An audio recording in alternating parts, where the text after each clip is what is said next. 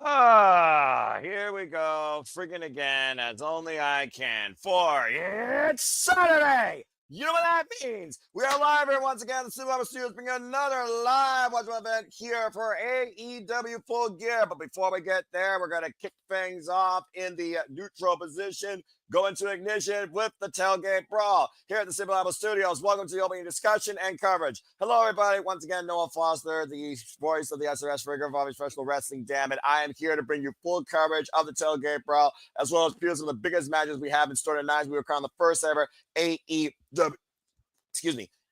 National Champion. The AEW Women's World Championship on the line. Chris Statler defends against Mercedes Moné, Samoa Joe, him and on page 2 inside Steel Cage. Darby Allin versus Pac. Kyle Flavors, Mark Briscoe 6, where Mark Briscoe risks his freedom or he joins the Don Callis family. We have $1 million in line in a trios match. And speaking of big money affairs, if you are watching exclusively on TNT or HBO Max like me, you can see Big Bill and Bryan Keith against the Outrunners as we get ready for a 4-way $200,000 tag team brawl here on the Tailgate Brawl. Again, thank you all for tuning in. Please like, subscribe, comment, tell a friend. Want to dictate the conversation, super chatter, PayPal the passions. It is truly as simple as that. If you are part of the All Elite League, you still have until quarter till to get those predictions in and make them final officially. So get those predictions in if you haven't already. Anthony Bowens, the 5-tool player, of course, the Unacclaimed entering the ring. A nice little modified folding set here we have here for tonight.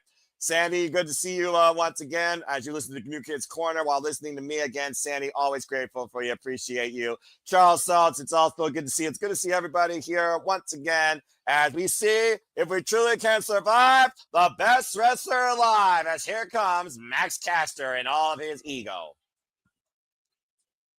$200,000 fatal 4-way. I understand that Tony Khan's a billionaire. I understand you want to make pro wrestling like a combat sport, but that's insane, honestly. We got $1.2 million on the line tonight between this match and the other match. Just put that in perspective, folks. And of course, we've also put in perspective how Max Caster and Anthony Bowens clearly do not want to work together, but they have no problem in this case if it means taking Tony Khan's money. Reluctantly, we are seeing Max Caster and Anthony Bowens once again team up. And speaking of teams, by order of the Bang Bang Gang, guns up! And here comes Juice Robinson and Austin Gunn to finish out the field for this Tailgate Brawl opening affair. Of course, the Bang Bang Gang are running on a high ever since beating FTR on Collision the previous Saturday night. Of course, FTR has a chance to become record-setting 3-time AEW World Tag Team Champions if they beat Bro Dito tonight. And of course, we got Ace Austin also joining them, and Colton Gunn, of course, who is still out injured, by the way. And of course, we wish the best to Colton Gunn. I wish the best to anybody that's out there dealing with an injury in this wrestling business. I also wish the best, particularly to one Rebel. If you can, folks, send your love, well wishes, prayers of strength and healing to Rebel. Of course, you all remember her from AEW earlier, as of course she is dealing with many health scares right now. Our thoughts and prayers goes out to Rebel during this time. And of course, Don Castle joining commentary right now with Tony Schiavone, the regular voice of Collision, alongside Nigel McGuinness, as the Outrunners and Don Castle have formed their own trio here. For those that don't know, fatal 4-way tag team match, referee Mike Posey for this contest. The first team to win will be $200,000 richer. The bell rings are officially underway as capacity crowd is still filing in the Prudential Center.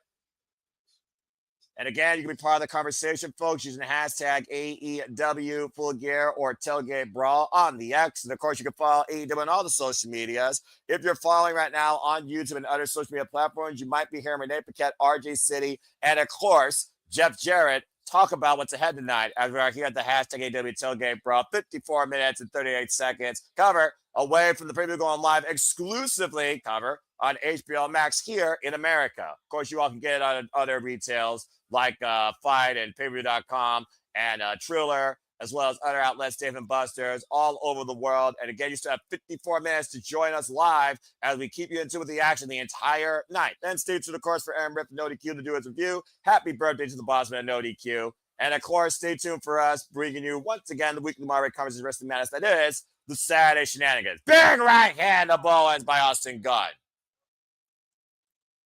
And right now, Anthony Bowens taking out a place here, swinging a miss. Still to come tonight, we have a Boom and taking on Trent, Beretta, and Romero, the Don Callis family. The CML Trio styles will be on the line as the Sky team defends them against Kazuchika, Okada, Konosuke, Takeshita, and Hechicero. And again, there's Max trying to get his chant going. That is too wordy of a chant still, in my opinion. I don't know about y'all. We also have Hulk and Kingston versus the Workhorsemen as they look to rise in the tag team ranks. Now, Max Caster in with Rockhard Juice Robinson, who also came back recently from an injury. Manhattan drop by the former IWGP United States champion. Inside Russian leg sweep. Big jumping senton crushing Caster. There's a different form of a drop for you there. It's a cover and gets a 2 count. So referee Mike Posey. Good to see Safet, by the way, and also the Tailgate Brawl is on the Sports on Prime YouTube channel. Thank you for that, Safet. And thanks for following along. Sidestep, though, by Turbo Floyd. Great drop kick to Max Caster. Excuse me, Truth Magnum. Let's have the Outrunners. Oh, in comes Big Bill. Biggest thing, not in New York right now. And just thrown off in the corner. Of course, Big Bill and Bryan keeping their odds in with this entire tag division, particularly the Bang Bang Gang. Up and over, Trip Magnum, lands on the apron. Bryan Keith looking for a cheap shot. Oh, Big Bill driving him down with that boot. Now, Bryan Keith on the attack. Watch out, Nigel McGuinness. Again, at this point, perfectly legal, no disqualifications. Who's going to be trying faster down his listeners? Stay tuned as we got Restaurant Quiet picture-in-picture, unless you're on Max like me with full commercial break. So, again, folks, I hope that you all have had a wonderful Saturday as I've had some good rest, took my blood pressure medicine, got brand new glasses today. I hope that you all have had a great feast of things to come. Of course, ahead of Thanksgiving, I hope you're grateful for not only what we do here, but what life has also brought you, and that you all are doing good mentally, physically, and spiritually. As we have a moment to breathe here, why don't we go ahead and talk a little bit about some of the marquee matches that are ahead tonight at AEW Full Gear. Again, multiple championships are on the line, as well as multiple grudges. We also have implications that could have influences in the AEW Women's Tag Team Championship Tournament. Tonight, of course, we'll see Megan, Bayne, Marina, Shafir, Toni, Storm, Mina, Shirakawa, the Babes of Wrath Sister Sin in a fatal 4-way tag. Well, the winner will get to pick the stipulation for their semifinals match. The semifinals are currently set as Megan Bayne and Marina Shafir versus Toni, Storm, Mina, Shirakawa, and the Babes of Wrath versus Sister Sin. And one of these 4 teams will be your inaugural AEW Women's Tag Team Champions. So again, place your bets on who you think is going to be the winner here tonight. A thing to consider, though, Megan, Bayne, Maria, Shafir, and Sister Sin were on the winning side of Blood and Guts. And again, this tournament will conclude later on this year, too, so stay tuned. I also want to encourage you to stay tuned here for us for more coverage of AEW. We will be covering Thanksgiving Eve Dynamite Wednesday night, the start of the Continental Classic. So again, as we are back here at Tailgate Brawl, what do you all think of this lineup? What's your pick to win? What do you think would be the damnedest stipulation that one of these crazy duos can think of? I mean, Mina did say a Taipei death match. I'm not sure it gets more lethal than that. Off! Big Bill in the top ring post here. Critical moment now for Truth Magnum to make the tag. Turbo Floyd might be turbo time here shortly. Yes, I just made a Disney reference. The damn it's a fact! And Turbo's been engaged now, just clocking everybody in sight. There goes Max, there goes Bryan, there goes Austin. Nice scoop slam there. And another scoop slam to Bryan Keith. Seriously, the Outrunners should be Ring of Honor Tag Team Champions, in my opinion. Or they could be the Ring of Honor 6-man Tag Team Champions, all right? I think it'll be a very dynamic and entertaining setup for Ring of Honor. Nice drop kick there. And right now, the Outrunners taking control of this 4-way blind tag made by Rockhard Juice Robinson. Oh, Bulldog clothesline. Great combination there by Turbo Floyd, catching Juice in the scoop slam. Oh, wait a minute. And of course, Nathan, good to see you as always. And I'm looking forward to it too, as I'm also looking forward to this masculine pose. Turbo Troop, you son of a bitch. There it is. Double elbow drop with the flex. And of course, AEW Full Gear special price. Oh, famous sir by Bowens from behind. $40 exclusively for HBO Max subscribers as I purchased it. Irish Whip. Tonight, you may not have just me. You may have the Rage Arrest. You also might have a Canadian Connection, one or both of them. So stay tuned. I hope you're in again for the entire night tonight for AEW Full Gear as we cover the Tailgate Brawl so far and cover some of the biggest matches. So wait a minute. The Max Caster and Anthony Bowens. Is it time to scissor? And Bryan keeps saving the timbers of one of the Outrunners. Now looking for a Uranagi, and Max Caster finding him off here. Max Caster, I believe, is legal. Bryan Keith, I believe, has just decided to bring himself in here. And Bowens, there's the arrival! And Caster, there's the mic drop! What are you doing? Go for the cover! The Bowens right now, as Caster is once again reminding people, got the scissors up. No way. There is no way. Big Bill just cuts him off at the pass. That swing and a miss. Anthony Bowens got caught. Was looking for the boss man slam. And Bowens, combination offense. Took him down the knee. First kick. Big Bill rocked. Bowens is such a premier athlete. And Juice Robinson, though, there's the schoolboy roll up from behind. Deep roll up. Got him. Baby, give the win. Just like that, cut from behind. Austin Gunn, Rockstar Juice Robinson, $200,000 richer. Ain't that too sweet? And again, though, and Bowens right now jaw-jacking Caster, who's wrapped out in the entranceway. And it didn't even take freaking DraftKings to do that. As Bowens once again saying, you cost us $200,000. Congratulations to the Bang Bang Gang. Good grief. As we are just a little bit over 45. Okay, Juice, control yourself, bro. I know who you're married to, but seriously. And of course, again, folks, we're just a little bit over 45 minutes away from the preview going live across the airwaves. And again, thank you for those that will be joining us along for the ride. Hope you have an incredible time. As, of course, we have some big-time marquee situations to come. Is Statlander 1 year of payback comes to full circle tonight? Or does Mercedes Moné finally achieve her legacy and claim the crown jewel of AEW? As we got a moment to breathe here, again, I just want to see if anyone has any questions or comments or thoughts so far regarding anything tonight, regarding AEW, regarding what we do, or just give yourself a simple hello. If this is your first time tuning in, my name is Noah Foster. You can find me on the X primarily saying, hello, I'm bringing a positive outlook of professional wrestling, particularly AEW. And you can find me if you want at nfoster1916. Again, though, subscribe here to all the friends in the Simply Liable Studios that continue to conglomerate and make this fame possible for you. Subscribe to the Rage of Wrestling. Subscribe to Cascading Studios, Ray Wrestling, JJ Williams. Subscribe to Barry for Wrestling. Subscribe to the Jeff Meacham Network. Again, shout out to Rock and Roll's collaborative partner, of course, on the X, and the Wrestling Collective that, of course, have worked with us on numerous occasions, of course, with one particular, James Hebert. Again, subscribe to Jay Hebert's side, 95, follow him there. And also check out my Mighty Morphin friend, Attila. She'll be on the next Simple Session with me here to come here very soon at my Superman's brand. Subscribe to Rangers of Wrestling today. Speaking of family, conglomeration, feuds, tensions, destiny, freedom, willingness, what do we believe Mark Briscoe could be if Don Callis has him part of his family?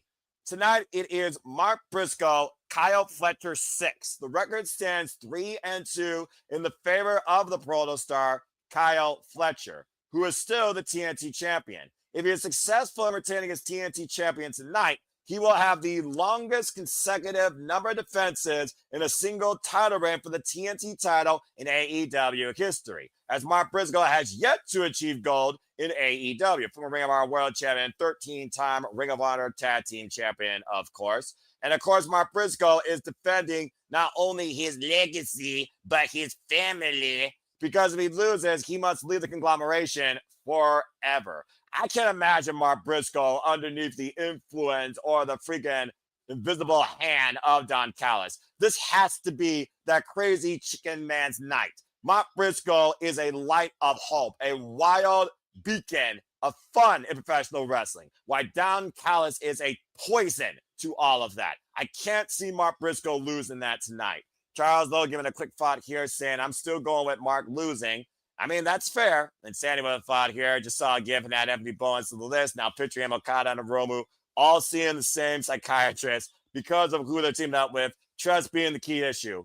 Well, there's one thing we can trust in, Sandy. I trust we are in for another incredible night here as AEW pay-per-views do not miss. Again, folks, you can still purchase AEW Full Gear through your local pay-per-view provider here in the States on HBO Max for $40 for HBO Max subscribers. As it continues here, whoa, this is interesting. Here comes Paul White, of course, part of the Ring of Honor board.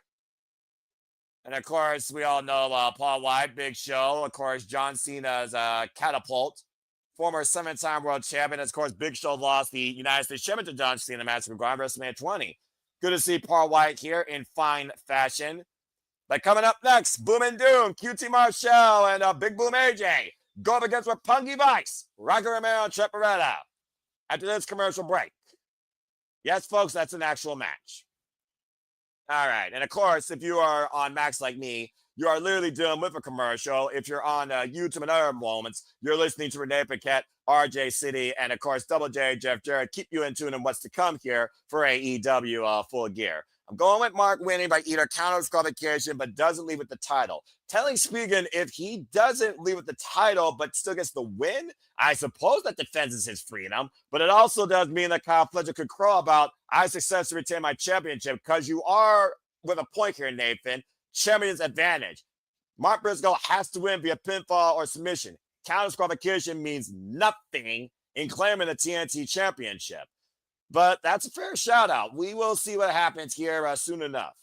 Well, as we got another commercial break, let's go ahead and continue the conversation, shall we? Let's get y'all's thoughts on the Death Rider that continues to ride, never die, despite the fact he has tapped out twice.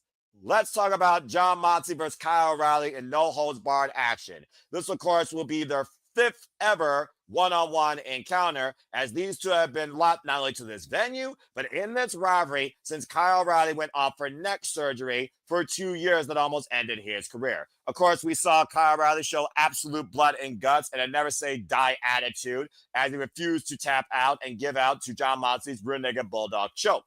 While Kyle O'Reilly did get the win at Blood and Guts, trapping Jon Moxley in a submission hold across glass, forcing Jon Moxley to finally submit after Jon Moxley escaped submission via double counter guillotine and punching Paul Turner in the face previously. Since then, Jon Moxley has been questioning Kyle O'Reilly. You gotta win. I've gotten wins too. I've also gotten losses. But can you keep this up? Can you continue to fight in and out, day and night, every show? Can you continue to move forward? Can you continue to do what you did then? As Jon Moxley is testing Kyle O'Reilly's merit as a professional wrestler. The Bryan artist answered back this past Wednesday, forcing Jon Moxley to tap out again following a tag team match, and now calling this Death Rider out to no holds barred. Despite the fact he is a technician on the mat, Kyle O'Reilly now wants to beat Jon Moxley in his own game and wants no excuses if he taps out again.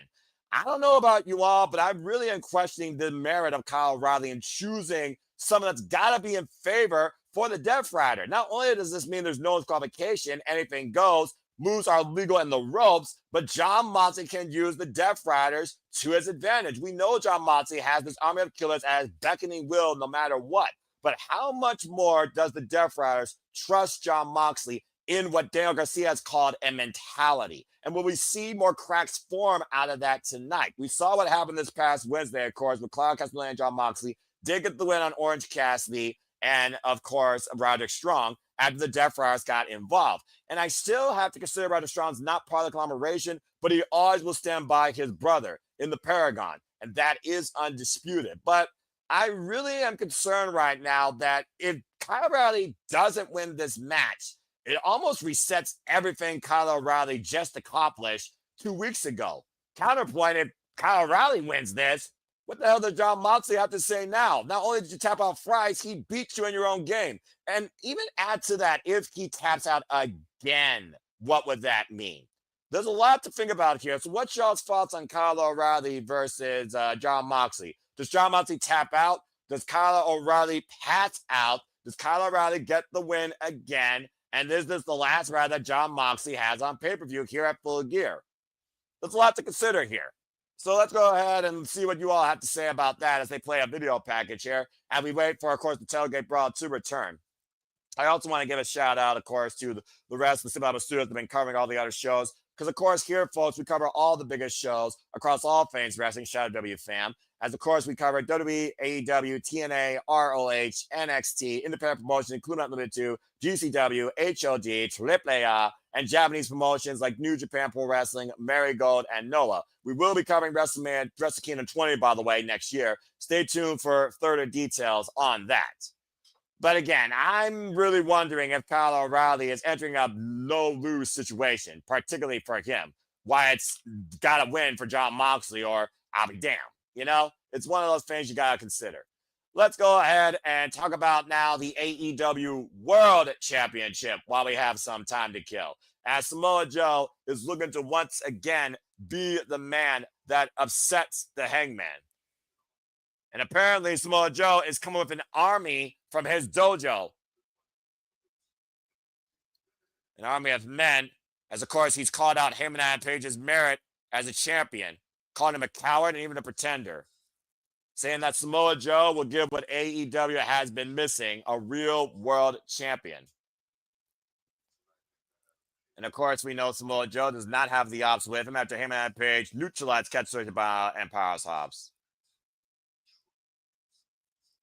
And Samoa Joe looks to encapsulate this movement of never lacking, so says the ops.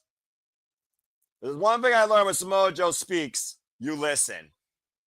And of course, that's our main event still to come tonight at AEW Full Gear for the AEW World Championship. Him and Adam Page, compromised neck, compromised shoulder, bad ribs, and of course, a man that never stops fighting.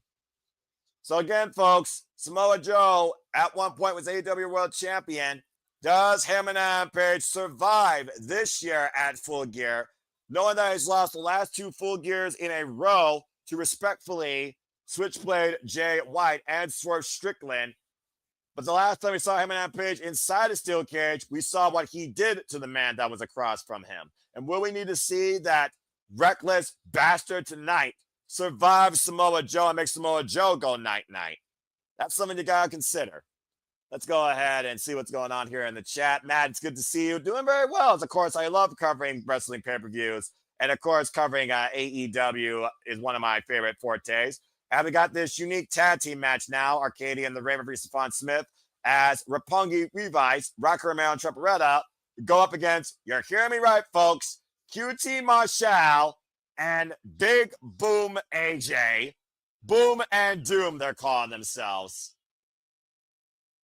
You know, it's amazing that Big Boom AJ has actually had this strong of a presence and record in AEW. And of course, the Rizzler is also with them as the Rizzler, of course, and QT.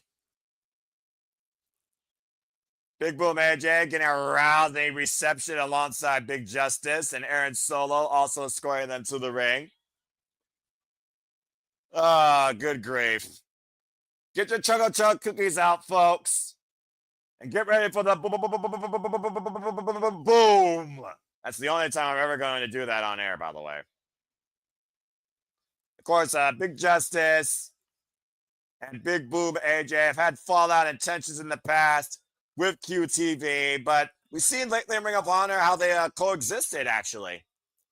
We also saw the previous Tailgate Brawl at Wrestle Dream, how, of course, Roppongi Vice brained QT Marshall and Big Boom AJ, which led to this tag team match tonight. Yeah, it looks like bell rings. We are underway. The fight is on already, as, of course, we got the Rizzler and Big Justice, of course, at the Timekeepers area. A rousing ovation for Big Boom AJ as we are 34 minutes and 35 seconds away from AEW Full Gear taking the airways. Irish whip reversal. What's the biggest tip you can learn from Costco, though, from Big Boom AJ that's not involving a freaking Choco Chunk cookie is what I'm wondering. And the wind-up, big right hand by QT Marshall to Trent Beretta. And so far, Boom and Doom are in control here. And tag made to QT Marshall, of course, coming off recently a crazy match with Paul Walter Hauser at Ring of Honor, Death Before Dishonor. Irish whip, reversal, thrown in the corner is Big Boom. QT Marshall. Nice combination here with the back elbow strike and Big Boom. Oh! Nice power slam to Wrecker Romero. Punk advised, of course, former IWGP Junior Heavyweight Tag Team Champions. Oh! Big right hand. Again, wrestling on their home turf. Big Boom's turf here. Wait a minute. Is Big Boom asking QT Marshall to ... dive? No way. There is no way. Hoist it up! Oh, look at that. Tope on Hilo, assistant for QT Marshall by Pitbull AJ. Look at Arcady just smiling at ringside.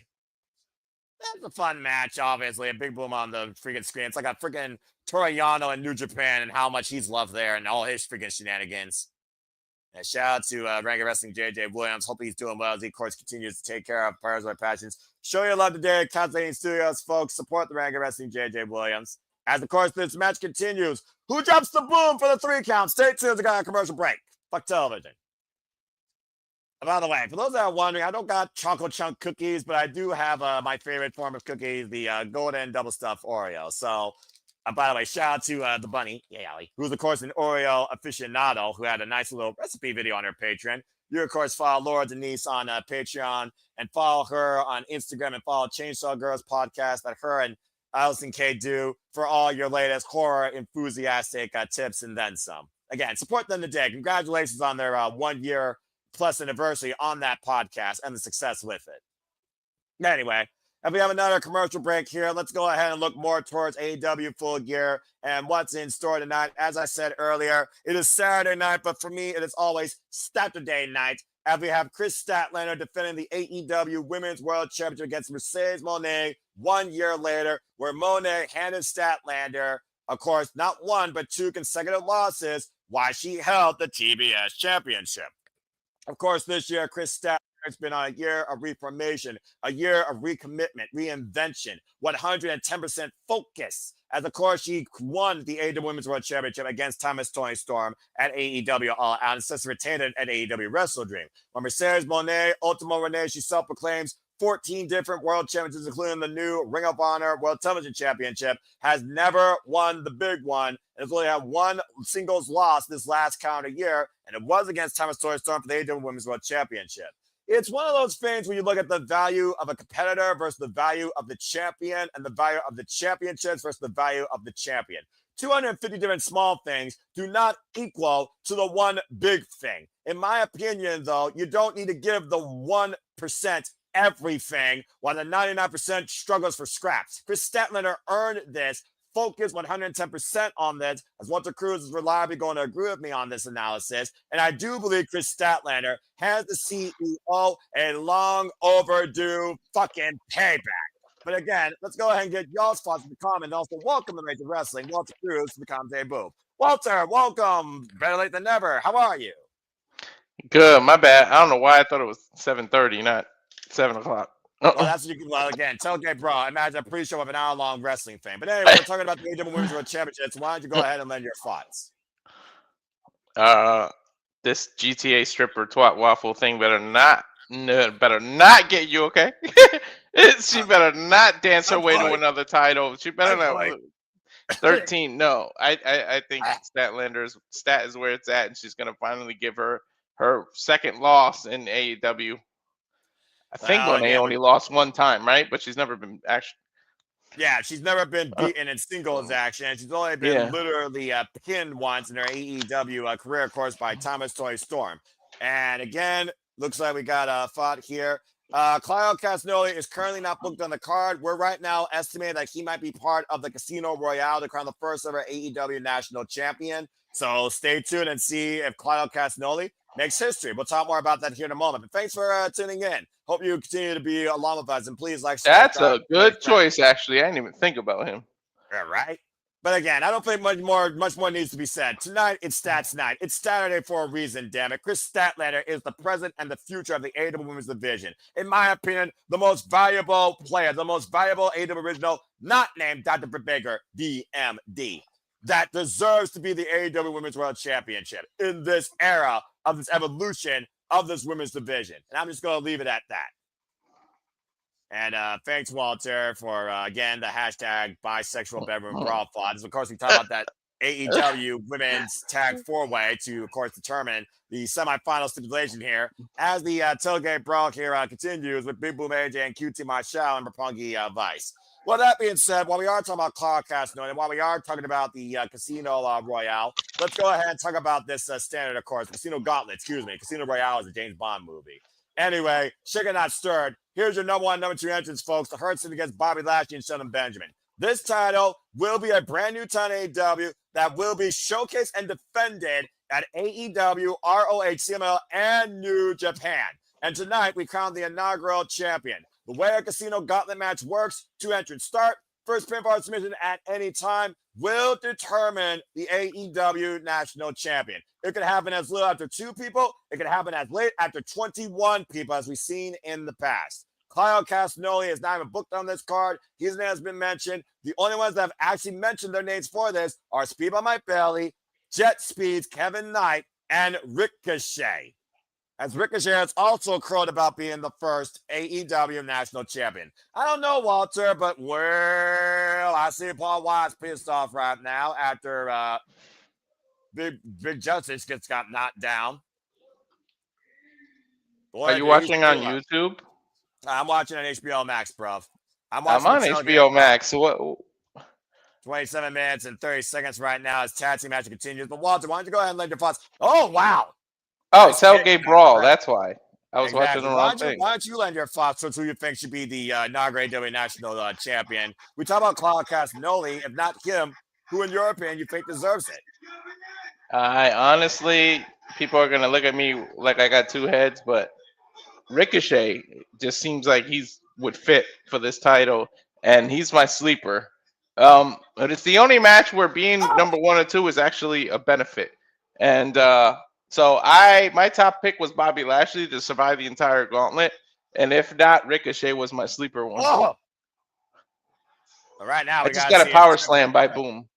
And about to say Irish Whip and Rocky Romero throwing off the ropes. I believe that Big Boom, AJ, and Rocky are legal. Overhead military. That's impressive for that choco cookie eating. I got 26, 34, 33. All right, yeah, you're fine, dude. And again, and Big Nagi cover 2, and Rocky Romero breaks it up as I have 26, 20. And again, folks, tag team action rolling on here. Still to come tonight. CML Trio shares on the line. We, of course, have so much more to come, including $1 million Trios match, Kenny Omega and Jurassic Express taking on Don Callis family. Whoa, Josh Alexander, and, of course, the Brook Bucks. As you see, did I give away who I'm going for by wearing this shirt, by the way? I mean, it seems subtle, but, you know. Oh, man. And time might be up for a Big Boom after that super kick by Trent Beretta, jacking his jaw, now going off the rails. Big Boom. Spine Buster! Boom! You know what? I'm going to call that move the Costco kick for him now. I'm about to say it wasn't Big Boom that got it, that did it, but he did receive it. But, I mean, you know, Costco's a good store, and so is Sam's Club. You know, I mean, I'm not going to judge what you shop. So I'm not going to judge what you watch. And Don Callis, what the hell is he doing here? I don't know. What the hell has he got to do with it? Well, I mean, to be fair, it is the Don Callis family. And he didn't get physically involved, though. Aren't you supposed to stay on commentary, you dickhead? Did he hit him with a cast? Yeah, what's the cast? Right to the skull of Big Boom AJ. Oh, no. Running shotgun dropkick cover. Not like this. Oh! And somehow AJ kicked out. I think he caught him with his knee almost. Well, the running shotgun drop kick, and regardless, he got 2 9/10. Oh, God, this kid. Roppongi Vice might be looking for that strong 0 double stomp combination. This will definitely put him down. And, jeez. And a strong zero might do it for the night. Oh, man! That's a crazy move. Off our screen, dropped the elbow across Trent's back to bring up the cover. I forget that these two are together, QT and I'm about to say, you got to look at our Ring of Honor to understand this situation. Up and around, running sliced bread by Rocky Romero. Didn't they go 1-on-1? So this turned into a team out of respect from the last time they fought? Sometimes you breed the most weirdest form of respect, the most unique individuals out of the most unique circumstances. So I would say yes, as Rocky Romero's going on with those forever clotheslines against QT and Big Boom AJ. And you see right now Trent trying to distract the referee here. Why is he doing the Eddie Guerrero thing? Well, what's Rocky got? Rocky's got the cats and wait, what? What you doing in that ring, kid? Oh, get the midsection out. Stop! That kid is almost bigger than Rocky. Can you believe it? He is bigger than Rocky. Big Justice just dropped the freaking diamond cutter on Rocky Romero. What the hell? Dude, that little kid is taller than Rocky. That's crazy. I'm about to say Trent, though, it's taller. Oh, okay. Oh, knockout shot by Paul White. And tag made. And we've seen this before. With the fire electric chair position, QT. Street sweeper. Nice. Delivered to Dylan to win. I'll be damned. Kind of saw a feel-good moment. About to say, you put your hands on a kid, all bets are off. Paul White had every chance to every right to Jack Trent's jaw. Don Callis so far 0-1 tonight, He's got quite an agenda.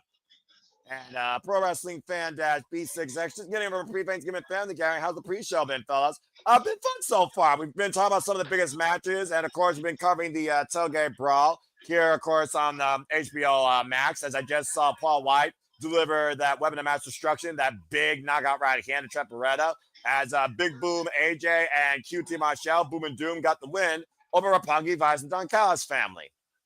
Justice served tonight, courtesy of Costco. Bring in the boom. It's weird to see Paul White still on the TV. Well, I don't know if it's weird personally, considering how much this veteran's been involved in this business. And of course, we've been involved, Walter, in covering AEW since 2019. Still the kind of night, folks. CMLL World Trios Champions is on the line. El Sky Team takes on the Don Callis family. But coming up next, the Workhorsemen go to work against Eddie Kingston and Hook into this commercial break. Fuck television.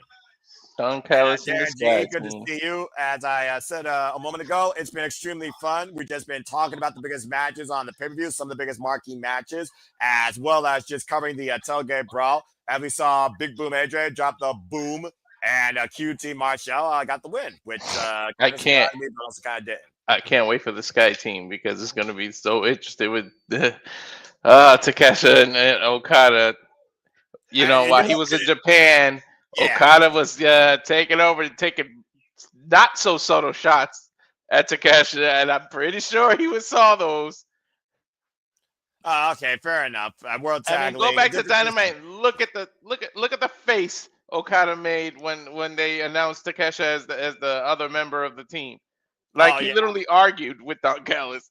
I'm pretty sure he didn't say bitch. He said what the fuck. Why don't we go ahead and further talk about that, because that will be the main event of the Tailgate Brawl. And Walter, it would not surprise me if it crossed over to AEW Full Gear. So let's talk about this. El Sky Team takes on the Don Callis family, still coming out in the Tailgate Brawl in our main event. Of course, this match stems from the fact that Mascara Dorada lost a double jeopardy match this past Wednesday on Dynamite Collision. While Kazuchika Okada was able to hit a combination Rainmaker, followed by, of course, his finisher, as I talked about. And the Don Callis family earned the opportunity for the CML Trios Champions held by Mistico, Mascara Dorada, and of course their partner, they're all known as El Sky Team. That is Neon, by the way, in case you all are wondering. As Don Callis picked his Elite Three, said Hechicero, Okada, and Konosuke Takeshita. The last time we saw Okada and Konosuke try to coexist, of course, was at Wrestle Dream in tag team action against Brodito, and we saw them lose through the miscommunication. So sorry. They did work well for the majority of matches until that one miscue. let's be honest here, dude. The only reason they worked well was trying to one-up each other, and that's literally all they did in the whole match. The tensions further exude during that freaking Don Callis family at Summit, and Okada's been stirring the Kool-Aid saying, Proto Okada. Of course, we got Takeshita right now, and for all we know, Kyle Fletcher might not leave the TNT Championship. So again, who throws the first punch that miscommunicates here? Because, Konosuke wants nothing to do with this. Because I think this family is about to have somebody leave the house. I said it's dysfunctional. And I'm telling you right now, watch. Hechicero's there just for the fall. There's no way you're going to let Okada Takeshita take the fall. So it's going to be Mistico pinning Hechicero. Watch. I'm about to say, of course, Mistico, we've seen multiple times in AEW and CML win over MJF, of course. And, of course, we saw Mistico during the Casino Gauntlet match at AEW All In. And from trios to tag teams, let's go ahead and talk about the AEW Tag Team Championships. As Brodito defends against FTR, FTR will become record-setting in their own right, 3-time AEW Tag Team Champions, while also looking for their 10th Tag Team Championship in their illustrious career. FTR, of course, have been on this escapade alongside Small Stokely. And, of course, we saw what happened against Adam Copeland and Christian Cage at AEW All Out when they lost. But they dropped the Glamazon Beth Phoenix, and Christian Cage was dropped thanks to the patriarchy. We haven't seen higher tail of any of those three since. So far, FTR have only gotten one win to earn this number one contendership, but have lost 8-man tags and other tag team matches to this point. And speaking of teams and coexisting in the Don Callis family, we go backstage to, of course, Alex Marvez with Josh Alexander and the Broke Bucks. As, of course, the Young Bucks did not give an answer this past Wednesday. Anyway, before we talk about I just got backstage now. There we go. Before we talk about the trios match, Walter, give your thoughts to the tag team title match. What do you think about Brodito's run and Brodito, who have not had nearly as long as a history together as a tag team as FTR, who have revived tag team wrestling since NXT in 2016? What do you think about this? Do you think FTR can get it done tonight?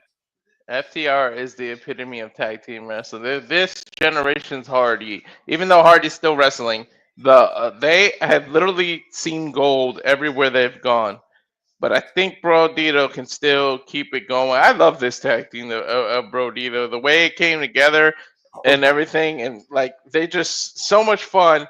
However, Brodito he's still the ROH champion, so I don't know if he wants to focus on that or what's gonna end up happening, but I'm hoping FTR don't pull it away, but I mean, it'll be crazy. What is that? 10-time champions if they win again this time? 3-time the AEW.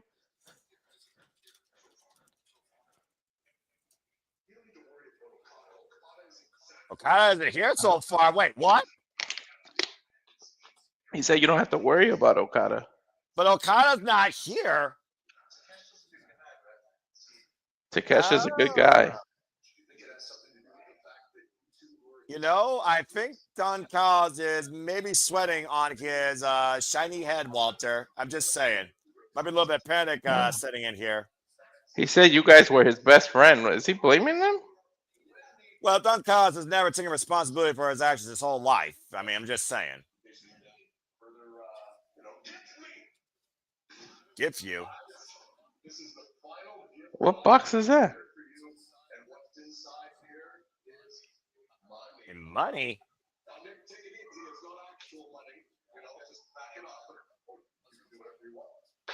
Go try it on. Wait a minute. Is it an outfit made of the Don Callis family member? I don't think it's a money.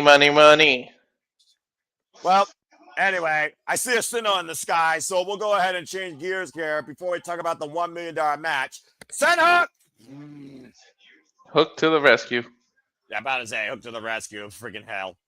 And let's stand here. I've actually lost count of how many times we have actually won tag team gold. No, they won NXT once, Raw SmackDown once, I think. IWGP, AEW twice, only kind 6 as of typing. AAA Ring of Honor titles also are added to that mix. And NXT, they won twice. They were the 2-time NXT Tag Team Champions, the first 2-time NXT Tag Team Champions in that company's history. That adds up to 9 overall. And Eddie Kingston, of course, former 2-0 Tag Team record right now with Hook. Oh, and the Workhorsemen immediately meeting them as, of course, Eddie Kingston is the former Continental Champion and Continental Classic Champion. And, of course, we have the Continental Classic coming up this Wednesday, folks. Safet, I have no idea what to make of that segment, but I think Okada is telling Don Callis, I don't work for you, bitch. And we'll see what happens. So I your don't Texas roster might be know. postponed. I want to. I cheer both of them. So, but who do you think officially is going to turn face? I mean, I think the Alpha, he was the first one to join the family. He'll be the first one to leave it. Yeah. That's just my opinion. As of course, right now we have this tag team match going on. Of course, JD Drake and Hook right now squaring off here. Correct me if I'm mistaken. Was it not any keys in a Hook? Shots! The Workhorsemen cover. 2. I can't got Wrestle Dream during the Tailgate Brawl there, and did they not beat them? Yeah, I think so. I think there's a rematch actually, so clearly they got a little bit upset. And of course, Trios Championships, of course, still held by the Ops. Knife Edge Chop. Hook, former Trios champion before going injured. And of course, Powerhouse Hobbs added to Samoa Joe's Ops. The double Irish whip now, the Workhorsemen. Good to see Anthony Henry back. Meet on the mind. And oh, man! Damn, Hook. Suplexes by Hook. Hook takes his father's suplex and amplifies them. I'm about to say the suplex machine. And look at this double team. Double backdrop suplex by Hook and Eddie Kingston. 2 New Yorkers that came together. Eddie Kingston has been up and down and all around his entire life in this business. Hook just starting. It's quite a unique duo here that's been working quite well here. Nice take down Eddie Kingston and the cover. 2. And that's it. And Hook traps JD in red rum to prevent the break. Did he just win from a DDT? Yes, that is correct. What is he, Jake the Snake Roberts? Is Eddie okay? His knee is bothering him. I mean, to be fair, he's been out on knee surgery, injury, and recovery since last year's resurgence. Now 3-0 as a tag team, though, are Hook and Eddie Kingston. Again, it's good to see Eddie Kingston back here. It just adds to AEW, in my opinion. And Hook said he's been maybe got to look for some new friends. I mean, Hook and Eddie Kingston could be a force to be reckoned with, honestly. Definitely the same New York mentality. Mm-hmm. And of course, right now, they're talking about the AEW Women's World Championship. Of course, we still have so much more to come in tonight, as we were just talking about the Don Callis family earlier. Walter, I'll let you go ahead and lead the, yeah, that's it for that match, exactly. Why don't we go ahead and talk about that Don Callis family and the $1 million trios match here. Kenny Omega, Jurassic Express taking on Josh Alexander, the Young Bucks. Josh making it as personal as possible, considering he broke Maka Nakasawa's ankle and also adds Crow to the fact Kota Ibushi's injured, and he takes credit for that happening. The Young Bucks, the Broke Bucks, who have lost to Kenny Omega and Chris Jericho on this stage, of course, 2 years ago, who have went from everything to having absolutely nothing. While Jurassic Express, brought back from extinction, Jungle Japan and Luchasaurus already have $600,000 at the expense of the Young Bucks due to Prio 8-man tag and, of course, that incredible tag team match at Wrestle Dream. So can this ever-long nightmare for the Young Bucks end tonight with receiving greed and selling out their souls to Don Callis family? Or do you think Kenny Omega, who has not put his hands on his former elite brethren, the Young Bucks, and vice versa, can Kenny Omega and Jurassic Express make sure that the Don Callis family goes once again broke tonight? Take Tass Alexander out. The history between Perry, and the Young Bucks, and Kenny Omega and the Young Bucks coming in as elite. There's so much history between just the 4 of them. Then you add the walking weapon. I'm not sure. I picked Kenny Omega and the Jurassic Express because I don't believe they should be the ones losing when they just came back from extinction, as you said. And it's just fun to keep seeing the Young Bucks lose and having to go try to get money. But I think they owe Don Callis. I feel like they're gonna sell their souls and they're doing favors for money or something. Anyway, I just want to say that Jake Summer for champion. I don't know, man. I mean, again, we've seen men do desperate things where they have nothing to lose and everything to gain. The Young Bucks are literally being given the silver platter courtesy of Don Callis. Gave them their pyro, gave them their music, gave them an over exaggerated intro. And so far with the Don Callis family, the Young Bucks have been booked in what they've been looking for. Big, money matches. And of course, Kenny Omega, we don't know necessarily how much he truly is 100%. People have been talking about his health, but he doesn't want people to think about that. He still wants to just be his best and bring his best to AEW and to professional wrestling and to the fans. And so far as Kenny Omega and Jack Perry goes, it does seem like the past has been put under the rug, and we know that Luchasaurus can use a vacuum cleaner as his kill switch was disengaged. But this is also the first time we are seeing this trio in action on pay-per-view. So it is one of those things that I'm curious, but I do think right now, because nobody can trust on Callis, we don't know where Okada is, we don't know what the itinerary for the whole night's going to be. It almost feels like that Josh Alexander is going to try and command this match. The Young Bucks are going to get fed up with it. I can see a super kick probably deliver. The Young Bucks walk away and accept being broke reluctantly, and I can see Kenny Omega and Jurassic Express winning it. Yep. Kenny Omega is never going to be 100% again. He said his health fluctuates up and down, so he can never fully test himself, which that sucks. I know. My mom has diverticulitis, so I know the effects of that. So I can't imagine keep continuously trying to wrestle with that. I mean, you see what Brock Lesnar had, what, a foot of his intestine taken out because of it? So that is correct. Charles to the fire saying the Young Bucks turning face tonight. That $1 million six-man tag for some reason sensing a double turn tonight. Who turns? Not sure, but sensing it tonight. Double turn. That's an interesting thought. And also Darren G here saying, no way we see Briscoe lose tonight.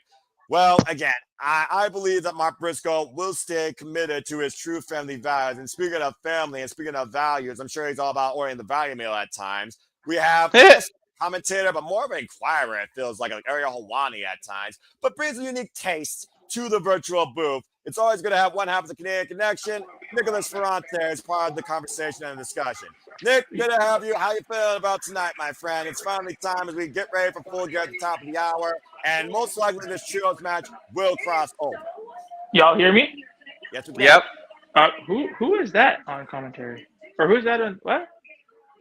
About to say, right now, of course, we got the HBO Max splash screen, folks. As we get ready for our main event here, allow me to once again run down the card for everything that has been stored tonight for you all at AEW Full Gear. Again, you still have time to order it, to watch along with us if you choose. Entirely up to you. I don't question or judge you.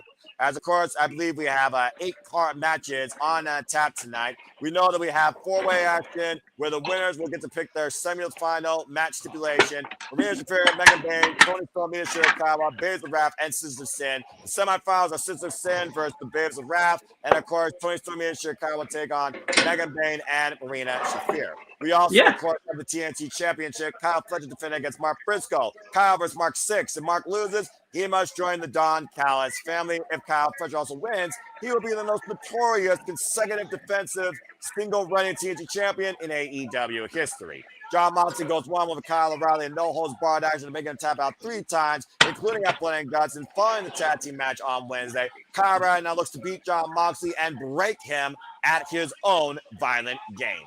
We also, of course, have the Casino Gauntlet matches. Byron Lashley and Sheldon Benjamin will, of course, start this thing off to crown the inaugural AEW National Champion. First spin finals can happen anytime, and that winner will win this title, as people will come out at random intervals. Could be anybody from Claudio Castagnoli to anyone from CMLL, ROH, and even New Japan Pro Wrestling. Stay tuned.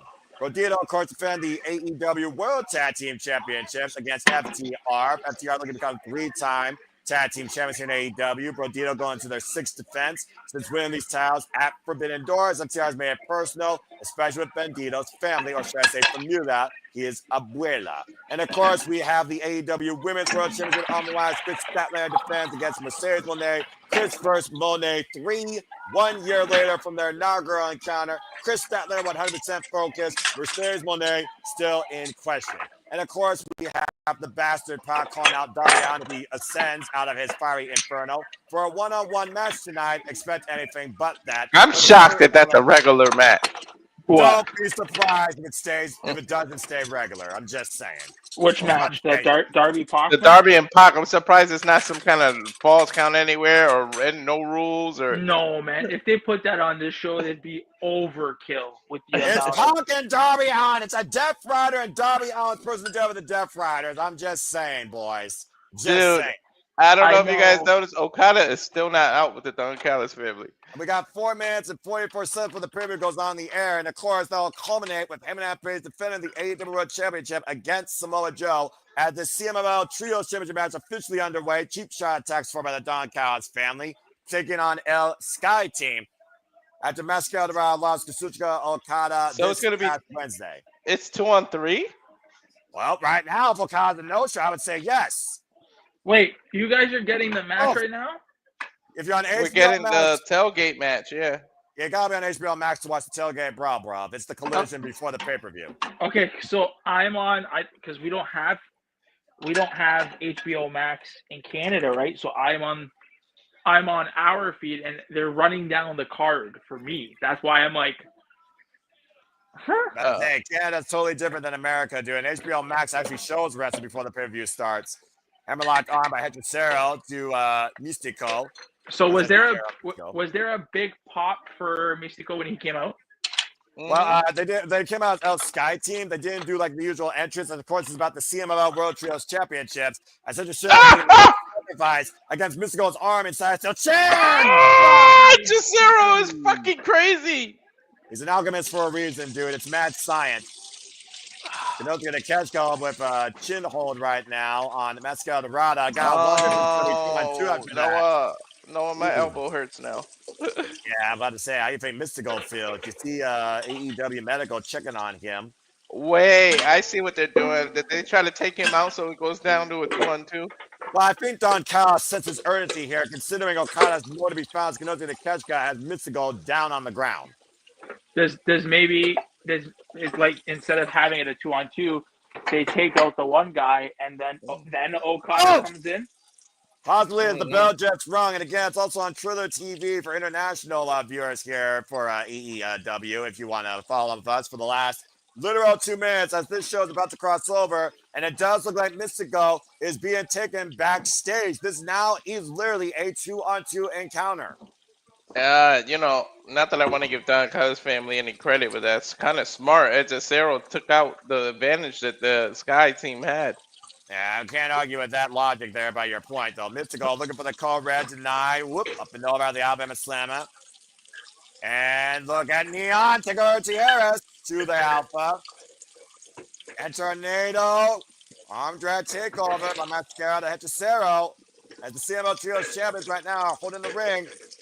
And look at the fly! Stereo Tope is the outside. Woo! Lucha Libre is freaking showcased. Well, considering CMLL is a 92-year-old promotion in Mexico that really is the foundation of Lucha Libre wrestling, you would be on point.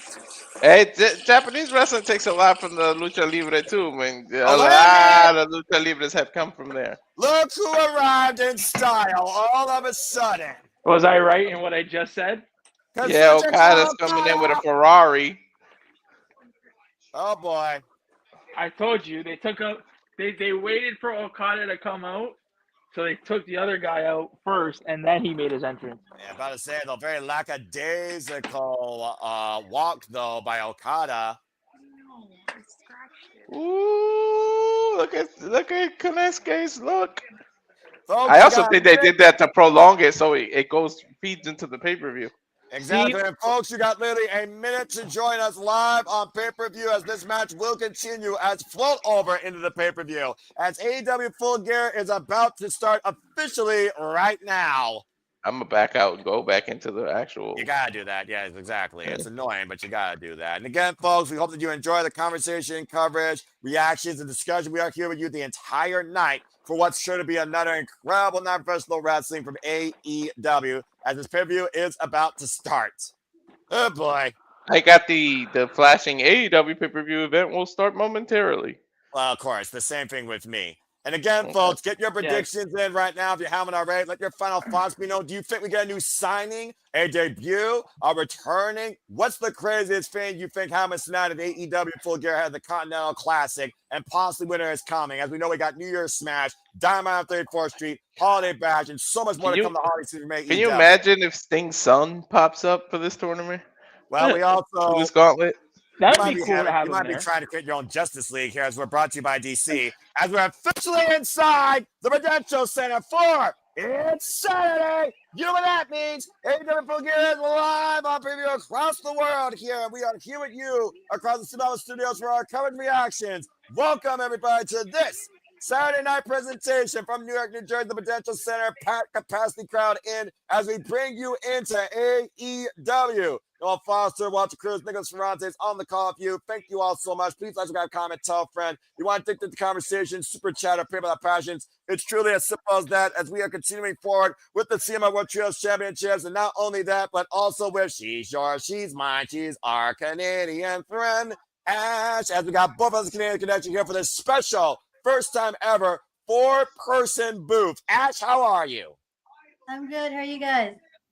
Doing extremely well, but right now I can't say the same for Mascara Dorada and the CMLL World Trios Champions after Mistico arm broke, and the coin just dropped, which means Red Mecca! No one's doing better now. Okada and Takeshita is on his TV screen. I know you're doing better, Walter. You've been waiting for this implosion to happen. And of course, Kazuchika Okada, reigning and defending AEW Unified Champion and reigning and defending AEW Continental Champion, who will enter this year's Continental Classic as such.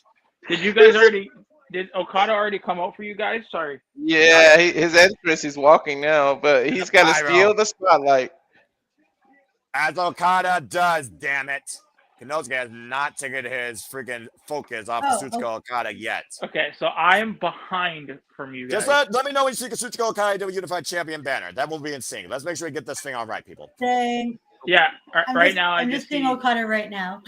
I'm just looking at Okada right now. Good to see Elizabeth and Safet and Charles and Sandy and everybody in the chat. Shout out to all that tuning in continuously or for the first time as we do this for the biggest pay-per-views, specials, and shows live. As soon as you see AEW Unified Champion Okada, let me know. All right, let's get this thing right. Good God Almighty, dude! Konosuke is staring a hole through Okada. Yeah, no kidding. Well, I mean, again, we've seen both these men at odds ends since Okada's been part of the Don Callis family. I see Kazuchika Okada, the banner. All right, very good. And now we should be pretty much right in sync as Ash is right there too. And then, of course, we're going to see Konosuke and Okada. Like I still think one of them's going to hit each other. I'm just waiting for it to happen here at this point. Oh, wait, you nearly stole it there. So funny thing we should mention, or not funny thing, but interesting thing we should mention for everybody that complains. It's been now, I think a month. Okada has only come out with the unified title. We have not seen the continental or the international title with him. So far, bitch. He stuck his middle finger at him. I mean, again, same for the having the Don Callis Family Summit. Double drop kick here. And to your point, Nick, that's right. Of course, we've only seen the AEW Unified Championship because, again, that is a merged legacy of the Continental and International Championship. Nice double super kick combination there by El Sky Team, who's now one member since his arm got broken. This is CMLL rules? Yes, so 20 count on the outside of the ring, of course. Lucha Libre rules, Lucha style tags. Everyone's pretty much just going at the same time. And right now, Konosuke and Okada, both men opposite corners, possibly looking to send a couple luchadors for a superplex. Hechicero taking out of the equation for now. Tell us it's a 3-on-2 handicap match. Yeah, wow, how fitting. Don Callis has numbers. Well, I'm about to say, the Don Callis family has got more members than I don't know what. Your freaking reality show from TLC with Octomom. They could definitely be on freaking Family Feud. I don't think Steve Harvey can handle this virus. So I will say I love the stage setup and how the screen. Yeah, that's a cool setup.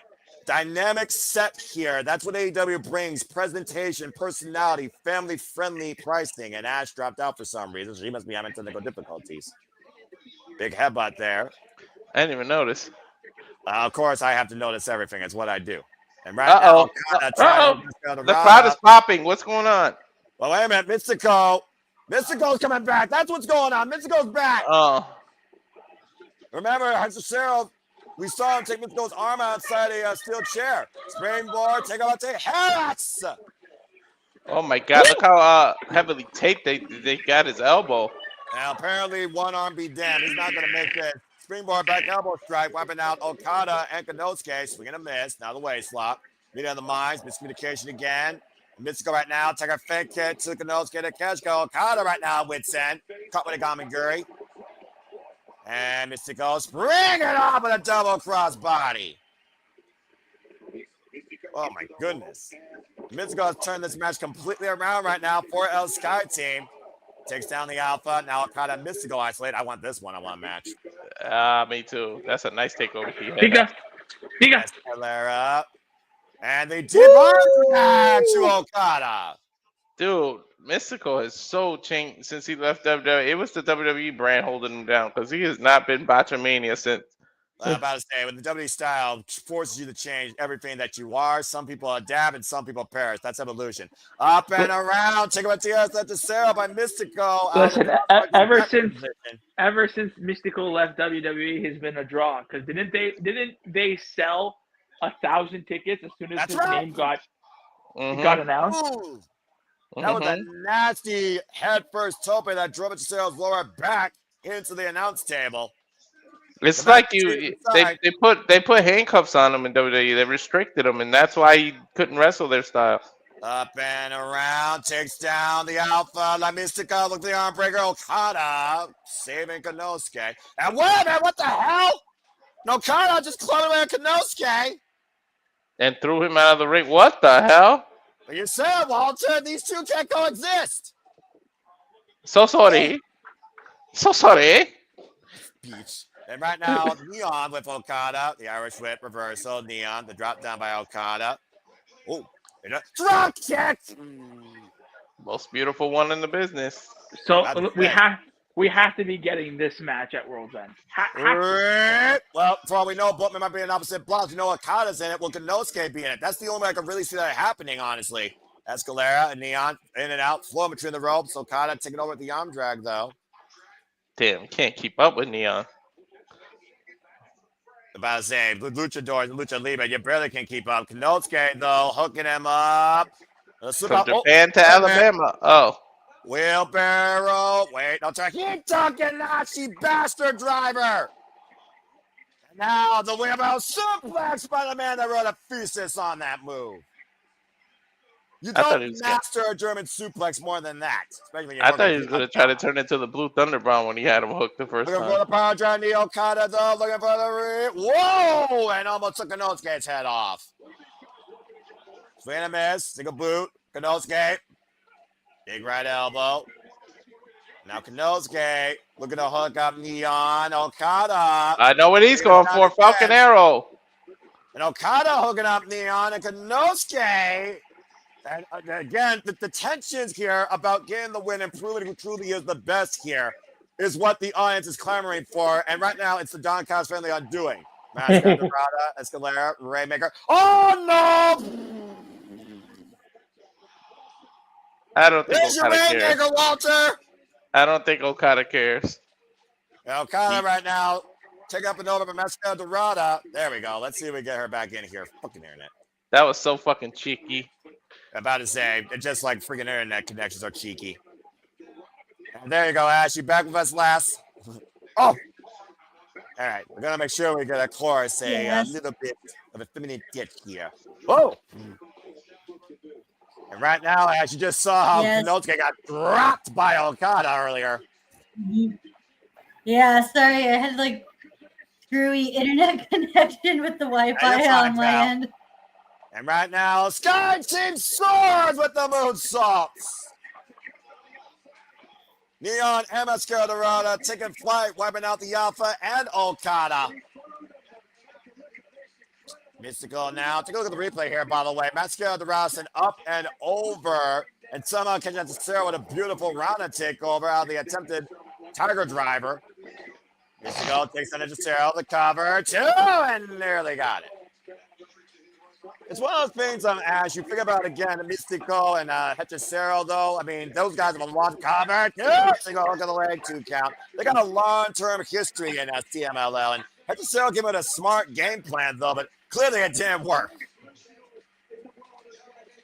And right now, Mistico and Hechicero, I need the singles match at some point here in AEW. What, Hechicero and Mistico? Oh, Mm-hmm. like a feint kick. I mean, Walter, you throw to Hechicero. Wait a minute. Maestro created by Mistico. Cover. 2 to retain and kick out. You crowing about freaking Hechicero versus Bandito for your world There's championship. another That's before this wrestler honor. recommended a lot to me. That's fair. That was there. Yeah, I guess that would take place in ROH, though, right? I mean, you know, ROH, CMLL, we've seen Arena Mexico, of course, had Global War, so I suppose it could be anywhere here right now. And the Mad Alchemist trying to conjure up a wicked concussion for victory. Set up and over. What is this? Up in the electric chair, and Poison Rana! Ah! Dropped on its head, Mistico up and around, hooking it to Sarah, taking down the Mistico armbar. That's it! It's immediately tapped! Scotty retains! I thought it was Mystico's arm that was hurt. He tapped that fast at Hechicero. About to say, you saw what happened earlier when Hechicero crashed the announce table, and as soon as that P-lock is hooked on you, La Mystica by the man himself, you have to tap out. You risk losing an arm. Keep the camera on these two, please. About to say again, though, Okada and Konosuke at each other's end cost each other here. Come on, go at it. Come on, hit him, Takeshita. Hit him, Takeshita. Yeah, something has to give her at some point, though, and Don Callis right now coming into play again. I told you Hechicero was just there to get the fall. Yeah, you're absolutely right, though, and you see Don Callis right now. Discretion, the better part of valor. Come on, Takeshita. Damn it. Okada literally beat you in the back. Think about this, Walter. That's the second time now these two have had fallout in the same match. Next time, I think you're going to get your wish. I know there's a lot of meditation in Asian culture and patience, but damn, Takeshita. In the meantime, everyone can see Mistico's theme in victory. Congratulations to Neon Masquerade and Mistico's Sky Team. Still, CMLL World Trio Champions. That elbow is killing Mistico. Speaking of being killed and coming back to tell the tale, what about Darby Allin's back scorched in fire if he still has burns as Pop goes one-on-one with Darby Allin if he shows up? We haven't heard nor seen Darby Allin since Blood and Guts. Will the Bastard get his 1-1 match, or will it be a forfeit? That's our match next year at Full Gear. How would he even make it right now after what he just went through?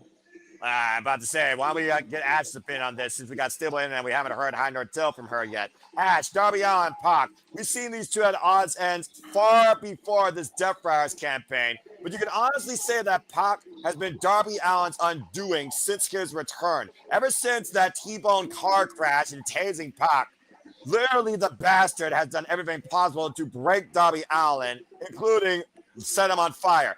Table and silence be damned, Nick. We saw a man's back scorched and was not part of the victory window at Blood and Guts. No. That's I wonder how he's gonna feel. I wonder how he's gonna feel coming back. He that was a nasty bump that he took. So exactly. If he doesn't come to the ring by the count of 10, they're probably gonna forfeit. I mean, he might just dive down from the Raptors for all we know, or rise from the depths of hell, because here comes the Death Rise. It's the first we're going to hear that theme, folks. Won't be the last. So, Ash, go ahead. Lend your thoughts towards this. He's thinking. Ash, he's throwing it to you. You can go. I should have muted. Okay. Difficulties on my end. Yeah, I was about to say, Darby's a crazy boy. Nothing's going to stop that guy. Water, fire, nothing. Right? He's Mr. Elemental. You can throw all the elements at him and still somehow. Darby's the avatar. Is that a DC hero, Elemental? No, I just made that up. I don't know. Okay, fair enough. It sounds like a DC property. That's why I was like, what the hell is that? It really does, actually. Look, when I was once a wee lad, I watched a little bit of superheroes in Justice League. I know that DC is not Marvel because one is highly overrated and highly overbudgeted. It's like WWE versus AEW. But anyway, that being said, Pop the Bastard going one-on-one, I didn't say anything, with Darby Allin. And of course, Pop really saying that was his magnum opus, setting that man on fire and watching from above as he burned from hell below him. Pac has got muscle in places people don't even have places. I'm about to say, though, but what is Pac's point here? What has he got to prove? Why would he call Darby Allin for this? Versus the match. Let's call in question Why would Pac want to do this against Darby Allin? What does he have to prove? I think he just wants to finally take him out. I mean, let's think about it. The biggest thorn in the Death Rider side has always been Darby Allin. If John Moxley couldn't take him out, maybe Pac thinks he's taking it upon himself to do it. And what does that mean, Nick, if Darby Allin somehow rises back from the dead again and beats Pac tonight? Then I think they should really start taking a hard look at the leadership that they're following, right? That's what this is all about. Let's see if Darby Allin shows up here. I'm going to say yeah. Well, you said yourself, the man survived fire, he survived ice, he survived water, he survived every element, not name a tornado or a hurricane. Little video package here. Darby Allin sitting in the hospital. Oh my God, he looked like what was that movie? Dark Side. No, Hollow Man. Or I would say Slade, but Slade had the black and orange mask. But Dark Side is the burn guy who has bandages like that. Yeah, you're right. I know that. Oh. Who the hell played that? Liam. That was like Neon Neeson, the first movies. Well, I think you guys got your answer. Bandaged up or not, I think Darby Allin is in the Prudential Center. That Darby Allin is not willing to take. I bet you he don't even come out with a skateboard. He's gonna be serious. Let's see. When is he not serious? Hell, he literally fights like every day is his last in life. He literally said that verbatim with Bryan Danielson, and AEW gave him that freedom. See? On a prime match winning streak, by the way, against the Death Riders, might I add. Say the same Darby Allin. He don't even have a skateboard. I'm telling you. Oh, yes, he does. Oh, he also has that bat passed off to him by Sting in what maybe have called this company's icon. Oh my God! Look at the bandages. A stoic walk by a man that's been broken physically beyond belief, but apparently still has a strong spirit to continue fighting. He hasn't even taken off his hoodie. Well, I'm about to say, I mean, how bad is he scorched? Look at his chest, completely bandaged up here, Ash. Right? That was like a nasty-ass bump he took. You were talking about the physical well-being of Darby Allin. What about his mentality? Where's his mental warfare at right now? Looks like he doesn't have bears tonight. This boy probably just has tunnel vision. He just wants to get his hands on Pac, and that's it. I'm about to say, Pac says he wants Darby Allin in a straight-up one-on-one wrestling match. Wants to see what he is with all his bells and whistles and weapons and toys, because he believes that he will never match up to the athlete that he is in the squared circle. I'm telling you, we're going to end up seeing an Inferno match. Like, why do they keep mentioning fire and keep doing fire's tricks with Darby?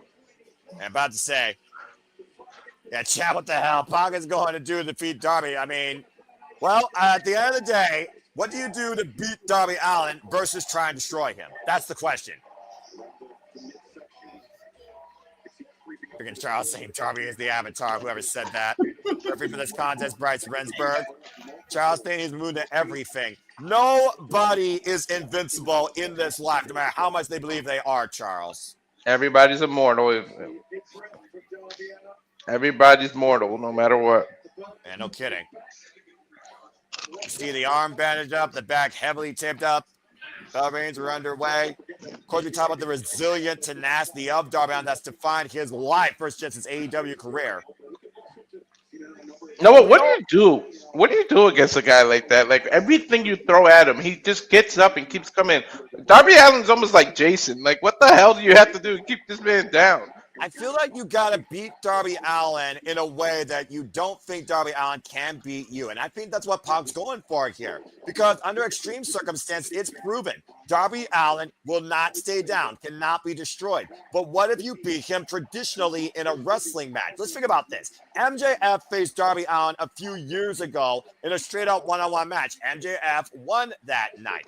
Darby Allin survived Brody King for a brutal affair, but he did survive against the big man, of course, in a one-on-one match. And, of course, as we talked about, though, it's about mentality. The Darby Allin and the Death Rider saga is mentality. Maestro Cradle roll-up, crucifix, 2 count. And I think at the end of the day, Pac wants to prove a point that Darby Allin, no matter what you do, you will never be on my level. You see right now how Darby Allin, though, is trapping the arm of Pac, grounding him. And for all the extreme circumstances that we talk about Darby Allin, as even Ariel Helwani pointed out with Tony Khan about how even Tony Khan thought Darby Allin went too far with the glass spot of Revolution in Sting's last match. You cannot deny that Darby Allin is very good on the wrestling game. He's very good on the mat. We've seen how technical he can be with the likes of Will Ospreay, for example. Drop kick. Let's not forget this man has a one-on-one victory over Will Ospreay. And you know, I have a. Go ahead. No, I have a question. You go first. I was just going to say Pac is a very good matchup because if Darby wants to take it to the high flying, Pac can do it. If he wants to take it to the ground, Pac's got that game too. If he wants to take it to submission, Pac can meet him right away. This is like a really good matchup. It's one of those sleeper matches that you don't necessarily what you're going to get, but you're kind of curious to see what you get. Nick, you had a thought you were going to say real quick? Did Big Justice hit a diamond cutter on the pre-show? That's correct. Oh, did everybody pop for it? Absolutely went bananas. Oh man, like I remember when he speared somebody, everybody went crazy. Yeah, the he's fact a that he did fan. The fact that he did a diamond cutter and everybody popped. How was that match? It was fun, and it was everything I expected. As Big Show knocked out Trent Beretta's jaw, and the Rizzler did his TikTok gimmick. And Big Boom AJ and QT Marshall, Boom and Doom did get the win with their own version of Street Sweeper. Shout out to Proud and Powerful with the blockbuster electric chair. Darby, though, deep arm drag. And Pac again. Pac is just so incredibly defined in the ring. It's ridiculous. Roll up, 2, Darby, coffin splash, cover, cross body, and a 2 count. Now go over a crucifix, 2, quick roll up. Whoa. And Darby a half second away. And we talked about this. You were asking me the question earlier, Walter. This is what Darby needs to do. He needs to throw Pac up. Pac knows the extreme circumstances of Darby Allin, but does he know about his wrestling background so much to a degree that he can counter it? Maybe. I mean, he's trying now. Look at these submissions he's pulling. And by the way, you want to know a submission is a head, lock, shoulder, takeover. Gee, I wonder who did that against this man. Because he's better than you and you know it. As you look very focused here, as a fan of Tekkers and Zack Sabre Jr., looking at what Pac's doing right now, turning this into a head scissors lock on Darby Allin, of course, who knows how to roll out and stand up straight. What's been your take so far on Darby Allin's wrestling style here in this match against Pac?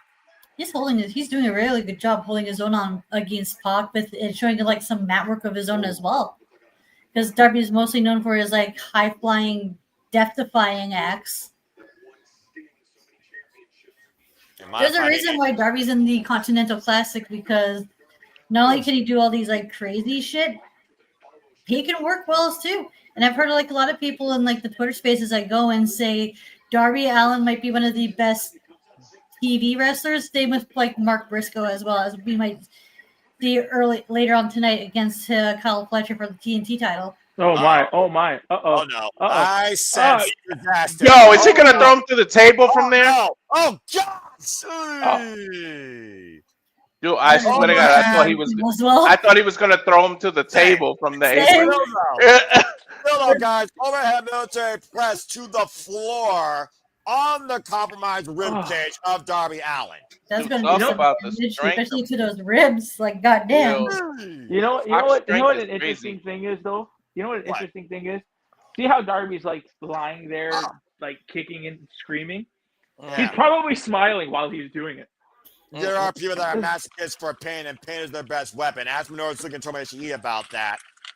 But still, pain is pain. You still feel it because you're human at the end of the day. And Bryce Remsburg starting his jumping 10 count here. He also might be convulsing for all we know, because again, that literally knocked the wind out of him. Look at the heavy cavity rising and falling, Nick. I'm just saying.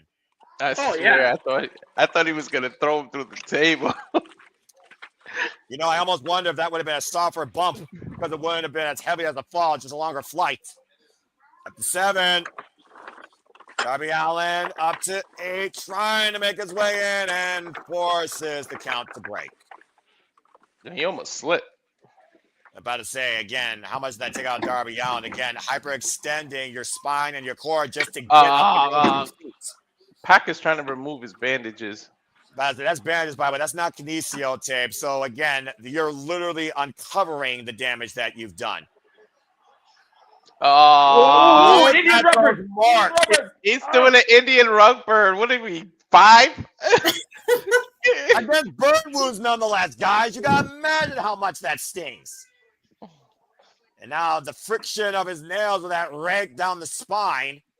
I know that hurt. Ow. Yeah, about to say again, referee trying and force some separation here. Pac relentless on this attack now, just driving his boot in the Darby Allin's throat, brace against that bottom steel cable. Oh, that was What the hell is That's Did shit. you see that whiplash? Holy Yeah. shit. Press the far leg and 2 counts. Do you see how like Darby's head and neck bounced? Dude, it was Enzo his Amore. neck. His neck went across the rope. Look at the replay. Look at the replay. here, guys. Side of the head and neck. Like, holy shit. Side of the Darby's head a and neck to your fucking plate animal. match. Golly. Right? Darby's an absolute fucking It is animal. amazing how much punishment Darby is willing to dish up, like willing to take. Yeah, give him 2 and he runs a mile, apparently. Arm and good God! Darby, my dude, you don't have to do this to yourself. Dude, I think his head hit the pole when he got whiplash. Yeah, I thought it was gonna be a hard RX whip, and to your point, he literally threw him like a freaking horseshoe around the ring post. Darby crashed on the outside. Let's get a replay. And at this moment, Darby got concussed, possibly. I'm about to say, Ariel, concussion protocol is still very much a realistic thing here. And the fact that Darby Allin has not been concussed yet as AEW career is saying something. Right? So- Especially with the crazy bumps he's taken. Like how? He's probably concussed right now. Like, dude. Referee checking on him, though. Pac, though, going to around outside. And if there's any saving grace, and I mean that very minimally, it may not have been the back of his head. It may have been the back of his shoulders and neck. But still, that's steel against bone. We know what wins. Regardless, Pac, what- just end it, please. Yeah. Was Darby a stunt man, or did he? Yeah, He did. he was a professional Stunt work stuntman. prior to AEW. Misso, drop Kingston, Darby Allin up and over. He was in stunts before this, right? Correct. Yeah. Pac with So- a cover, hook of the leg, and 2 counts. I like how he has that background. That's why it's like I see these bumps that he takes, and it's fucking crazy. But it's Well, like, Tony Khan even pointed out how much Darby Allin, he says, as long as it makes sense, okay, do it. But again, the only time it really didn't make sense, I think everybody can agree, was when Darby Allin did that crazy-ass bump through that glass. Hey, guys, you notice he keeps loosening his band-aids? I bet you he's going to choke Pac with that shit. We've seen Darby Allin literally use his own body as a weapon towards victory here. So again, if Pac ripped it off, I guess it's perfectly legal at this point. He's either trying to get rid of how loose it is, or he's going to choke his ass with it. Well, again, I mean, making it loose, I suppose, will help with your breathing. But again, you still expose those injuries. So is that really an advantage? I wonder if Pac win, I wonder what happens at the end of this match. Like if Darby wins clean, like does Darby win clean here or does he win dirty? Because I can't see Darby losing this match. Well, again, as to that point, we also just saw, oh man, diving like a bull against Pac against the barricade with a tope.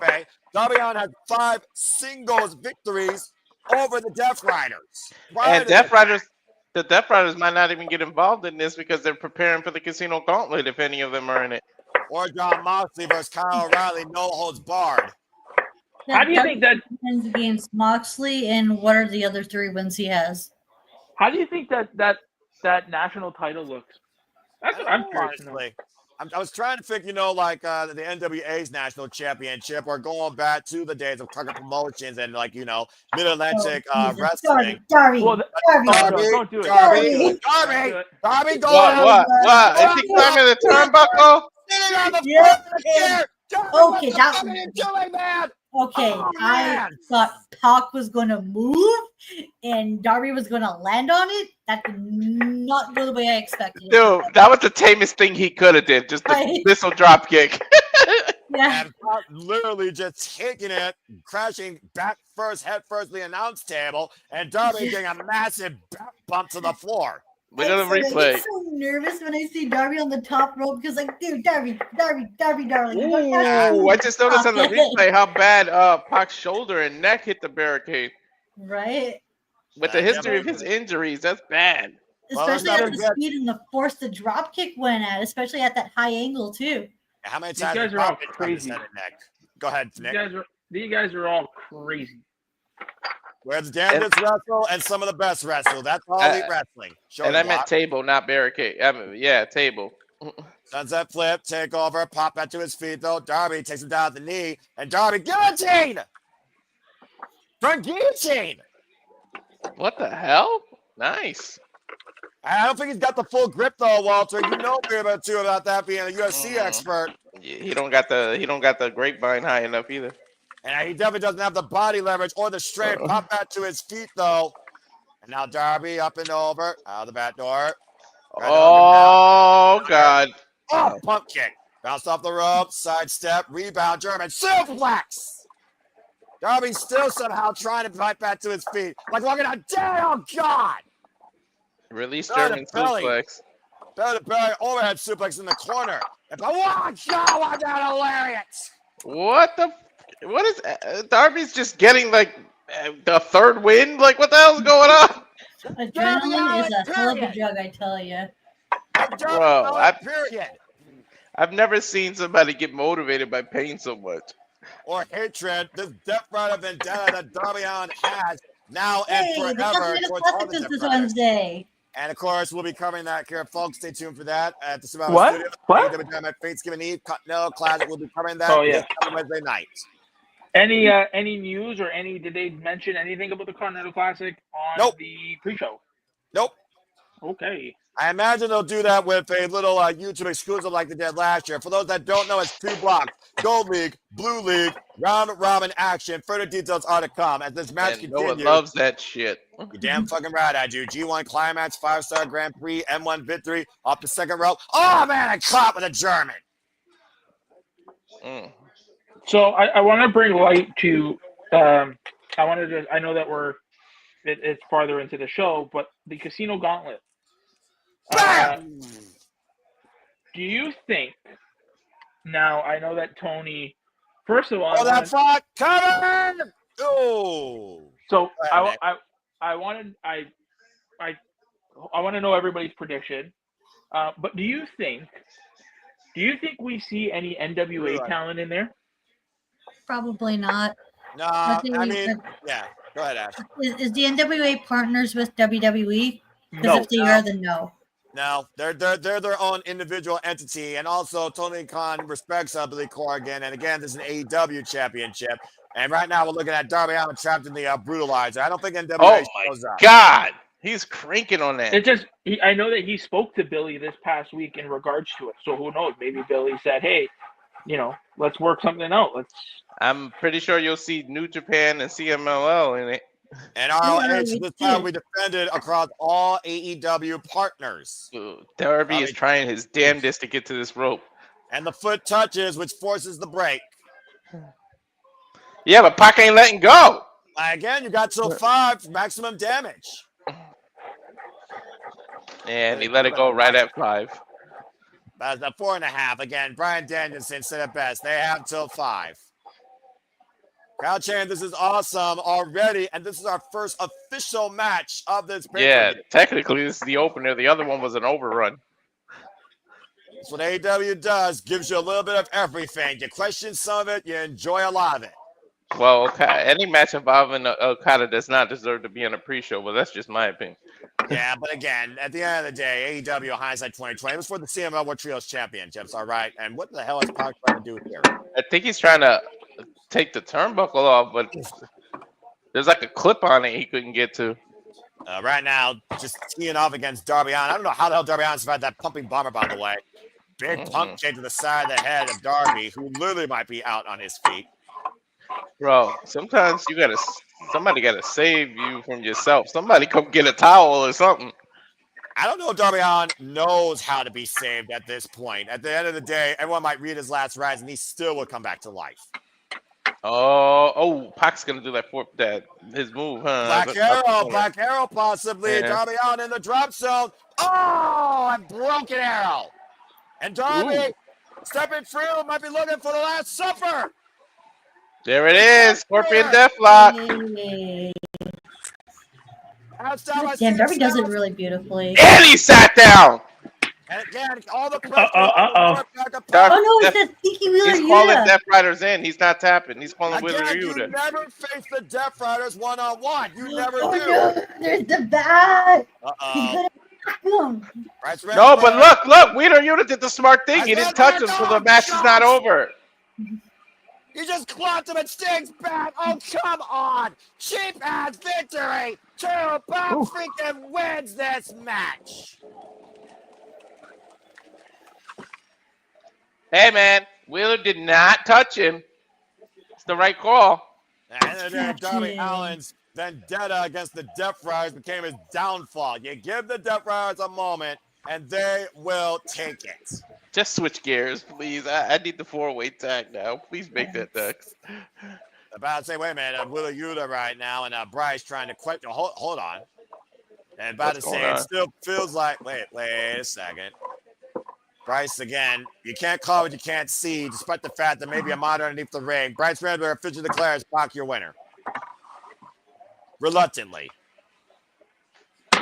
Darby Allin put through hell once again as the Death Riders continue to be AEW's never-ending nightmare. Good grief. What's the friggin' villain that never dies in the DC universe? Hey, Walter, you got your win. You shall receive. Right? Yee, Toni! Well, from men wrestling to 8 pigeons brawling, time for a 4-way tag where the winners will pick their semifinal match stipulation. Bisexual brawl, bedroom brawl. Will you stop that? Damn it, Walter, you fucking idiot. All right, let's bring people up to speed. Ash, why don't you go ahead and give your thoughts towards this match and what you think it means towards the AEW Women's Tag Team Championship tournament? All I can say is, yay, women. Yay, women. I love how simple and eloquent she is in her freaking analysis. Anything further than that? Yes. I'm hoping the Sisters of Sin win this match, and I'm looking forward to see what stipulation they pick, or whoever wins, what stipulation they're going to be picking, because that's going to be a key factor into what determines who moves forward into the bracket. These women have been involved in blood and guts. Like, where the hell can you go from there?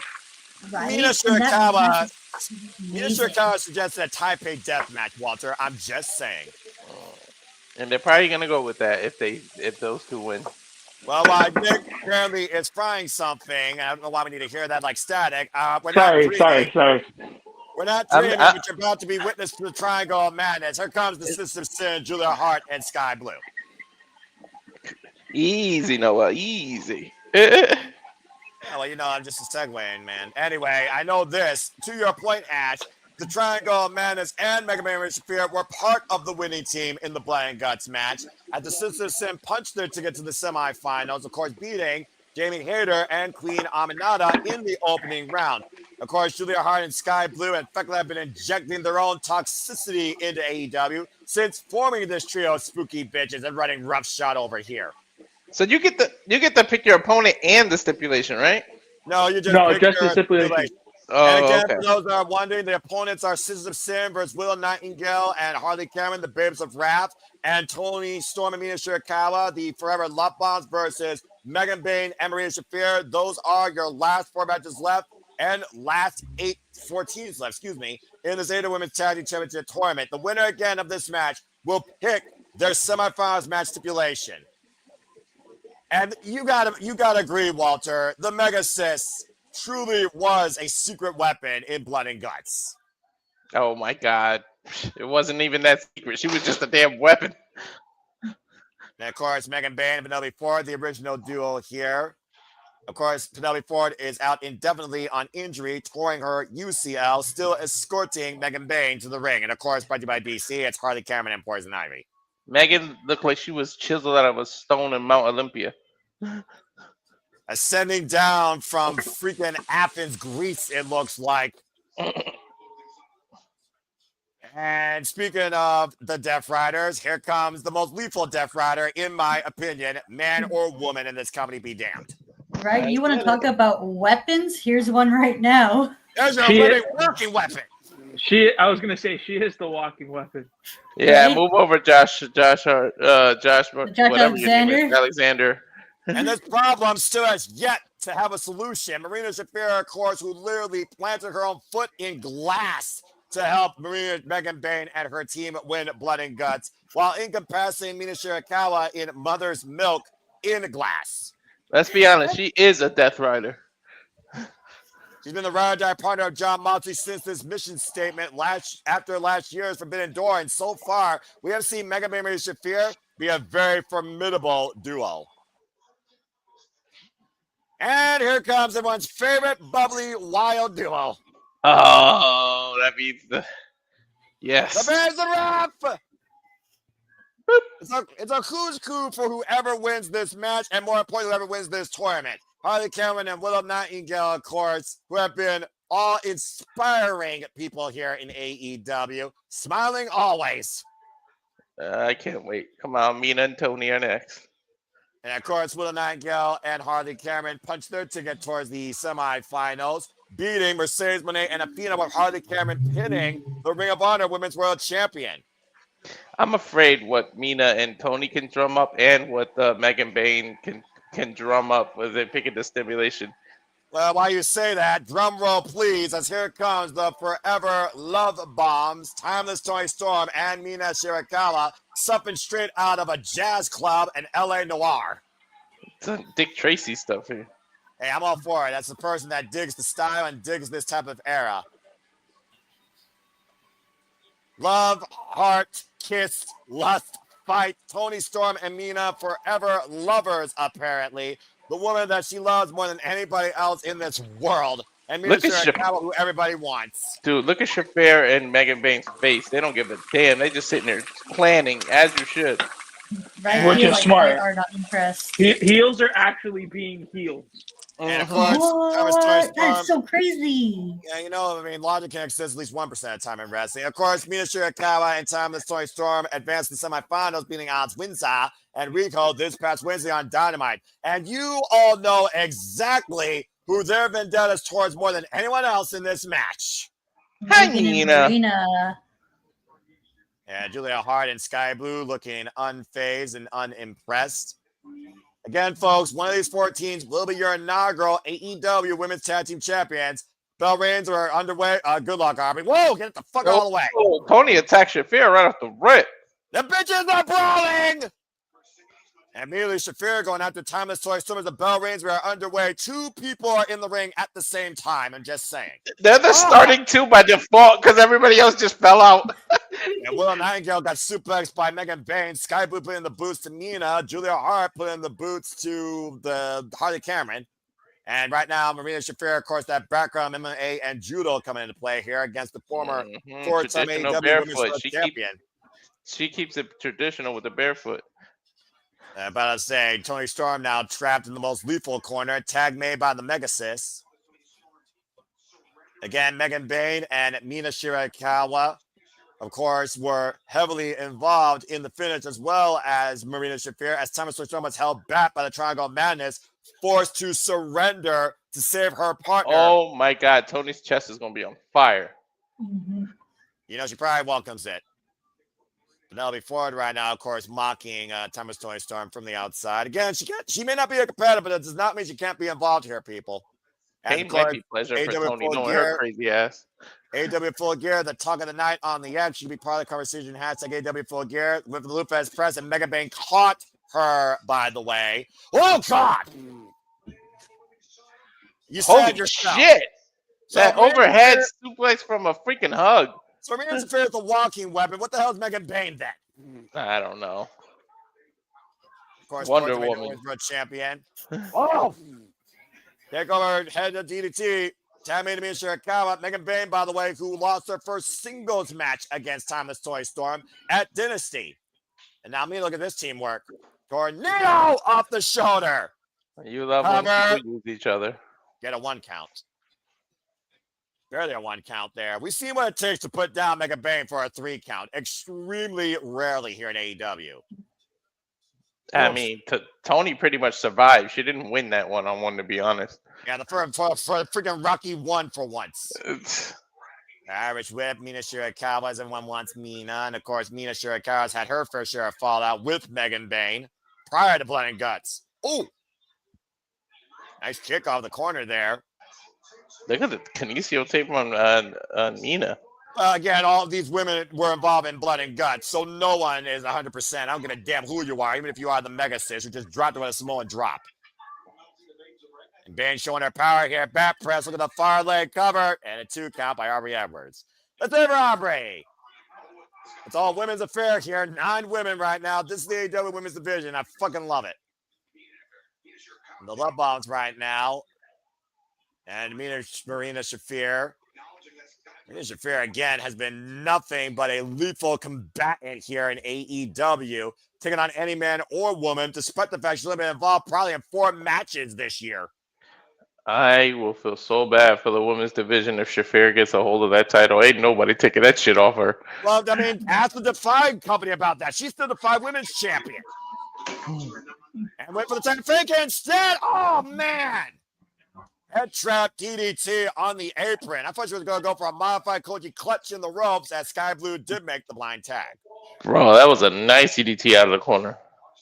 And Sky Blue now legal now. Oh! Well, like DDT, I guess. Cover 2. 2 count for this is a sin off the swinging net breaker. Sky Blue, of course, coming back from that ankle injury, as, of course, that put her on the shelf for over a year. As you can tell, it's very attentive and focused here. As again, it's all about the women. We'll get her analysis following this match, folks. Stay tuned. I think I was at that show when she had that injury because I think it took place at the Winnipeg show when she was facing Willow Nightingale. It was actually in Arlington, Texas against Hikaru Shida. Oh, that was that injury. Okay. Tag made Willow Nightingale now, the Babe with power. And of course, Willow and Sky once fought for the TBS championship. Uh-oh. And right now, just swinging away against Sky Blue, turning her red a different way here. Let's not forget, Willow and Sky started Blood and Guts. No, right. Tag. And a tag meets the most unorthodox Wildcat here in the women's division, Harley Cameron. No puppets tonight, just pure wrestling. Yeah, about to say, not bad for somebody that's still so very young in the business. Literally got her start here in AEW. Willow, Harley needs to make a Willow puppet. Stop it. Oh my God, yes. Yes. They're going to use each other. This is Noah's favorite. Oh. Kazuchika, great tag team maneuver. Come on, Sky. Gets a 2 count. Harley should make dolls of everybody she either teams with or faces. And do oh yeah, dude, how much you can play with that? And right now, Harley Cameron and Sky Blue squaring off the middle of the ring here. Again, folks, 4-way tag team match. Winner will decide to stipulate for the semifinals match. And we're getting a tease of our semifinals here. That will be the Scissors of Sin versus the Babes of Wrath. Soul Food by Harley Cameron. Eat Harley the feet. Cameron, Bat Stabber. Combination here by Harley. I'm impressed right now. Whoa, went for that Shining Wizard, and Sky Blue got out of the way. No bueno. Blue said, I'm out. And just ripped her down by her hair. And of course, Sky Blue also had her fair share of fallout with the AEW Women's World Champion, of course, Chris Statlander. And tag made it Julia Hart. Julia Hart, who took the towel from Chris Statlander at Full Gear in triple threat action, not pinning the champion, but pinning Sky Blue. She just nonchalant did a cartwheel elbow. Again, the Triangle of Madness is subtle. It's more psychological when you deal with them, and that's really their strength. A shot to Marina Shafir. Whoa! That's smart by Hart, though. Take out everybody. I don't know if it's hard to go after Shafir first, though. I'm just saying. I think Sky Blue ran and hit Megan Bayne, too. About to say, though, discretion the best part of valor here. I don't know if you want to anger Megan Bayne and Shafir if they're not involved in the match even. Old school goes Julia Hart. Former that could cost them. Former TBS champion. Combination offense here. Sky Blue with the boot. Harley Cameron. And Megan. Uh-oh. I remember my comment earlier. Oh, boy. What she did was mush her face. But this is not wise. Bro, Sky Blue, at least you know she's not scared to stand up to her. I mean, it's not wise, but... I'm about to say, she's not scared of anybody in this division. This bitch was born hardcore out the womb. She wanted fire and blood and guts. I'm just saying. Shoulder blocks now by Megan Bayne, Tammy Marina Shafir, and Harley Cameron in the worst possible spot she could be in. Dude, I don't even think Bayne tagged herself in. She just walked in. That was just legal. Body shot. Again, I'll be making it. I mean, again, we knew that this was going to break down eventually right now. Scissor Yeah. Sin trying to go after the Forever Love Bombs here. You're saying Yeah, it's a multi-man match in AEW. Chaos is bound to happen. it's a mosh pit of women right now that are brawling for a chance Oh! to have more control in the AEW Women's World Championship tournament. Bro, you see the accuracy? She kicked her right in between the shoulder blades. Well, again, we talked about the lethal strike in the MMA background of Marina Shafir. Irish whip. Harley Cameron desperately needs to make a tag to anybody. And another stiff body shot. Keying off her like a punching bag. Shafir is just such a bad. Oh my God, his elbows to the gut.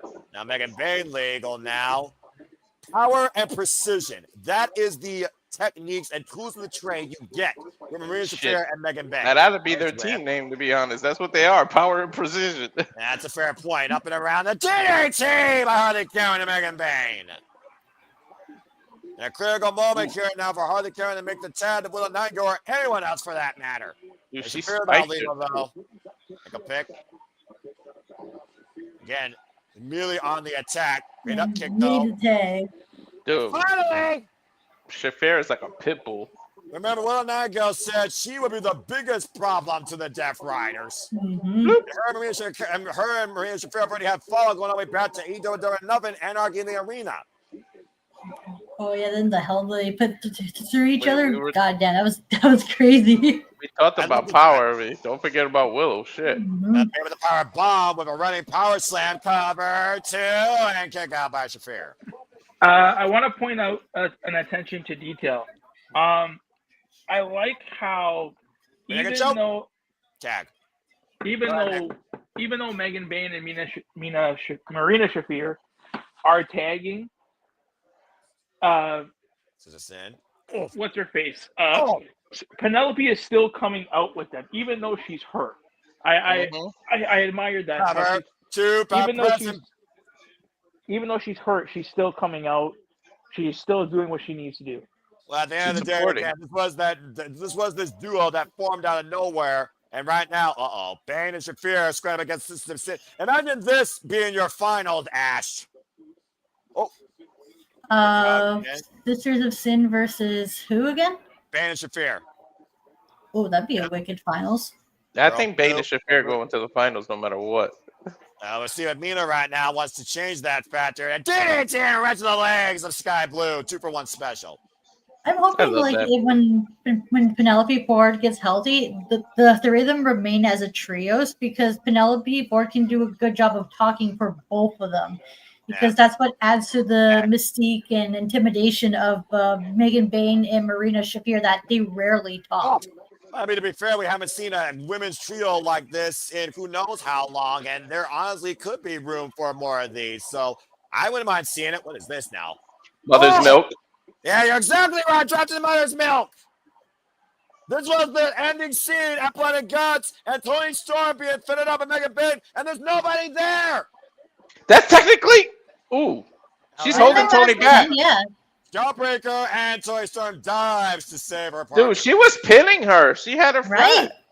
I was saying, it wasn't fully down, though, apparently for the 3 count, because they wonder if Bobby would have counted the 3. Looks like that. Mina was still trying to fight back. Spinning back fist, though, drops Marina. Tag made to Thomas Toni Storm. Thomas Toni Storm, first time involved in this match, by the way. Second running legally. Going chop. The snapmare. And now DDT. Nice. Good grief. Got enough women on their heads. She go for Storm Zero already? She threatened John Moxley what she would do to her, his bloody woman. Nice escape by Shafir, though, with the headache clap. Staying on the attack, the average whip reverse. So Shafir standing on the ropes, holds onto the ropes. Toni Storm caught some barefoot. Blind tap made by Harley Cameron. I don't think Shafir's aware of it, though. And Lufez press by Thomas Toni Storm to Marina Shafir. Harley Cameron, though, perched on the corner like a gargoyle. Look at the sore, high cross body. Cover, 2. Almost got it. That's Harley was smart. Wait to the perfect opportunity to surprise. If I say this is quite planted. Cover, 2, and Sky Blue kicks her off. Double choke slam. A bubble bomb almost. And now, face first goes Thomas Toni Storm. Stereo thrust kick by the System Sin. Megan Bayne, no way. No way. Yes, you will. What the hell? Double German suplex. All hail the Mega Sis. Wait, then he switched, push up the rope. Uh-oh, and whoop! Pounce! Period! Now Shafir legal. Oh, and just drops Willow to her knees with a stiff kick to the spine. Dude, you can't turn your back when there's so many other opponents. Especially when one of those ran Shafir on that proficient striking. Willow Nightingale now the apron, though. And a running cannonball sent on, wipes out Bayne Shafir. I knew it. I love Willow. Who doesn't love Willow Nightingale? You don't have a heart if you don't love her. I mean, Shafir, Oh, takes shit. to the air, wipes out the field. Wait, hold the roll up. Almost stole it. Get to the midsection. Thomas Story Storm before the Cameron. Storm zero counter, Jack, not cover, reversal, cover by Toni to the event. No. That was a Aubrey getting a workout. Cover, two. Man, it's a great counter exchange. Ooh, what a rising knee in the midsection. Here comes the package. I hope. Thomas Story Storm wins it.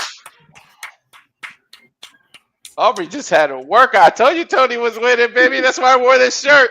I shudder. I fear what the hell they're going to pick now. Timeless Toni Storm and Mina Shirakawa now gets to pick the stipulation for their match in the semifinals against Megan Bayne and Marina Shafir. God help that imagination. They're going to pick a Japanese death match. Again, when Mina said Taipei death match, I'm like, Mina, no. She's gonna they're crazy enough to do it, right? I bet she picks a death match. I'm scared, Ash. What is that? What's a Taipei death match? You dip your taped up fist in a bucket of broken glass and try to punch each other with those fists. The Kickboxer movie. Yeah, exactly. Yeah, like what Mariah and Toni did in their Hollywood ending match. Exactly. Gotcha. FTR's next. Moving on from there, from top ladies to top guys, FTR will become three-time AEW Tag Team Champions. And the AEW Tag Team Championship match is next. Okay, first off, let's go ahead and look at some comments. Hoping that we're sensible there. Darren saying, fun match. Safet saying, I want to see win. Fuck! I mean, again, when Thomas Toy Storm and Mina Shirakawa called a personal vendetta against Mega Man and Shafir, there's nothing that's going to top the motivation towards that. You had to pick him to win. That's why I think I picked Darby, and I'm pretty sure that I picked Toni. So yeah, Darby fucked me. I picked Darby as well. Damn it. First loss against the Death Riders. Anyway, Ash, as we got the AEW Tag Team Championships now to come into play here, of course, Brodito have been finding champions since winning these at Forbidden Door. What do you think of FTR's chances that made this absolutely personal, but that next Stokely Hathaway did get them their one win since that loss at All Out that got them to this number one contendership? I don't want to see Brodito lose the titles yet. Because I'm liking their team. Like for like two characters that were like just randomly tossed together, they work so well as a team. Goes back to that long-term history that they've had as well. A big Stoke production? What the hell does this mean? I have no damn clue. This is a first. And why is he in a nightclub? He can't get hoes. He already admitted that. He's a holeless pimp.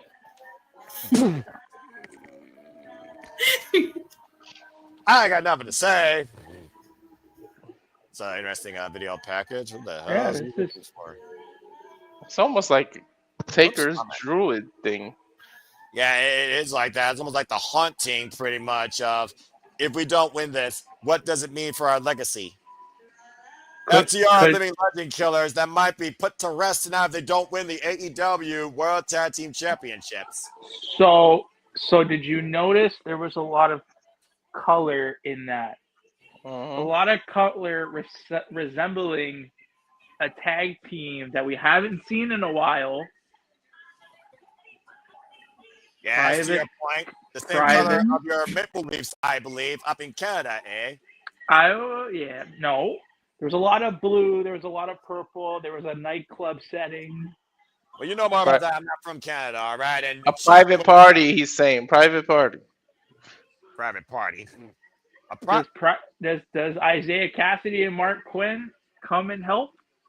Well, we do remember that Stokely Heavyweight did once lobby to be their manager, and we haven't seen Private Party since they lost the AEW Tag Team Championships to the Hurt Syndicate earlier this year. That's some interesting food for thought, actually, Nick. I'm actually impressed with that. But regardless, right now we're looking at FTR. They become 3-time AEW World Tag Team Champions. I wouldn't put it past them. About to say again, it's all about finding that right moment and that right time. As we got one last spot from the women, I hope Toni Storm Mina picked something that is violent. On behalf of Ash, I'm pretty sure that you're going to get that. I just fear how violent those four are going to get. Hell yeah. Ash, that sounded very unique in your speech, and some reason Vampiro approved it. Anyway, as Walter approves Bandito right now, Bandito bring up our world champion, Big Brody King, AEW Tag Team Champion. These guys have been champions, of course, as I said, since AEW Forbidden Door. 6 successful defenses, including a 4-way ladder match and we saw Wrestle Dream, Walter, against Kazuchika Okada and Konosuke Takeshita. Dude, they fucking won the titles off Hurt Syndicate. Enough said. That's who they beat to become champ. But they didn't pin them, though. They pinned FTR. I know, but still. Proving that they can beat this team already. Well, the funny thing is, though, they haven't beat them in a traditional sense, and that's really what this comes down to. Can you beat FTR truly in their staple, traditional tag team wrestling? Which is why I'm saying I can see somebody costing them. And I mean, with that starting vignette, could we be because we've heard rumblings that the Hurt Syndicate were actually working with Private Party in the gym and whatnot. We know that Mark Quinn, or I think it's Mark Quinn, looking jacked as shit.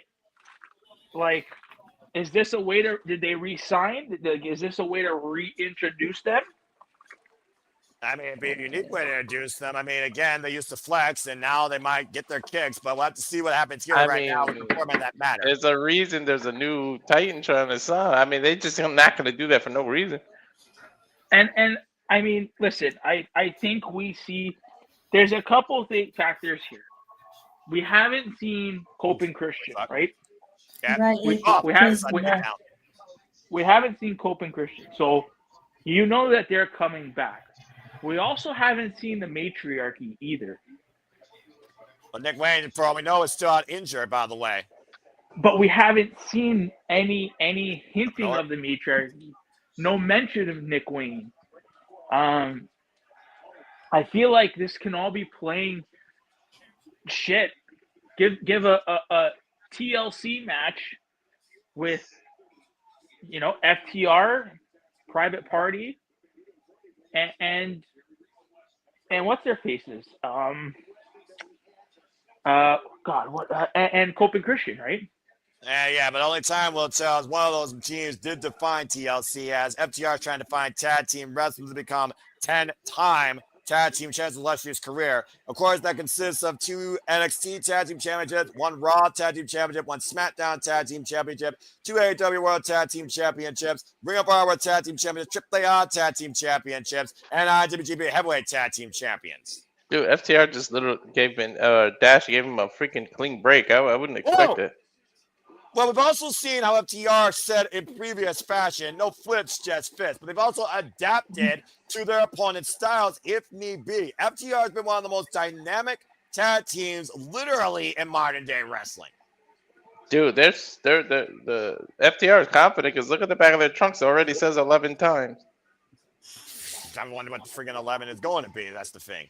And right now, FTR, of course, Brody King now legal, so good at nonverbal communication and game planning. I go all the way back to their feud with American Alpha and DIY and my NXT. Dude, mine too. Amen. Ash. Oh my God, those were he uses Bandito as a weapon all the time. Yeah. Brody King, of course, former AEW Trios champions alongside the House of Black, Buddy Matthews and Malachi Black. Vicious knife-edge chop. Dax the Axe trying to chop down the big man. Have we got any injury updates on Buddy Matthews? Not that I know of. Oh! And of course, Dax has been wrestling still to this day with a surgically repaired knee as you see that knee brace. We haven't seen anybody matters, of course, since that AEW Australia Grand Slam to your point, Ash, back in February. Oh, again, Cash coming in from behind gets chopped now. Damn, that's a long ass time to be out. I mean, again, when you literally twist your ankle, I mean, ACL, UCL, MCL aside, that's going to put you down for a year. Chris Statlander knows that. She spent probably 600 combined days on injury reserve with double knee replacement surgery, and now she's AEW Women's World Champion. Big scoops for how long is the question? Well, again, a wrestler cover to, well, I just said earlier, a wrestler sometimes need to be saved from themselves.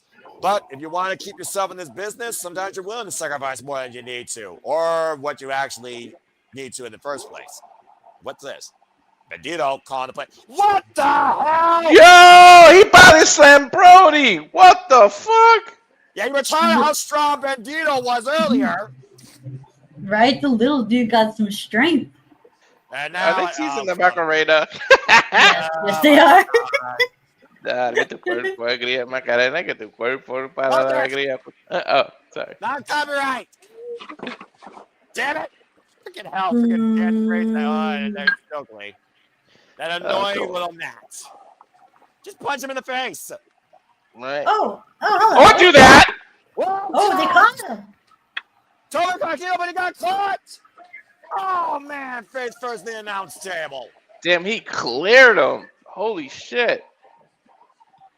And again, though, FTR able once again to take the advantage thanks to Stokely's interference. To your point, take a look at the replay here. Freaking flyer miles, and somehow FTR able to stick the landing for him and crash him into the announce table across that partition. They fixed the table and gave Tony Schiavone the thumbs up. Cover two. Well, again, Tony Schiavone, comes professional, 50 years involved in the business. Tag, but also gives no shits to tell you how he feels about you. And I respect that. You're in the knees face first. I mean, hell, I ain't going to pull no punches. I'll tell you straight up what I feel about something. Or someone. What is the crowd chanting?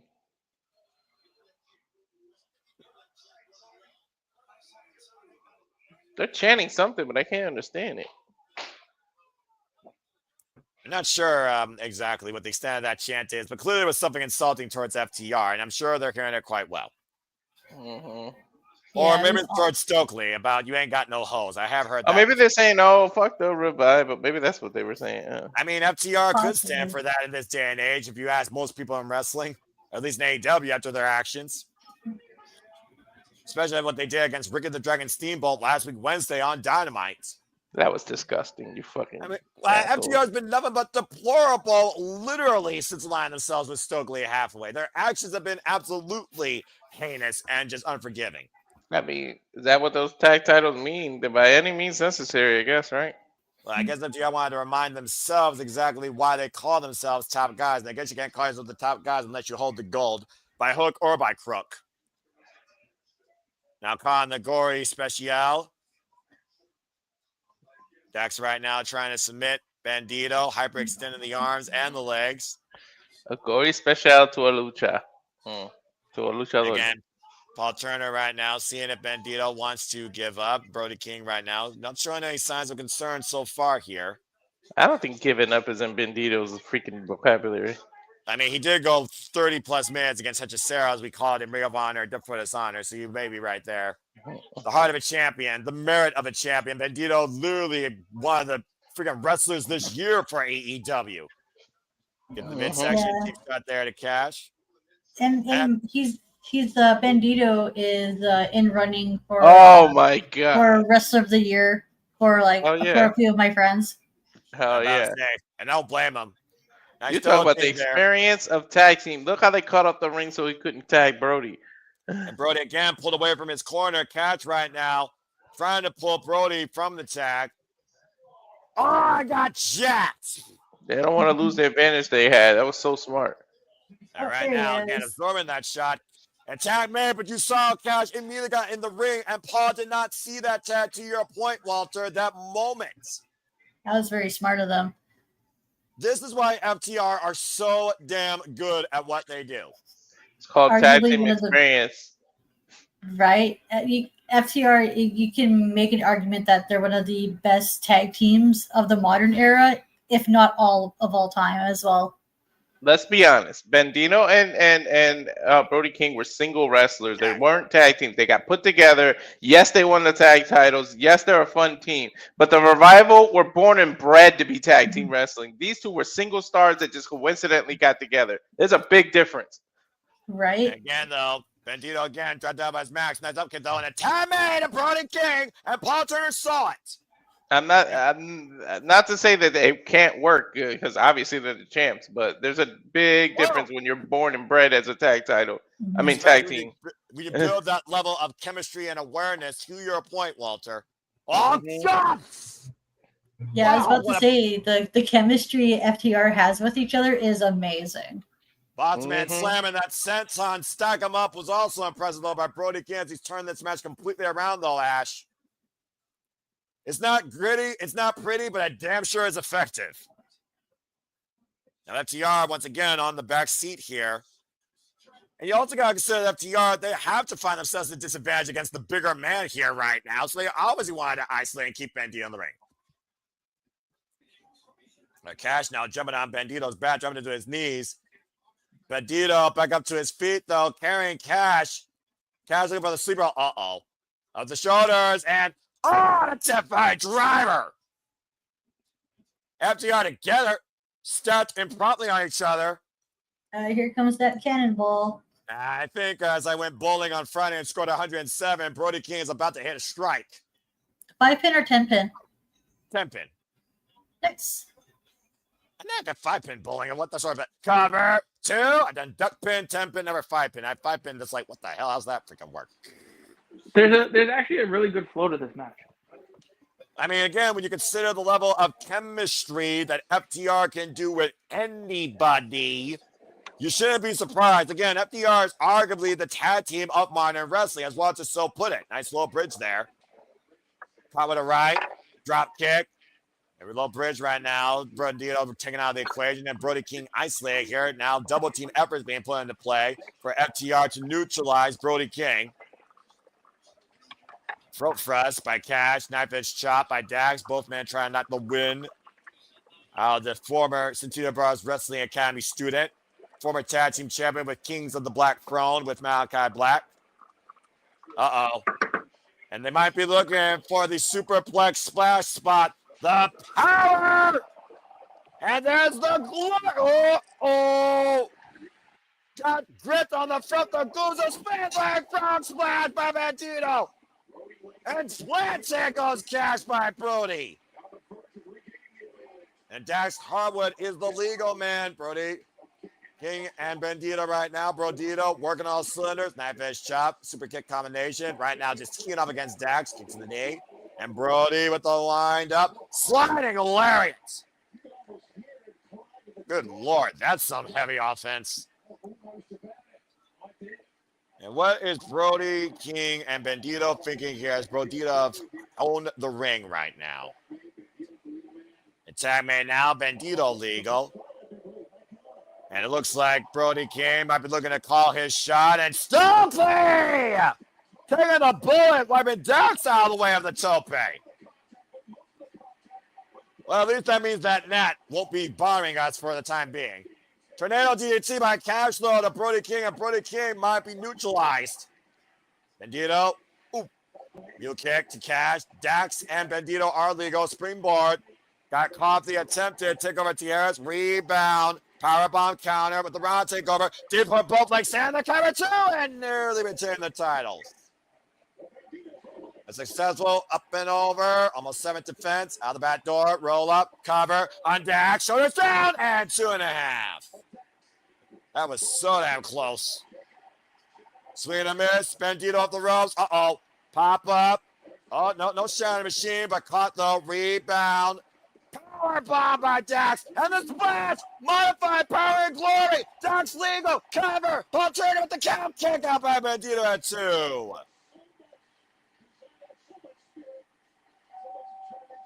Woo! The desire and the drive, Ash, of FTR to be 3-time AEW Tag Team Champions. This has been a good match. I'm loving this. My God, the fighting spirit Bandito has. The never say die attitude he has. And FTR never quit until you get it. Brody King, nowhere to be found. Stokely Halfway, nowhere to be found. AEW Tag Team Championships on the line here. Gates of Agony, and of course, multiple other teams, including Don Callis family, Jet Speed, and FTR previously have fallen to Brodito. First ever traditional fashion. Oh, come on, Bandito, you show off. On top is part of the outside. And we're going to go see him fly now. Got to say, he's literally taking 2 men out at once, and Bandito might be looking to soar to your point, Ash. From the top rope, high risk district, goes one half of the wow, did you see the height on that? Yes! Did you see the height on that? This match so good, I had to go get the popcorn. About to say, yeah, I saw the distance, I saw the height, I saw the hang time. Look at this shit, it's amazing. This is one of those. This is one of those matches that have kicked every gear. Mm-hmm. Again, we're supposed to be kicking it into full gear tonight. The intestinal fortitude and the spirit of proving your value as champion on full display here tonight are our most competitive bouts so far here. Man, this is a solid ass tag team. I love this. I love this match. What are we talking about? The height of that crossbody? Yeah. Food stop, roll through again, and popped up. Damn. Shit, Bandito's just holding his own. Like, damn. And a super kick as the dealer might show his hand. Looking for a bad check. 21. The cast him and his partner. And again, what the hell? Up and over. Drop Toho. Goes Cash. Dax dropped though. Dax still legal, I believe. Yeah. And now the 21 plugs to Cash, but doesn't matter. There's the shatter. Wait, that's the shatter machine, right? That's the shatter machine, Ash. And Dax is legal. Oh, there's the money! Just in time! Holy shit! Oh my god! I thought it was over. Holy fucking shit! What? Second as Ash is losing herself like Eminem. Yeah, I fucking love this match. Oh my god! Oh my god! I fucking love tag team wrestling. Holy shit, man! When it's this competitive, you damn sure better love it. When they do tag team wrestling correctly. Right? Oh my god! Yeah, when it's done right, it's great. Oh, fuck. Traditional sense for the championships with two teams that know each other so damn well. And Brody King crashed in the barricade. That is a Pyrrhic move that might cost him here.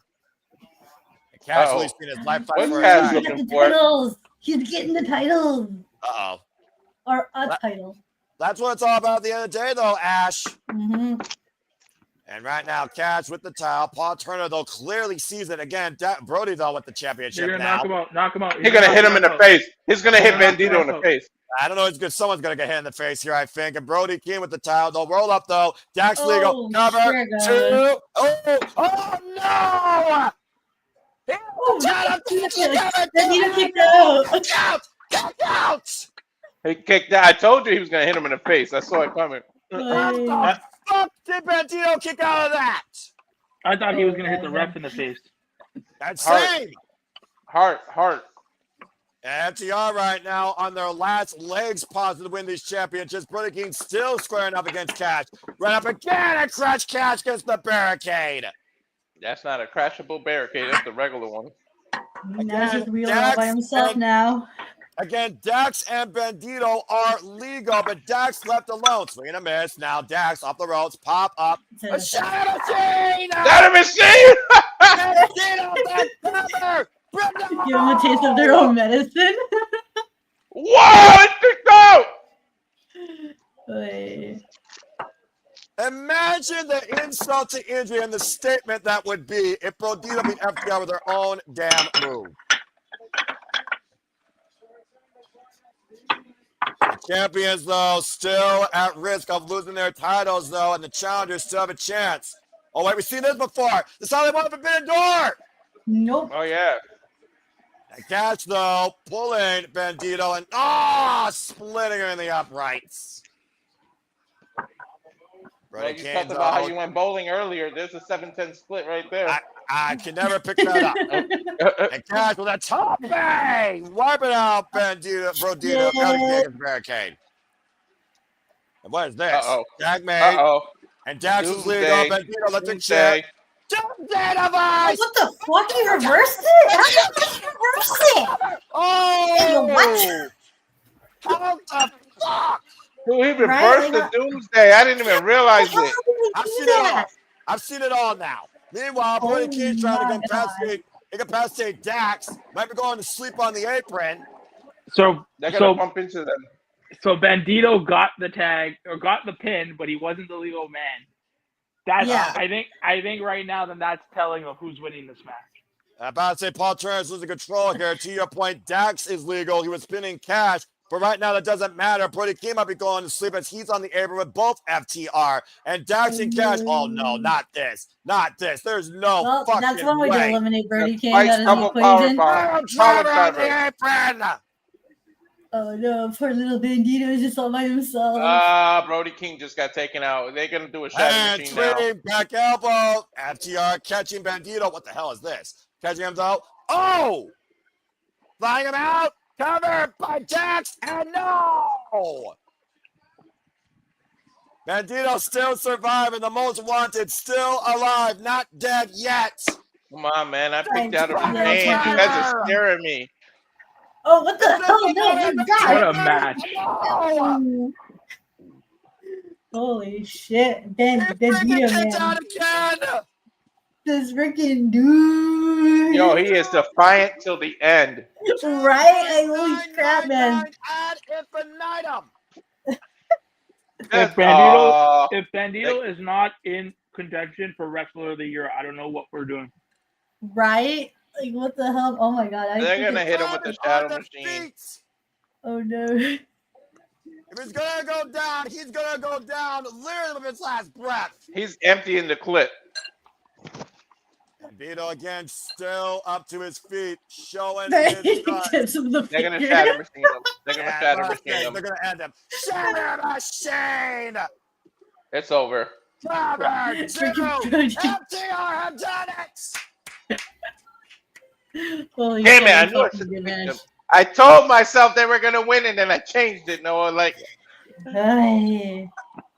Good, great match. You gotta consider, Walter. Right? Holy shit, man. You gotta consider, Walter, when it comes to the titles, despite the fact they've only won one match since freaking Forbidden Door, when it comes to the championships, and it is traditional tag team wrestling, you don't bet against the top guys. FTR are actually now new AEW tag team champions for the third time. And excuse me on my poor stat, 11-time tag team champions in their illustrious history as a tag team. I should have known when they came out with the gear that says 11.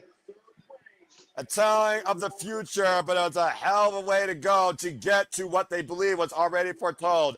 Dax Harwood, Cash Wheeler are the new AEW tag team champions, and they did it on their own. Say what you want, but they damn sure earned that match. You know what? They also earned this. This is again. I'm not Meltzer. I'm not an analyst. I'm a Superman. I'm a lifelong fan. Walter, Ash, Nick, I think you agree with what I'm about to say. Go ahead and do it because that match right there, FTR, Bandito, and Brody King, Brodito, AEW Tag Team Champions, and AEW Full Gear. Chat, you know what I'm about to say. Go ahead and type it along with me. Everyone else, you can say it with me if you want. Simply put, that's wrestling. Damn it! My God, what a fucking match! Right? That was a good match. Oh my God!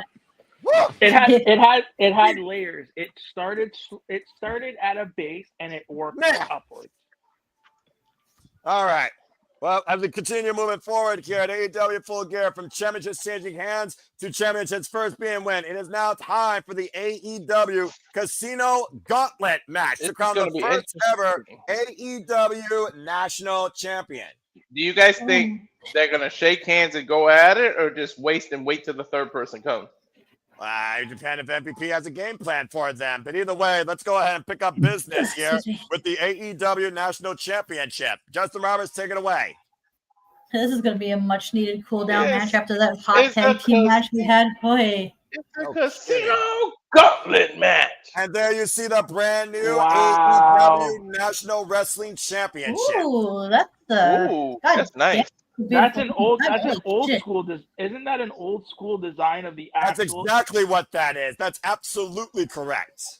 Damn, that's a title you take home to introduce to your mom. That's a title that doesn't look like a Right. generic top of the logo Like on it. that's a title from, like that looked like the NWA national World title Television from. Championship. You're right. Wait. Why does Shelton's gear match it? Younger people. Because he's winning. No, why are they coming out together? They're opponents. At the end of the day, Walter, this is business. The Hertznigan are about business. Don't give me a finger poke of doom.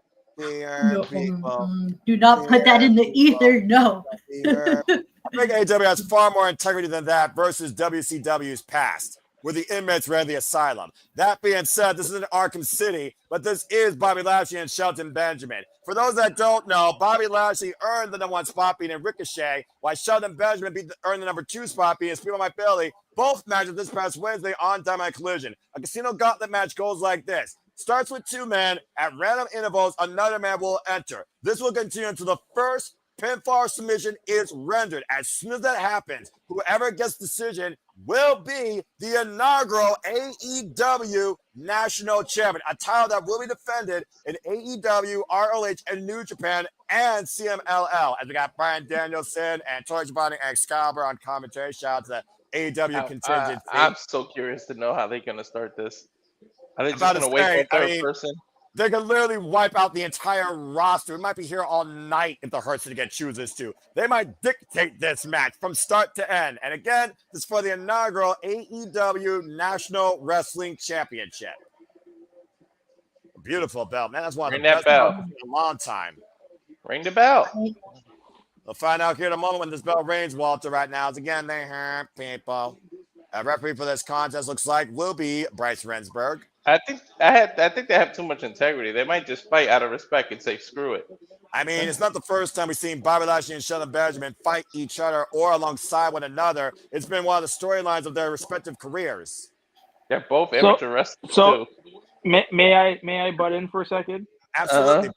That title looks to be a similar version of the NWA's television heavyweight championship. That's why I said earlier, correct. Also known as the Lucky Seven, because whoever held that title for 7 defenses would get a world title shot. That's how the NWA did it. Come on, give me my style of fight. You guys are both freaking credentialed amateur wrestlers. You're about to say, you're looking at a former MMA fighter and an all-collegiate athlete from Minnesota and a former TNA world champion and a former WWE Intercontinental somebody's champion. Coming out already. We'll find out here in a moment. I don't got that. Right now, fighting. Well, I was about to say, I don't think they're just going to immediately go to the next person at the end of the day. And MVP knows that these two are going to have to fight. I see the little clock. It just hit 1. I haven't seen no clock yet, so you are definitely ahead at the moment. That's all right. I got a clock now. I see it now, yeah. 14 seconds till the third entrant comes in, as we are not going to waste any time here. And again, good luck to number 3. You're going to need it. As we get our next entrant, watch out that you're taking in 5, 4, 3, 2, 1. Entrant number 3, who is it? Ricochet. Of course. I'm not surprised. Why does Ricochet have to walk into the Hertznigan? And he's got a mic, so you know he's not going to walk. He's going to talk. Demanding respect, Ricochet. The biggest Philadelphia Eagles fan on the planet.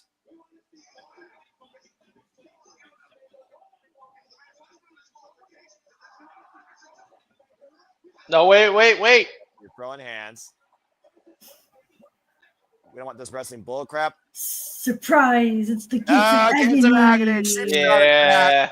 You knew Ricochet was going to have an insurance policy ever since he and the Demand were embarrassed by the Hertznigan, not once but twice. And Ricochet immediately going after the man that started this SP embarrassment in the first place, MVP. Dude, he's hitting him with a microphone. Whoever the next entrant is has to be like their new member. Oh God! Toliona just pounced freaking Bobby Lashley. There's still ring steps, and Shelton Benjamin got wiped out by Bishop Khan. Dude, this dude still has the microphone. Oh my God, are we getting Swerve next? You can Oh, only that'd be pray. pretty sweet. I'm gonna mind that. You can only pray that he comes home to his house. As right now, we need some sort of law and order restored here as the gates of Agony are in roughshod here, and the Demand have taken command of this Casino Gauntlet match. Can you imagine Swerve as part of the Hurt Business? Woo. It just makes sense, right? Because they've all had an interaction with Swerve. Well, clearly Ricochet had this plan from the get-go. I wonder how long he had this plan. He probably waited for revenge since Wrestle Dream, losing that trios match. What was Swerve, a knee or his ankle? It was his knee, right? It was his knee. Oh, jeez, and that was a hip attack as the still ring steps to Bobby Lashley. That takes a while to recover from. Yeah, about to say, of course, we saw that really was exaggerated against Kazuchika Okada at the Forbidden Door. And if you believe rumor, he been wrestling on a like ruptured MCL for the last like 3 months. And you see right now the referee's trying to get the Gates of Agony out of here as they are not involved in the Casino Gauntlet while Aubrey Edwards and another official is helping MVP back to the stage. This is Ricochet's chance to win, to be honest. I got the clock at 6. I got 5 seconds. Give me a Keith Lee return. Ricochet, 2, 1, and 3, 2, 1. Who is it? It's one of the Death Rider. Oh, I bet it's Claudio. You know what? Claudio can uppercut him back to WWE. I don't know who it is. It's Claudio. It's Claudio. Well, there's my second pick. Why is he being cheered? Because everybody loves anyone more than Ricochet. Stumbling on telling lies. And it's the battle of the balls. It's the battle of the balls. At least this one ball, man, I can respect for the absolute incredible all-around athlete he is in that ring. Former Ring of Honor World Champion, might I add. That was your second pick, Claudio? Yeah, it was. And Ricochet. I don't like my chances because I picked Ricochet as my second pick and he came out freaking third. And he Ricochet just got knocked out. And I couldn't be happier. I think the whole world's happy right now. I think they're saying, fuck him up, Claudio. Overhead military press. Yeah, Ricochet, talk now, you fucking idiot. That's what you get for wasting 3 minutes. Ricochet was able to time travel. He got knocked into the next week. He got knocked back to freaking when he was the one only in NXT. He's probably back at his wedding. Right, wish he was back at his wedding. As right now, he might be going swinging. 1, 2, 3. Hey, Claudio, just 3? The audience might like Claudio's just looking to end this early. I mean, I'm fine with it, honestly. You don't get paid by the hour, man. The Death Riders certainly don't. That uppercut might do it. Cover. But the father leg. Claudio wins. Oh. That's the thing about these matches. You don't know who's going to be all in it and how many people are going to be in it. That's what makes this match fun. That's the thing. It's the only match where coming in early is actually an advantage. And yeah, it actually feels random regardless. Yeah, random. But I get what you mean, though. What a weird word. Whoop. That's on his feet. Ducks into the clothesline. And more random than most stuff. Up and around and Ricochet's around. athletic. Oh, you got to give him that. Look at that.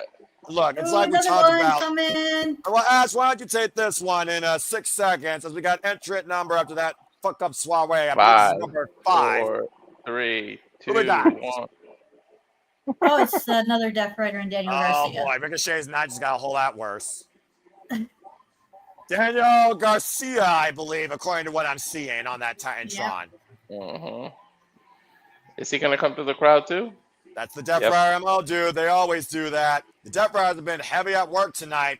Pot with a win. Marina Shafir involved in that 8-women 4-way tag. And now we got Clark Noli and Daniel Garcia in this Casino Gauntlet. Ricochet, oh, my God. Damn, Max. My Max keeps jumping. Yeah, I'm about to say, Mac is a fuck up computer. Oh, and that's a drink to the bald head of Ricochet. A sleeper hold by the former TNT champion, Montaigne, who won this title at Full Gear last year. No, well, let me know when Claudio European. Let me know when Claudio European uppercuts Ricochet in the corner. Yeah, I got you, bro. And right now, Daniel Garcia with the ground and pound. Who knew that Ricochet could actually make the Death Riders baby faces? Right? Takes a special talent. I think they're saying he's still bald or he's not bald because technically Daniel Garcia is not bald. He just has a shaved head. Well, Castanoli right now, just watching on from the corner. Daniel Garcia going to give it to the people? No. Remember, folks, the Death Riders are villains, despite the fact what you think about Ricochet. And Claudio just literally set the uppercut, by the way, Walter. Just literally was set up by Darren Garcia to jump uppercut Ricochet. They're just going to have fun with Ricochet at this point. They're not looking to win this right now. Don't forget that Shelton and freaking Bobby Lashley are still in this. True, but they've been neutralized thanks to the Gates of Agony nonsense. Yeah, but we'll get so distracted by how many people are in there, they could just sneak their way back in. Well, we're up to 5 right now, based on what you said, which is also accurate. Casanoli momentum, though, going against him. He went shoulder first in the rainbows. Now Ricochet going up to the top rope. What the hell is this man over here? Ricochet's dealing with 2-on-1 right now. And just got the upright split as we are 3 seconds away from our next match. Go, you say it. Got to get up people what they want. Freshly squeezed Orange Cassidy. Oh, some orange juice. It's whatever. And of course, the former 2-time AEW International Champion with 41 combined defenses during his runs, who also holds a pinfall victory over Jon Moxley at AEW Full Gear. He damn sure made that title mean something when he had it. He was the most recognized champion in AEW, honestly. And right now, Ricochet, yeah. But what's this? Oh no. Bald! Oh, I love when Ricochet gets his bald head smacked nonchalantly. Now, I wonder how much Orange Cassidy's going to try here tonight, honestly. He still hasn't even taken off his glasses. Oh, there he goes. Wait. Recover. 2. You just like picked them up like nothing. 1 hand by the pants. Yo, that's how you carry a child. Right. Well, so you carry a child that's about to get beat. I think we know what Claudio faced of Orange Cassidy. Up and around, DDT denied, the strength of Claudio Castagnoli. And to y'all's point, Claudio Castagnoli uppercut decked Orange Cassidy to a knockout. Orange Cassidy roll through cover, single leg hook, and a 2 count. Able to come down, swing. Tope Suicida by Dan Garcia on the outside. Orange Cassidy also who faced Jon Moxley last year for the AEW World Championship at Full Gear, when he was one of the first victims of the Death Riders and the first people to resist them. And Claudio preventing the roll-up. Now goozing Orange Cassidy, hoisting him up. The strength of Claudio. 5 seconds for our next entrant. Centimeter! 2, 1. Who we got? It's a Death Rider. Willa Yuta, I guess. And Ricochet stacked up first on his head with a DDT. Cover Orange Cassidy gets a 2 count. And there's that freaking unshaven scrapper, Willa Yuta. Dude, the Death Riders got the luck of the draw. They all got beginnings. I got the numbers game in their favor in the match that's meant for numbers game at this point. And of course, Willa Yuta appears the best friend of Orange Cassidy and was trained by him. But you know what's going to be interesting, Noah? There can only be one winner. What are these 3 going to do when they have to win? At the end of the day, do the Death Riders want gold, or do the Death Riders just want to make AEW in their own violent image? Well, they're triple teaming Orange Cassidy now. I'm about to say, Orange Cassidy, you can see the reluctancy on his face right now as Yuta's in the ring here. And to your point, 3-on-1. Again, we are up technically to 7 entrants as Bobby Lashley, Shelton Benjamin, and Ricochet are in this match. What is Garcia doing his nonchalant knee strikes? And the mockery of Orange Cassidy here with the most lethal kicks in professional wrestling, and Willa Yuta lining up the chest of his former teacher. I feel like with this, all the Death Riders in there already, it only seems logical that the next guy out has to be Switchblade, no?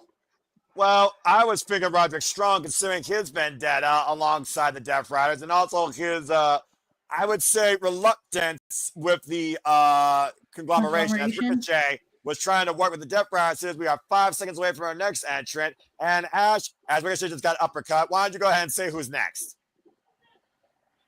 Or it could be somebody random. Oh, it's Kevin Knight. Well, get ready to fly.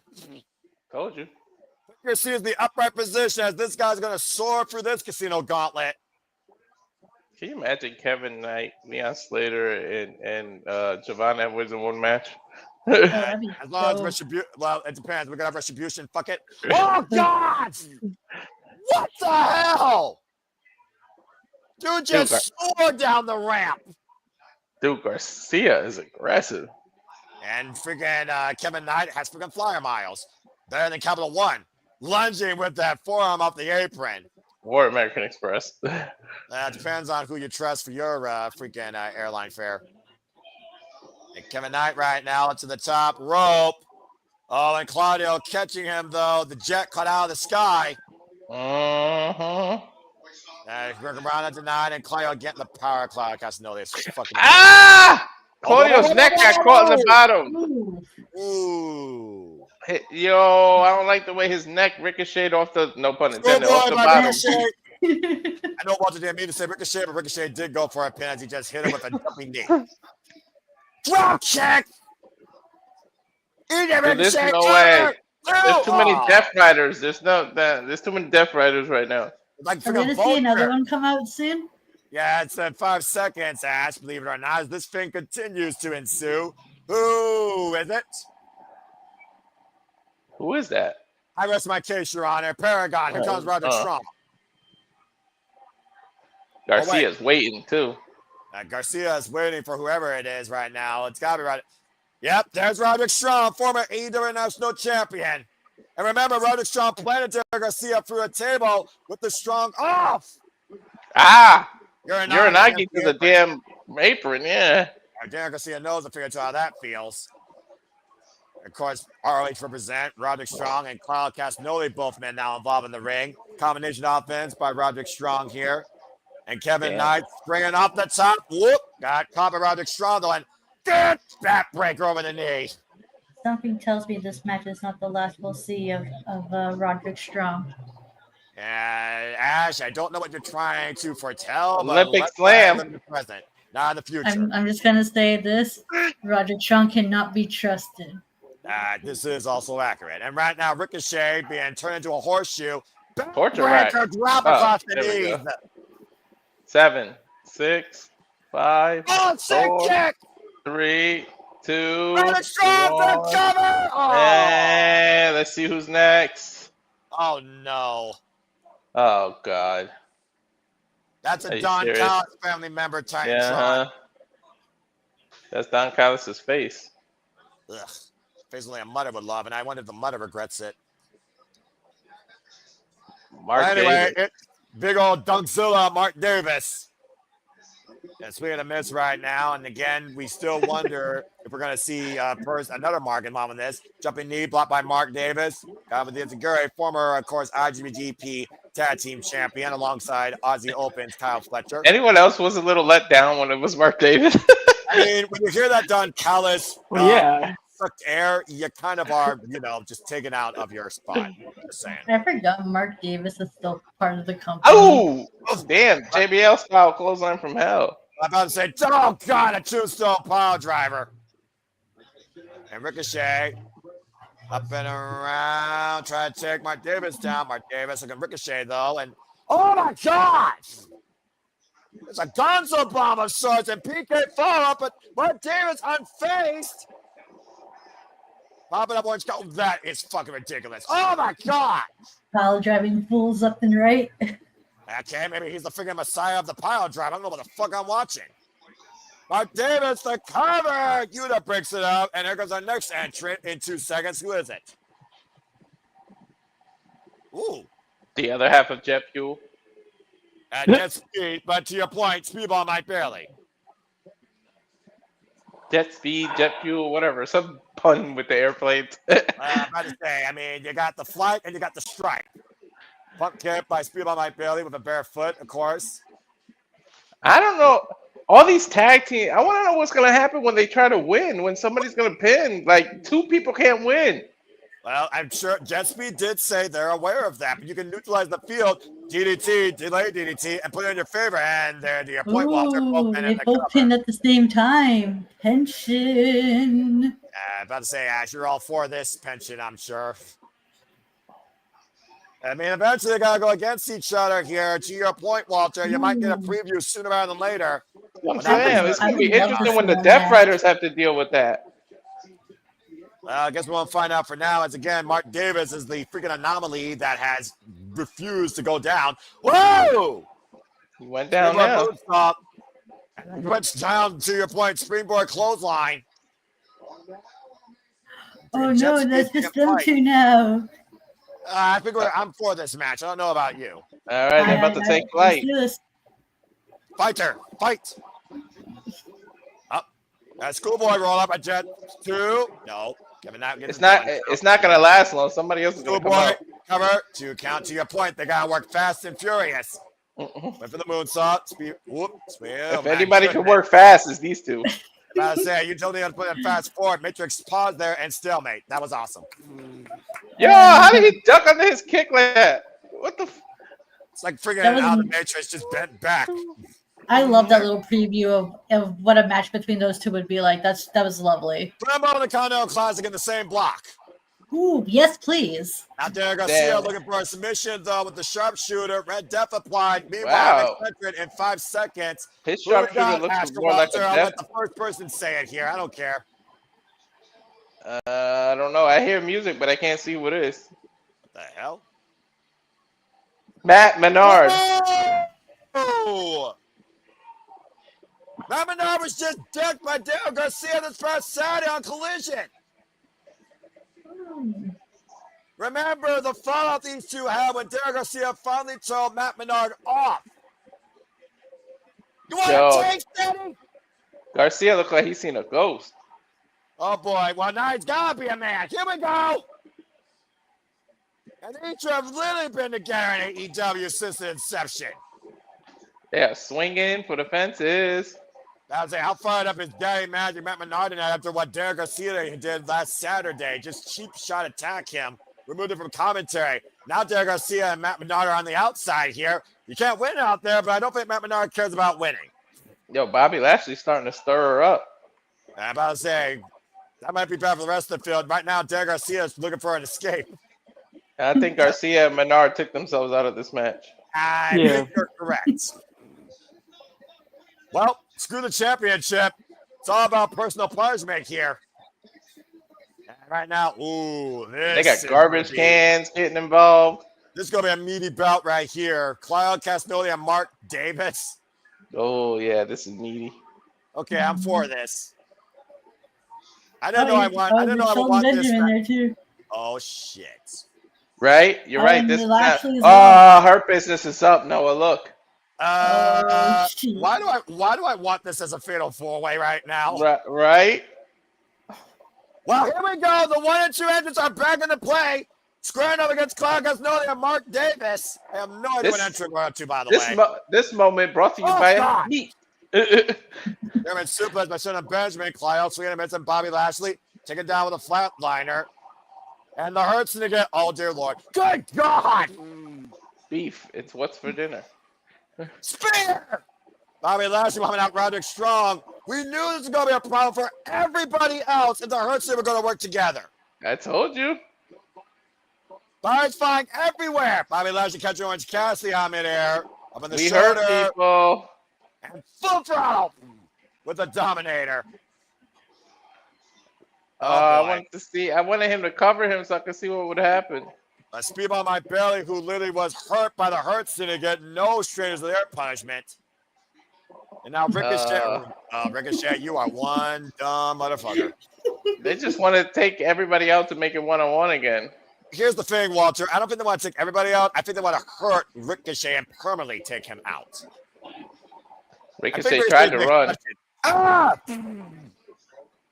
The Uncle Phil DJ Jazzy Bill by Bobby Lashley. Now Son Benjamin playing freaking toss with Ricochet. I think they're playing monkey in the middle, but the ball is Ricochet. I mean, he's enough of a monkey as it is. Oh, God, just planted with the one-arm choke bomb. And the Hurt Syndicate has literally cleaned the entire field in the span of 50 seconds. Bro, what are we at? Number 12, 13? What are we at? I have no idea, bro. Mark Davis now and Clark Castagnoli trying to fend off Bobby Lashley and Shannon Benjamin. Shannon trapped in a sleeper. Claudio whites Bobby Lashley with a clothesline. Orange Cass looking for the orange punch. Decks Claudio. And now Orange Cass looking to punch Mark Davis and clocks him in the jaw. Shannon Benjamin, though. What's the most entrance? What's the most entrance that ever happened before the match ended? I'm pretty sure it was like freaking 16 at All In, I think.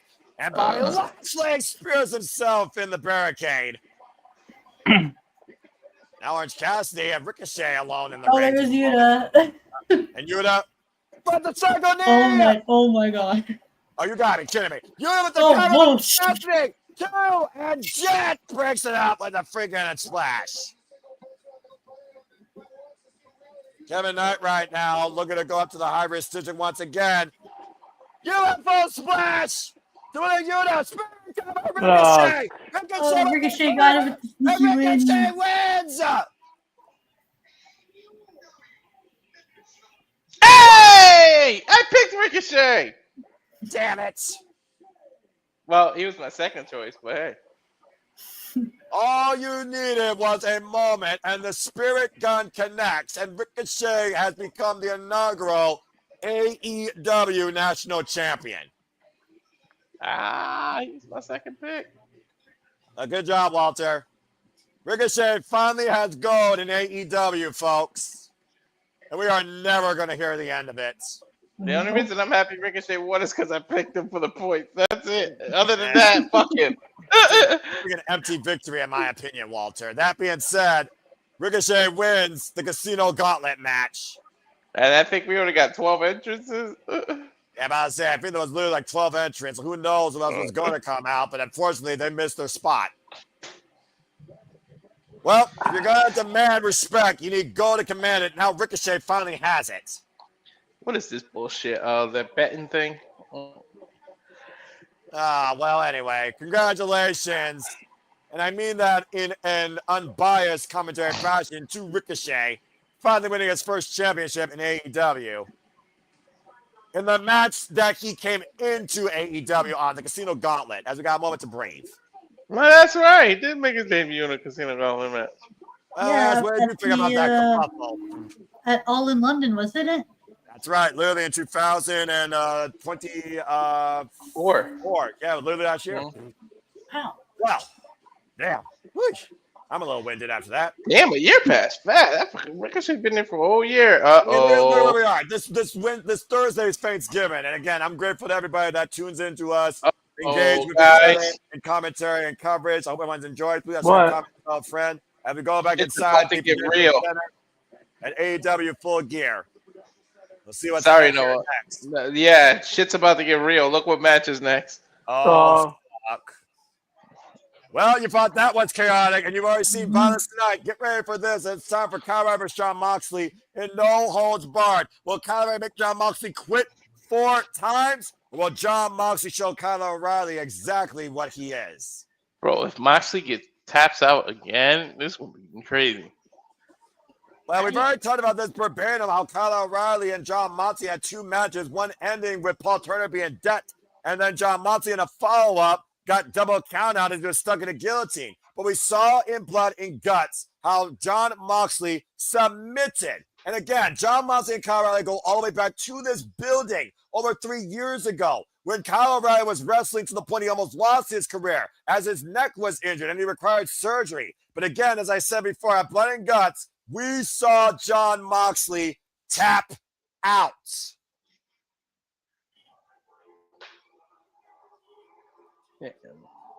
And apparently Kyle O'Reilly is his own masochist.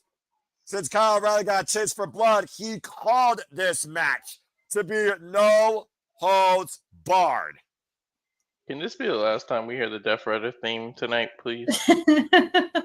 Well, it's the Death Rider, so I think you'll get your wish.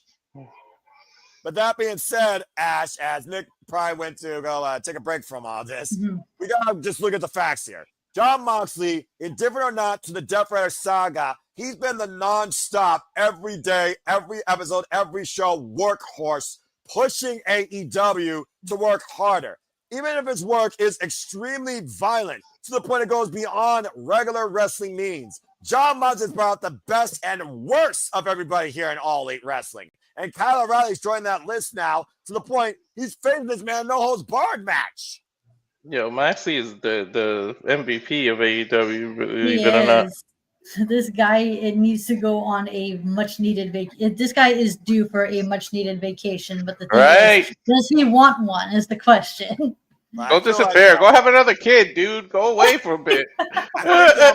John Moxley's kid in professional wrestling, and his baby is all elite wrestling because he wants to see his company thrive. Remember what he said in February? We're one mistake away from going back to the way things were. He doesn't call himself a destroyer. He calls himself a builder. The Death Riders are builders. They are testers. They are the ones that push you to be better, violent, smarter, crazier than them, being perfectly honest here. And tonight, Kyle O'Reilly, I feel like John Moxley is going to prove a point in loss or victory because we only see Marina Shafir, the one Death Rider that's always been by his side, no matter what.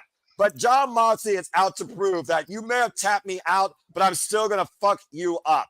And again, if John Moxley makes Kyle O'Reilly tap out, does Kyle O'Reilly's previous submission victories mean anything? They're still in the record books, regardless. Yeah, but Walter, how many times have we seen one loss unravel a person's career? True. And Kyle O'Reilly's been through hell and back in his career, for being perfectly honest here. And this is not the conglomeration, Kyle O'Reilly. This is the violent artist that beat Adam Cole in an unsanctioned match in NXT. This is the Kyle O'Reilly that was formerly Red Dragon, Ring of Honor Tag Team Champion, NXT Tag Team Champion. But this is the man and the wrestler that made John Moxley tap out 3 damn times in the last 3 weeks. I'm just happy I can see him, man. There was a point I ain't think I'll never see him on TV again. Yeah, I'm about to say, I think there was a point that nobody saw would think we see him on TV again. Like I said, debilitating neck surgery that took him out for 2 years, seizures, and also diabetes. And there you, of course, see the heavy Canadian say, whoa, and immediately going for the single leg. Walter, this might be your match here because it looks like we're going to go ahead next time. Right. Of course, we know that he had that the Muay Thai background, of course. John Moxley, of course, practiced and disciplined in MMA with Marina Shafir, I imagine, who probably hasn't tested him and prepared him for this match. They're just spamming the reverse button right now. Everyone that's calling this, by the way, Rick Knox. The standing switch of change being applied here right now by John Moxley and Kyle O'Reilly here. So, Walter, let's talk about the techniques here. Let's talk about the technique. If this match truly stays technical, what does John Moxley need to do to beat Kyle O'Reilly here? Keep him grounded and get to him before he can get to you. Like, seriously, that's all it's going to take. And what does Kyle O'Reilly need to do to beat John Moxley once again? We saw the transition wrestling that he did. Can he do more of that? We have to do something different. The cover right now, this match to stay very clean here. I think you want to do something different and catch them by surprise because, I mean, when you face somebody so many times, you get to know them. You get to prepare for them. You get to reverse this. I think Kyle O'Reilly has got to change his strategy a little and just catch them by surprise. The referee Rick Knox checking the shoulders, by the way, as right now we got the Juju Katami applied, Posey here, going for the cross arm breaker, and both men break. Tapping out just 10 days ago in Blood and Guts, and tapping out last Wednesday on Dynamite, and John Moxley now asking Kyle O'Reilly to square up against him. Dude, he literally has his hands behind his back. Well, again, Ash, we talked about that. Talk about fighting spirit, talk about Polkon. John Moxley is literally testing not only himself, but Kyle O'Reilly here. And right now, knife edge chop by John Moxley to Kyle O'Reilly. Kyle O'Reilly right now pushed towards the corner. Kyle O'Reilly, former Ring of Honor World Champion, by the way. O'Reilly right now teeing off against John Moxley here. I'm very surprised how clean this match has stayed, and only in the ring. O'Reilly just rounding out John Moxley with these kicks. Bryan Danielson would be proud of those. And again, right now, defiant to the very end. That is the MO of this Death Rider here. I almost wonder, Ash, what do you think Marina Shafir did to prepare John Moxley maybe for this? Probably like give him like submission holds and techniques and how to get out of them. Especially given the type of wrestler Kyle O'Reilly is. Oh. Like Kyle O'Reilly has like a very, very strong mat game. Coming now going for the ankle lock. Again, we saw John Moxley nearly tap out to this hold. And we saw him tap out of the 10 days ago. Broken glass being involved nonetheless. And Jon Moxley immediately going outside. And what does that mean for Jon Moxley to be put in that hold this early, though, Ash? What does that do to his head? A little bit of mind games. That's what that is. A little bit of mind games. Again, the crowd's been on fire here tonight. And, of course, you be part of the conversation. Hashtag AEW Full Gear. And Jon Moxley has brought a fork into this equation. I don't know why he's trying to stick a fork in him. This ain't done. I mean, Kyle O'Reilly's still fresh.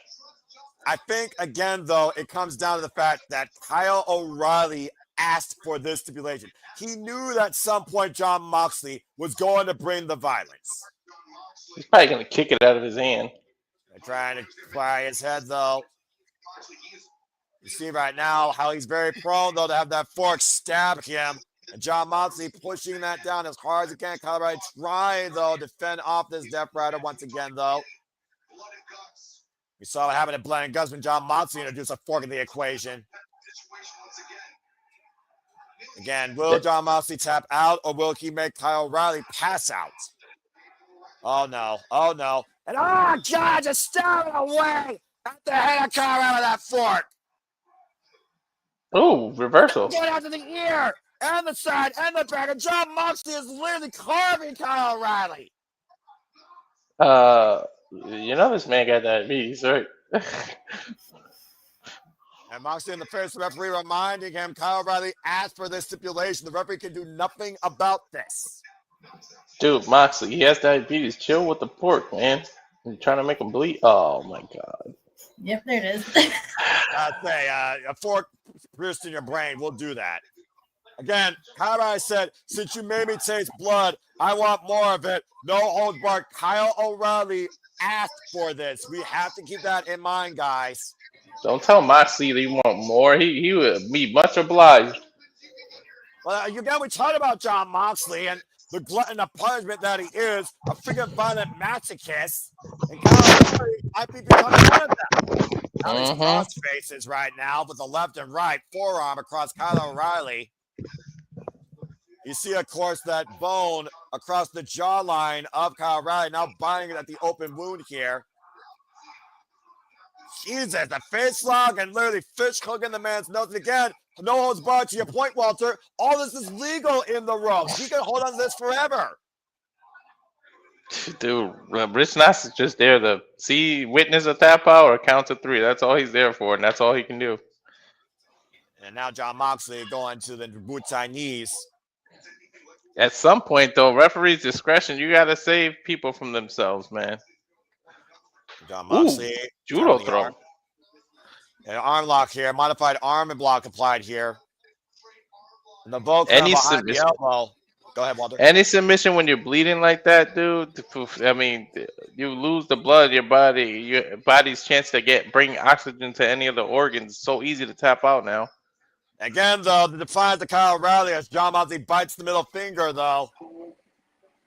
Now Moxley with a half Nelson and a full Nelson applied here. Almost shades of a master lock. You see the way that the neck and the upper back right now is being extended. And Shafir with a slight smirk. That's the first time I've seen Shafir smile tonight. Is he biting the back of his head? Oh, right now he's just lining up his spine. No, but before they showed Shafir, it looked like he was biting him. That wouldn't surprise me. Again, he picked the freaking wound, and the Predator sees his prey and smells blood in the water. We're in Jon Moxley's world now once again, and Kyle O'Reilly was the one that brought it. That blood on Moxley, people. Take over, Walter! And nice. Take over. And sits in the ankle lock. I would die of laughter if Moxley does not bleed in this match. That blood on him is Kyle's. It's not his on the side of his head. No, it's not his. See? Moxley learned. Look how he reversed that ankle lock. And face lock and a backdrop suplex. Almost as Ito breaks it up. Dude, that was actually pretty smart to put pressure on your own leg to bring it down. And right now, Kyle O'Reilly again in a world of trouble. Once again, the fork in Jon Moxley's hand. People roll to reverse it, roll and throw the person. That was a good way to get out of an ankle lock. Doesn't it not show desperation, though, with the fact that Jon Moxley is using a fork when he can't be covered by 10? Oh, my God! Yeah, he's just butchering him again. I don't think it's desperation when the rules are, say, no rules. And now, if there were rules in place and he still went there, I think that'll be desperation. And jamming a fork in the man's nipple. I mean, metaphorically, you can't give me a table full of weapons and then say, hey, you can use any of them, and I'm not going to do it. Right? Just like what my ancestors did a long time ago. You ever heard about the Campbell curse? I briefly heard about it. Why don't you go ahead and talk about it so eloquently here for a moment and try and relate it to this match? Is Kyle still trying to find Jon Moxley here on the apron? So my ancestors and my dad's family, they got invited to this. So they were like, so I think there's like these two families, they were feuding, and they decided to have like a dinner together, right? Well, let's just say my dad's ancestors decided, hey, you know what we should do? We should murder the family we invited to the dinner. Yeah, well, there you go. Damn. And now Kyle O'Reilly with the leg. Dragon screw leg whip.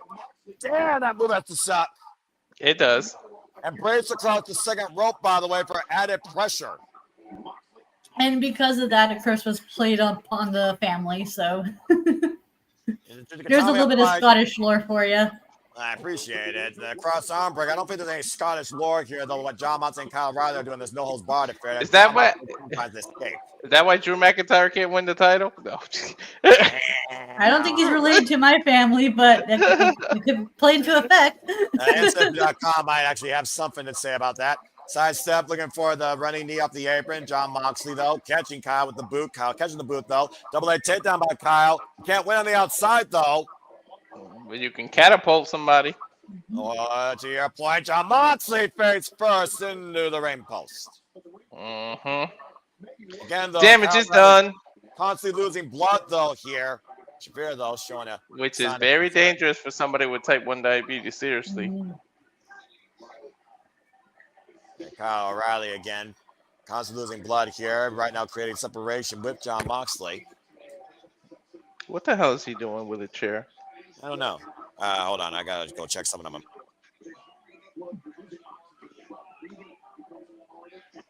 What are you doing, Kyle?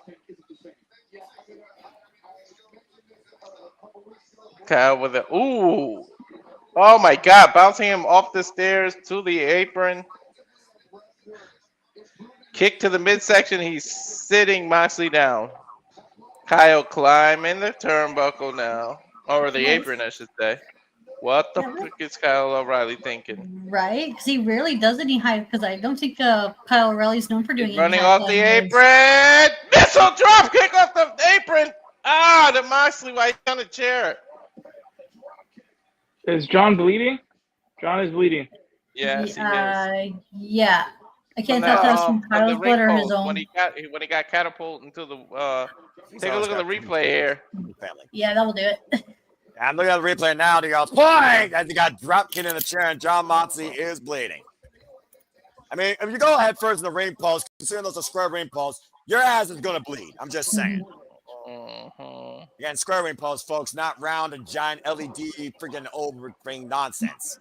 Middle line. Yeah, he was looking for the H crusher, and Kyle again stepped through it and caught the ankle. Dude, they're in the middle of the ring. Not that it matters. There's no rules, but still. Right. The fact that Jon Moxley lost grip on the H crusher, though, probably goes all that blood that's on his hands. It's Kyle O'Reilly's blood. We was holding him in those submission holds. Triangle. Even if Moxley were to make it, even if either men were able to make it to the ropes, it wouldn't matter. Dude, triangle is lethal right now to do when somebody is bleeding because you're literally choking them out. Again, you're cutting off oxygen flow from the carotid artery to the brain, Walter, and that's why Kyle O'Reilly, though, Billy Robinson style here, as going for the heel hook, and Jon Moxley creating separation again. He's got the fork again. Oh, again, the fork again, the hand. O'Reilly, though. Oh!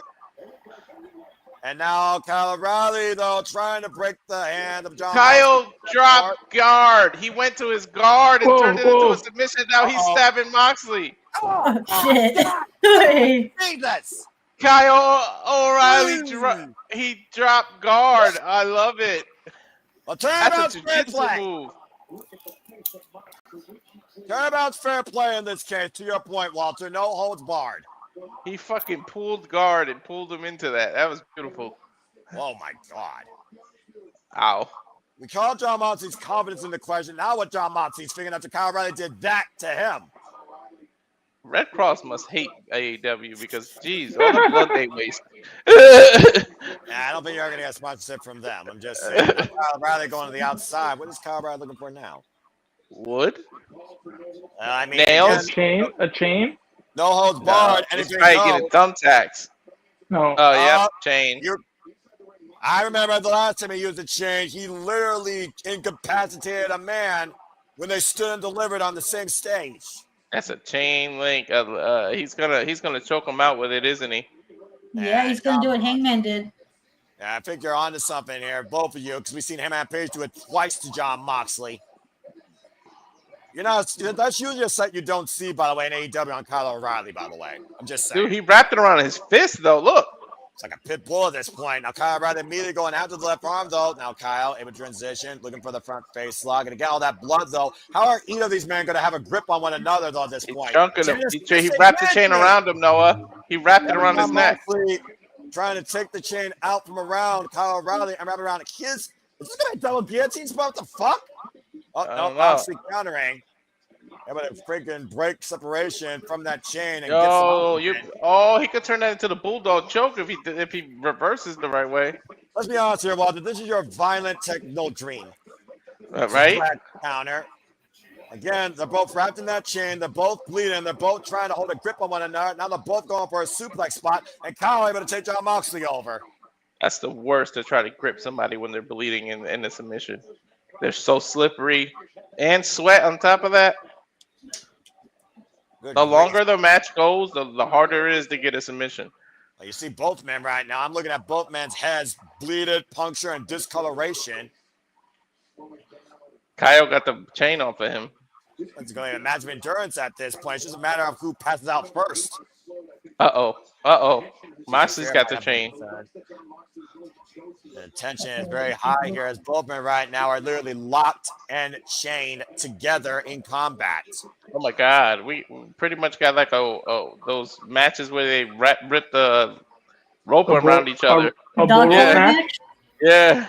Yeah, dog collar match or a strap match. In this case, you got close combat with a chain in play. Both these men linked in violent combat. There's the axe and the smash to John Moxley. See, that would have been a thing to see on this match. Like, this should have been a dog collar match. Well, impromptu, you're kind of getting that without the collar around their neck, as he got a freaking shoulder bulldog choke with a chain applied now around Kyle O'Reilly's throat, and that's a high angle. That's it. Yeah, he's gonna make him tap. That's a high. Kyle O'Reilly was able to roll through, and again, I can only think that comes down to the awareness and the blood. The lack of grip here is playing and a detriment to both men. Now, Kyle O'Reilly, what the hell is he doing here? Going after the arm. He's swinging for the fences. John Moxley right now. I think Kyle O'Reilly was trying to bite his hand. I think he fish hooked him. That's a mandible claw. And Chuzikatami, though, countered by Kyle O'Reilly, though, to John Moxley. This is incredible. Into a RB. I love this shit. This might be your sleeper, Walter. And now John Moxley with an ankle lock. A violent technical affair. Never would have thought I'd say that. Yeah, but that chain is still in Kyle's hands. And Moxley. STF. He's just jabbing with the fork now, just trying to get out. Ow! That's one way. I'm about to say, I suppose. And a face first on the chain. About to say, now what does John Moxley do here? Did he stomp him onto the fork?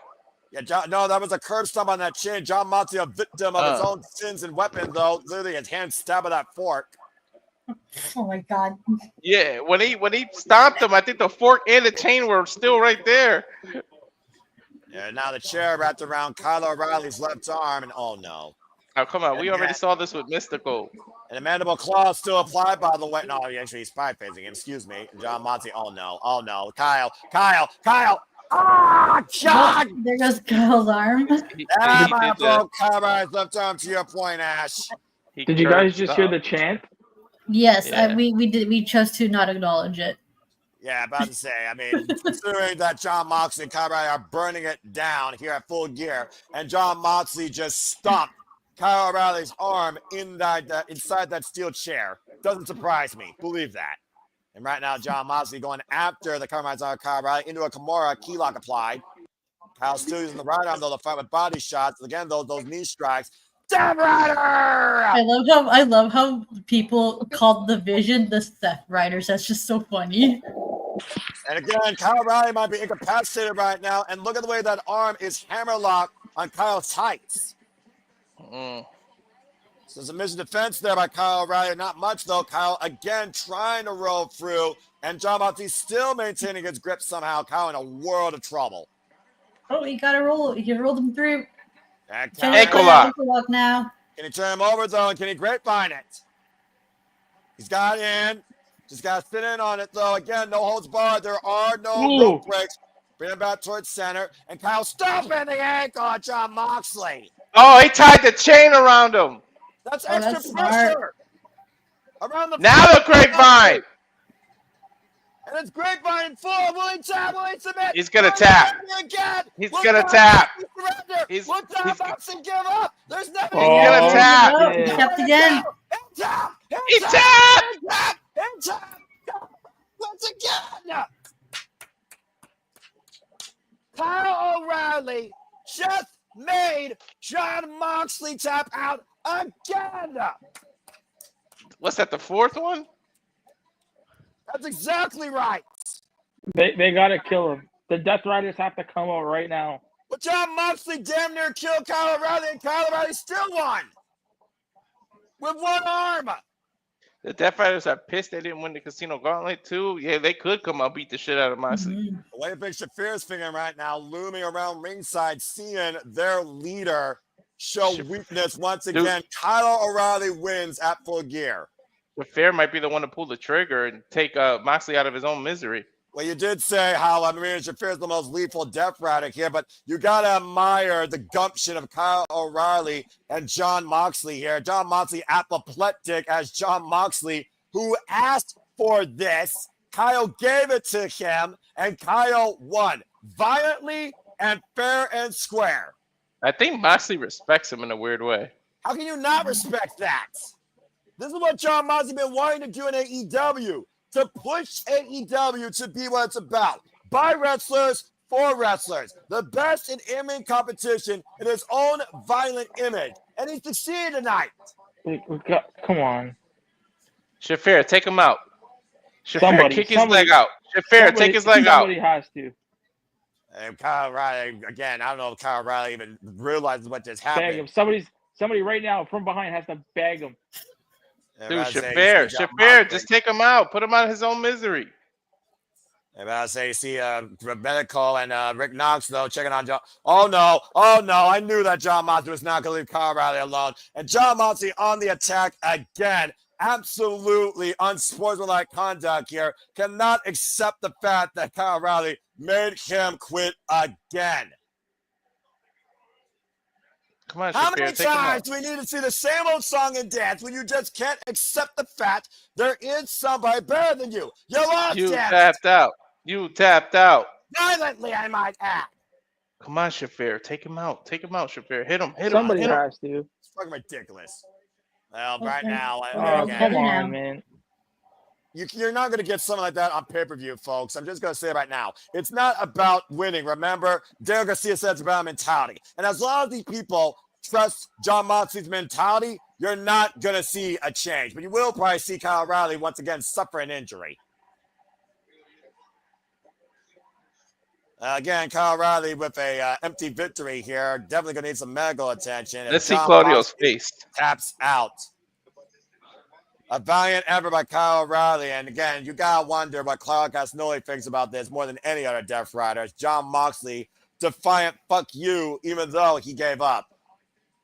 Well done, Kyle O'Reilly. Well, from one Kyle with a victory to another one looking for a victory, it is now time for the TNT Championship match. where if Mark Briscoe loses, he will become the newest member of the Don Callis family. It's Kyle Fletcher versus Mark Briscoe, 6 at AEW Full Gear. I think Briscoe's going to pull it off. I picked Kyle, but I think Briscoe's going to pull it off now. Yeah, like I told you all. Again, there's a reason why I'm top of the league. But anyway, let's go ahead and take a look at some comments here. Just heard the result. John Moxley against Hubris is Kyle O'Reilly. Can't beat him no matter how many times they face her, nor how violent or whatever condition. He beat the man in his own game. There's nothing else that needs to be said. Period. It's not going to happen tonight, as I said. It's in the world's end where Mott's going to get kicked out of the Death Riders. I think he might be on point here. The turn is coming. All in, Wrestle Dream, Blood and Guts, and now tonight, accurate. John Moxley tapped out 3 times. 3 during matches, 1 time after a post-match angle this past Wednesday. It is 4. Walter is correct. Elizabeth here. Everyone has a hubris in this world. We all have someone or someone we can't overcome no matter what we do. Moxley needs to accept the fact he can't beat Kyle O'Reilly even in his own element. Thank you. And again, sorry. Too hard-headed to accept that, though. And this is the number 1 comment of the night. Professional wrestling is fucking awesome. All right, let's go. Come on. Yeah, let's hear Mark Briscoe. Here we got a video package. We love our brothers. In my life. This is going to be a redneck champ. This is his destiny. In my family. He's definitely winning that after this package now. God bless me with my family conglomeration. The conglomeration on my back. Now, here we are. Full Gear. The journey on the line. The cause of my family is at stake. Get her done. All right, I'm gonna give you guys a hot take. Is it back? This show up until now has bored me. Well, Nick, everyone has no opinion. After all, I respect that, but I've absolutely loved this pay-per-view. If you're that tired, dude, GTS, man. I'm just saying. No, it's. It sounds like a mental fatigue more than a physical fatigue, but if you're not in it, dude, don't put yourself through something that you're not fully No, it's like, why not? I don't know. You really don't know. You're fickle as Bryan Danielson so elegantly said. I know one thing for sure. We're all rooting for Mark Briscoe to man up and reach for the sky. Wait, look at Briscoe's limping. What are you talking about? He's walking funny. Look. No, that's just typical Mark Briscoe. That's nothing new. Yeah. Something ain't right. Well, we did see that post-interview assault set up by Kyle Fletcher and Kazuchika Okada. So, again, but a Briscoe will never tell you that he's injured. We saw this man attacked prior to Blood and Guts, and he still came out and fought with his damn family, the conglomeration. I'm just saying, Walter, you can't keep this man down. He keep fighting till he can't fight, and then he still keep fighting. How long has Kyle had the title? This reign might be over. I've had the title since being Dustin Rhodes shortly after AEW All In a Chicago street fight. And if Kyle Fletcher wins tonight, he will be the record-setting consecutive defense holder successful in a singles run for the TNT title at 9 successful defenses. That's the reason I picked him. I wanted him to break that record, but after that package and just this feeling, I don't know. I think we're gonna have a redneck champ. I mean, to be fair, Ash, it has been a very bad night for the Don Callis family. Yeah, just like how it's been a bad night for the Death Riders as well. I'm just glad we don't gotta hear that theme no more tonight. Well, either way, you will either say his full name or we are going to have a new face of TNT. As the protostar Kyle Fletcher, let's continue his legacy of being the greatest TNT champion of all time with wins over Hiromu Takahashi, Tomohiro Ishii, most recently Scorpio Sky, the newest signing to AEW, the inevitable Ace Austin, and of course, is he hurt, by the way? Enduring Hangman Adam Page at AEW All Out. Who's hurt? Scorpio. I think his elbow got hurt or something. Not that I know of. I haven't heard anything since this past Saturday on Collision. That would be news to me. Either way, though, Don Callis has such dysfunction in his family. This might be the only person he can trust right now to actually whip a victory. Well, right now it's going to be Legacy versus Destiny. For the face of TNT. Just saying. And we've seen Kyle Fletcher push to his absolute limits. Once saying, die a king. Now Kyle Fletcher wants to live in infamy as the face of TNT. That's a nice looking title too, man. TNT Yeah, the champion, TNT. folks. Go ahead, Nick. No, I was gonna say the TNT is a nice belt. Again, these belts actually have personality and identity for the most part. I'm just saying. I TNT just champion, wish- folks. TV title defense, of course. Title, of course, match only can change hands to be a pinfall submission. And this match has a 30-minute time limit. This is Kyle Fletcher and Mark Briscoe 6. There's 6 singles encounter in their respective careers. The record stands 3-2 in favor of the champion after Kyle Fletcher beat Mark Briscoe at Wrestle Dream with a low blow and the Proto Star Brainbuster. I wish that the women's tag team titles looked a little bit different though. Yeah, I do wish they'd add a little bit more personality, but you can't expect personality in everything. Bell reigns are underway. Of course, we saw earlier at Dynasty, Kyle Fletcher and Mark Briscoe faced off in the Owen Hart Foundation tournament, and Kyle Fletcher won that as well. Kyle Fletcher is currently 2 for 2 this year against Mark Briscoe. That was a vicious slap. Oh! You know, it's one of those things of professional wrestling, Ash, that somebody just brings the best and worst out of you. It's that immortal rival. And I put Mark Briscoe and Kyle Fletcher in that equation when it comes to these two going one-on-one. Yeah, especially especially how heated their match was at the Owen Hart tournament, and it's just I love how it's just continuing over, and there's more stakes involved because of the TNT title. Of course, we saw the first time Mark Briscoe beat Kyle Fletcher was last year during the Continental Classic when he stopped his undefeated momentum. I gotta wonder if either of these men will be involved in that tournament this year. Of course, we'll find out the Continental Classic entrance soon enough. We'll be covering Thanksgiving Eve Dynamite. That will be the start of the Continental Classic this coming Wednesday, the Thanksgiving Eve tradition. We saw that exchange, of course, as Kyle Fletcher right now eyeing up Mark Briscoe here, possibly looking for a big PK. Mark Briscoe catching the boot, though, and sending Kyle almost head first on the apron.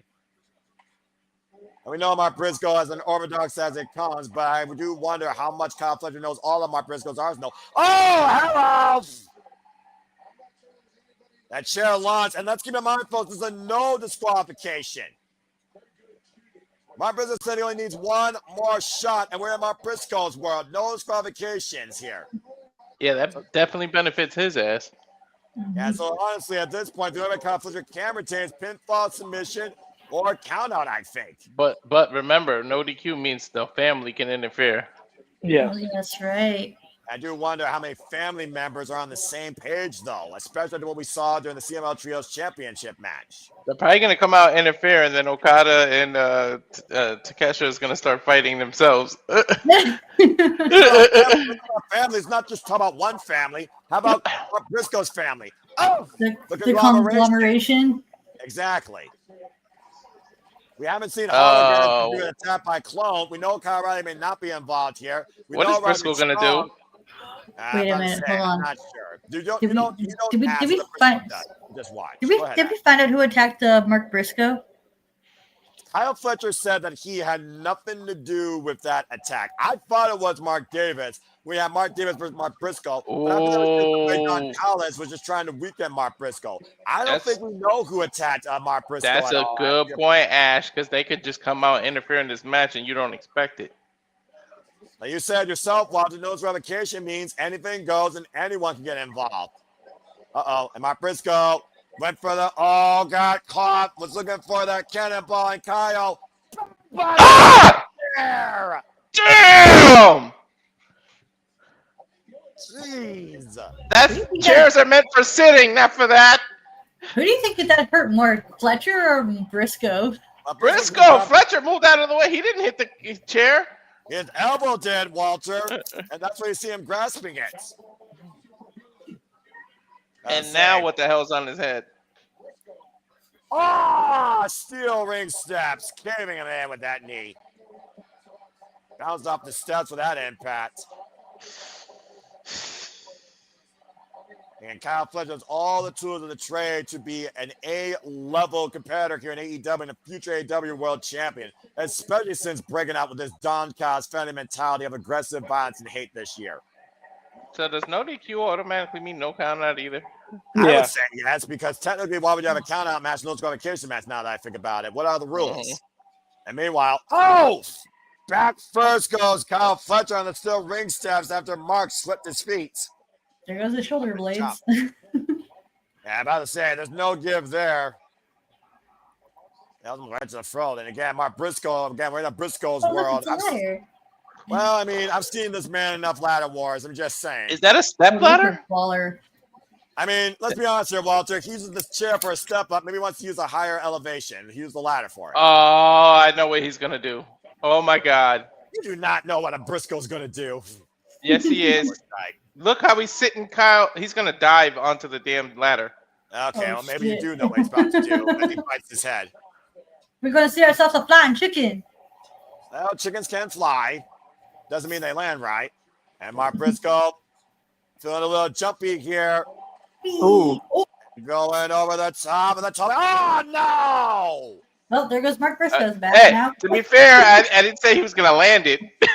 Right? This is also accurate. I will give you that. This is also accurate. As Mark Briscoe just concaved his spine on that ladder. Look at the way that ladder's bent and warped. There goes the Ow. Jeez. Dude, that was full ladder. Yeah, that was nothing but ladder meet Briscoe's spine. Ladder wins. And then his ankle kind of hit the chair because the chair was there. About to say. Ooh. And now Kyle Fletcher just throwing that mango ladder into Mark Briscoe. Damn, he treated that shit like a dart. I wonder if it hit the bullseye. I think so. Don't get too cocky. Now just flexing. One guy's like, I are not impressed. Kyle, don't get too cocky, man. The moxie of the Proto Star. You should not be surprised by this. Right now, Kyle Fletcher here looking for more tools of plunder. Do we need anything else, Kyle? What the fuck? So we had chairs, ladders. Now we just need tables. Now we got another mini ladder. TLC. That looks like a ladder from the WLC match. Like, why are they using these little ladders?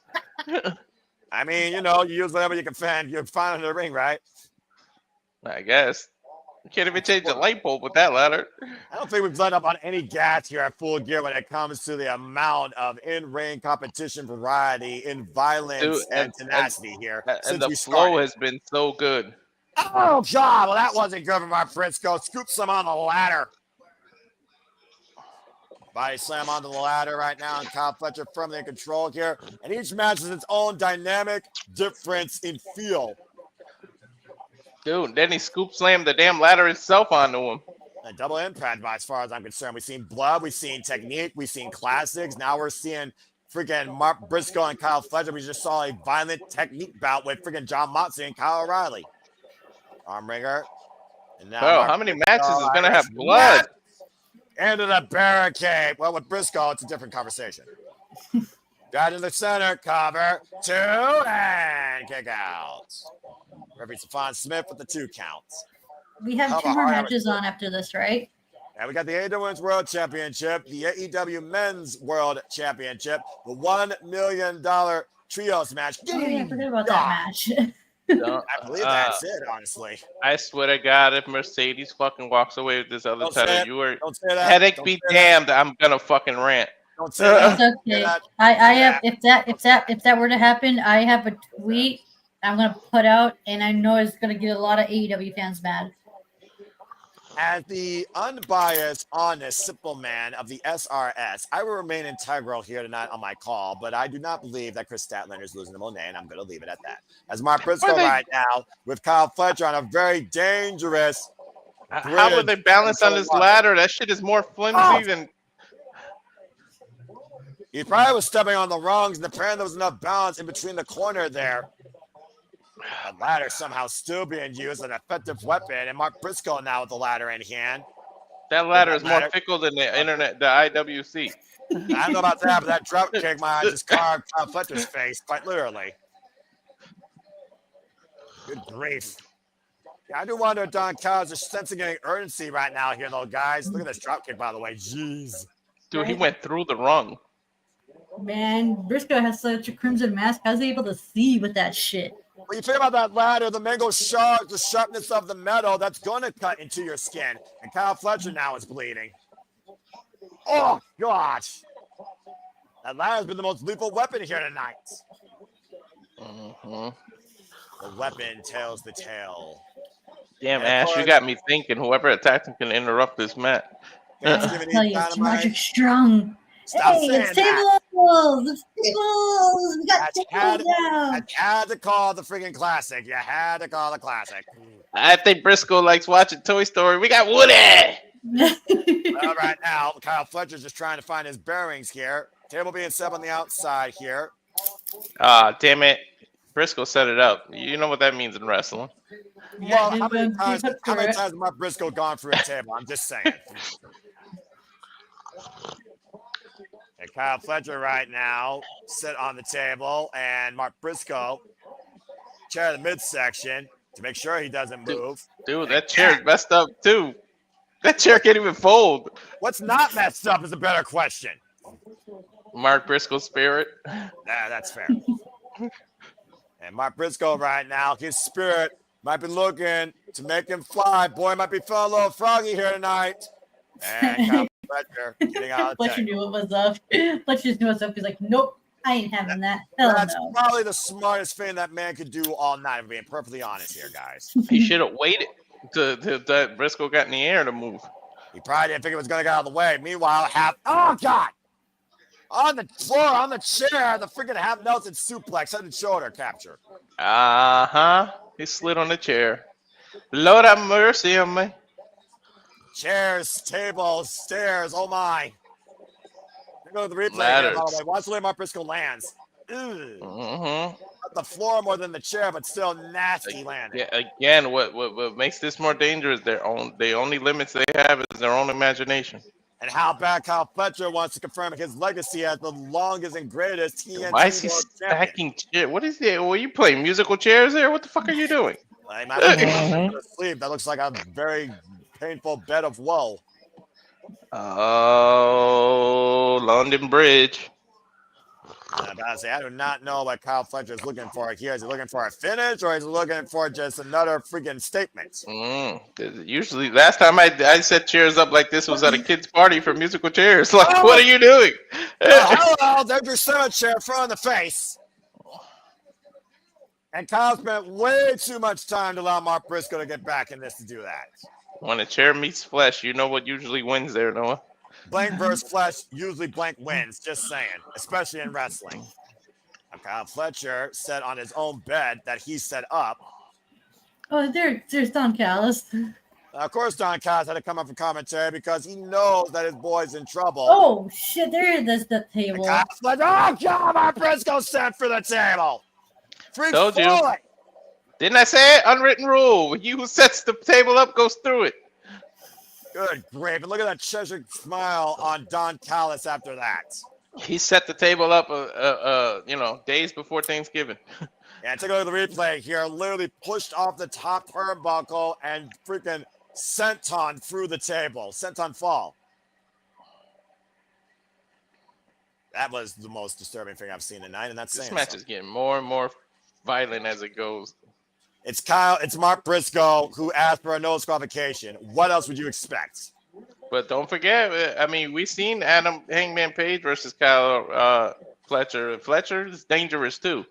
Yeah, we know that Hangman Page has a bad neck and a bad core and a bad back. So we know Samoa Joe will prey on that side, that steel cage, where the cage can be used as a weapon and escape means nothing.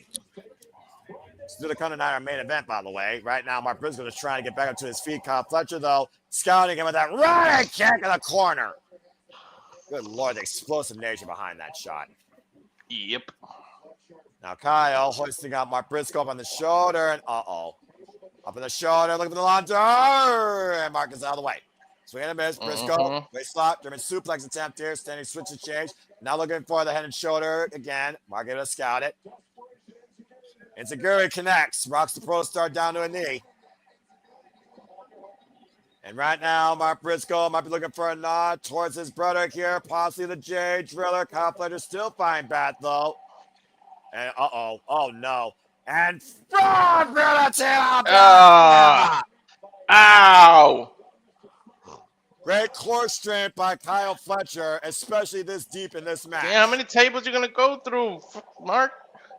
And he's gonna look for the power bomb. Last ride too. No. There's no way he kicked out of that. When you're fighting for more than yourself, you talk about the one intangible, Walter, hearts. Dude, his brother came from the spirit world and lifted his arm up. That's what. Take a look at this Liger Bomb, Ash. Good gosh. No, it was beautiful. The impact on that. As high as he could on that. What's he got in there? He's got a bucket. You guys remember what happened to AEW? Is that thumbtacks? Is that thumbtacks? Both men are, metaphorically bleeding buckets, and now this dude brings out a bucket. Oh, it's thumbtacks. Oh, We got the tacks. Thousands and thousands of pure hell for your flesh. Oh my God! And Kyle's gear is basically trunks, and all legs are exposed. He has no shirt. If he gets slammed by Mark, ugh. Yep, I think that's what's gonna happen. I sense a human pincushion.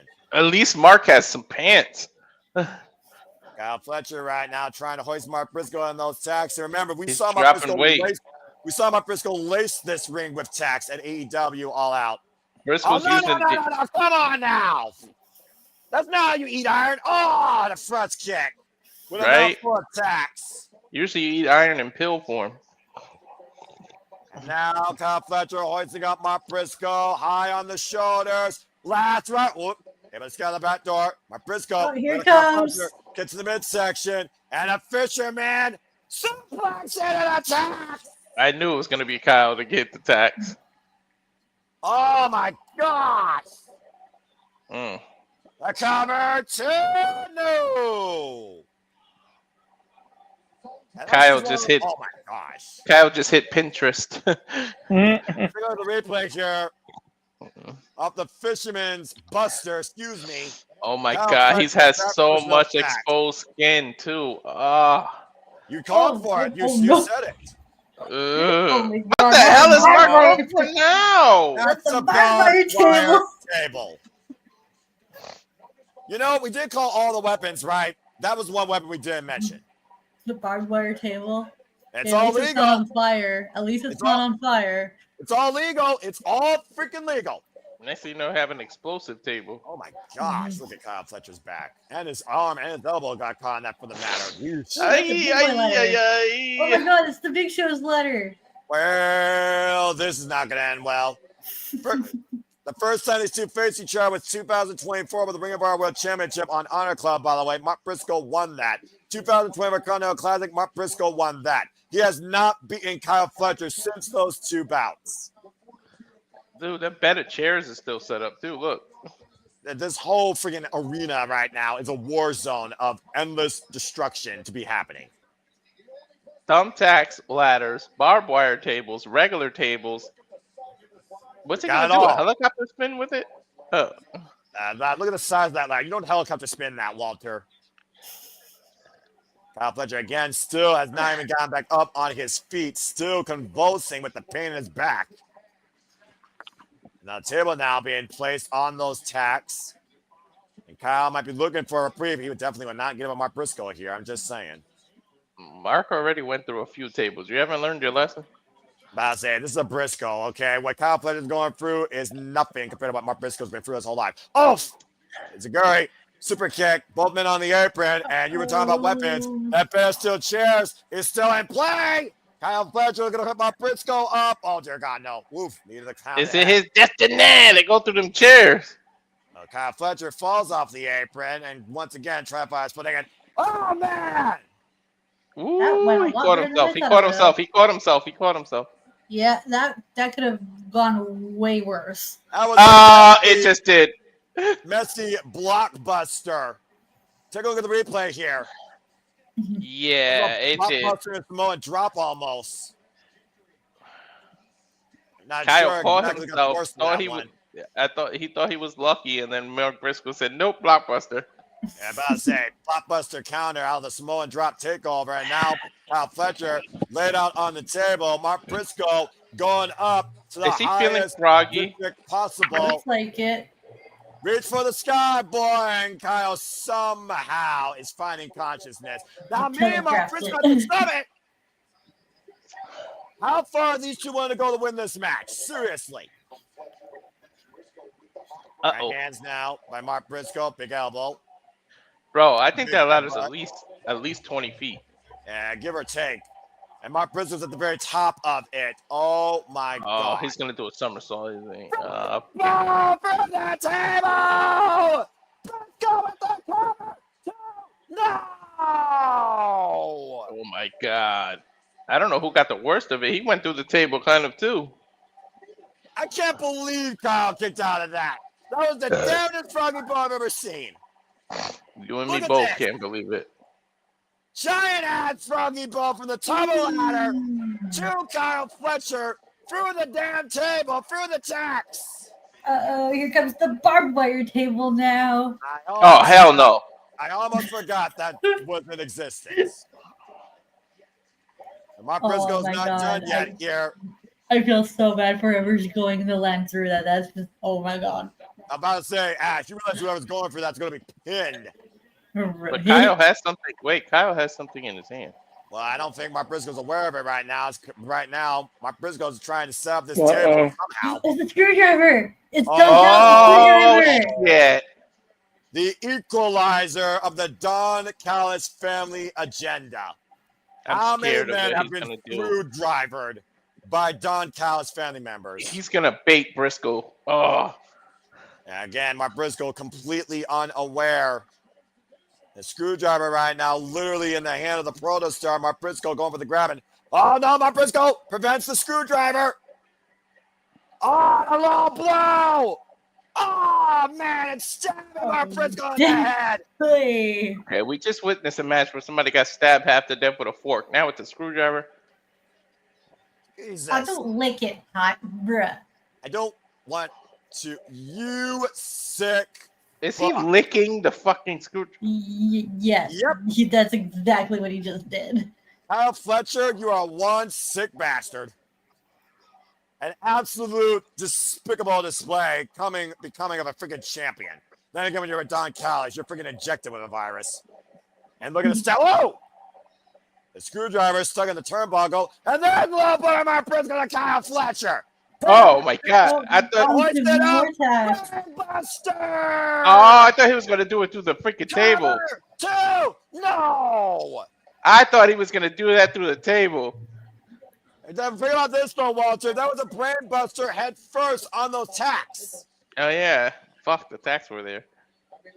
Bro, how much more violent could this night get? We still got a steel cage match to go through. What the? Right. Oh, this is AEW, dude, with the damnedest wrestle and the best wrestle. All right, Did he just use the ref? Yes, and again, it's no disqualification. And now Mark Briscoe perched on the top turnbuckle, and what the fuck is he doing? He's sticking the screwdriver through it. He's gonna try and literally skewer the man through the turnbuckle with the screwdriver through the top. Is he gonna stick it in it? No, dear God, no. No. He's looking for a brain buster. Yo, that table's still there behind him too, Noah. Fuck that. That screwdriver's in the top turnbuckle. They were trying to brain buster that damn man. Fletcher got the screwdriver back though. Mark Briscoe has Fletcher up on the shoulders, and the screwdriver again. He was gonna put him through that that table with the barbed wire. And Defiant driver attempt denied again. Kyle Fletcher sees Mark Briscoe. Oh my God! It runs through and down with that screwdriver. Now he's gonna hit him with a brain buster of his own, isn't he? Exactly. Brain buster and the tax. Cover. That's it. No! It ain't over until someone goes through that barbed wire table. Oh my God! The fat lady ain't start warming up her voice yet. What the fuck? That lady lost a ton of weight a long time ago because she wasn't on a freaking diet of fats and sweets. And not only did Mark Briscoe survive that stabbing, he survived a brainbuster on the tax. The same move he did to Kyle Fletcher earlier. Kyle survived a lot too. Both of these men are just tough. 6-time singles match, Walter. They brought the worst and best out of each other. What the fuck is gonna happen now? I sense disaster. And right now, Kyle Fletcher looking for that Protostar brainbuster at the top turbo. Mark Briscoe to escape. Clubbing shot to the back. Oh, embraced across the turnbuckle. Chest first goes the TNT champion. What the hell is he about to do? Is he gonna... What the hell? Oh my god! He's going to crucifix him through the table. Yeah, he's gonna razor's edge him. No, he's gonna razor's edge him Kyle through the Fletcher's turnbuckle. last rights. Mark Briscoe. Oh my god! Crucifix bomb! For the He table, razor's edge. He razor's edged him through razor's barbed wire. Trailer through the tax. It's over. Come on. Briscoe wins. There we go.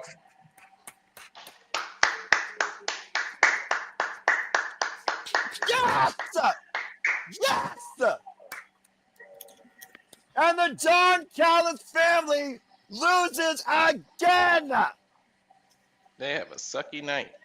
What a match. And the record now stands 3-3. But Mark Briscoe is the new face of TNT. What a face. Oof. And he still stays with his family. He bet it all. All he needed was one more shot. And that boy man up and got it. Congratulations to Mark Briscoe. And you know, all that's on his mind is his brother right now. Damn right. That was for Jay. That was for his family. That was for the conglomeration. That was for himself, damn it. And he doesn't deserve it. He absolutely fucking earned it. Ooh, this has been a night of title changes, hasn't it been so far? It really has so far. A lot of history has been made as Mark Briscoe achieves his destiny, holding gold in AEW for the first time ever. Yo, but you got to give credit. Kyle kicked out of a lot of some crazy shit himself.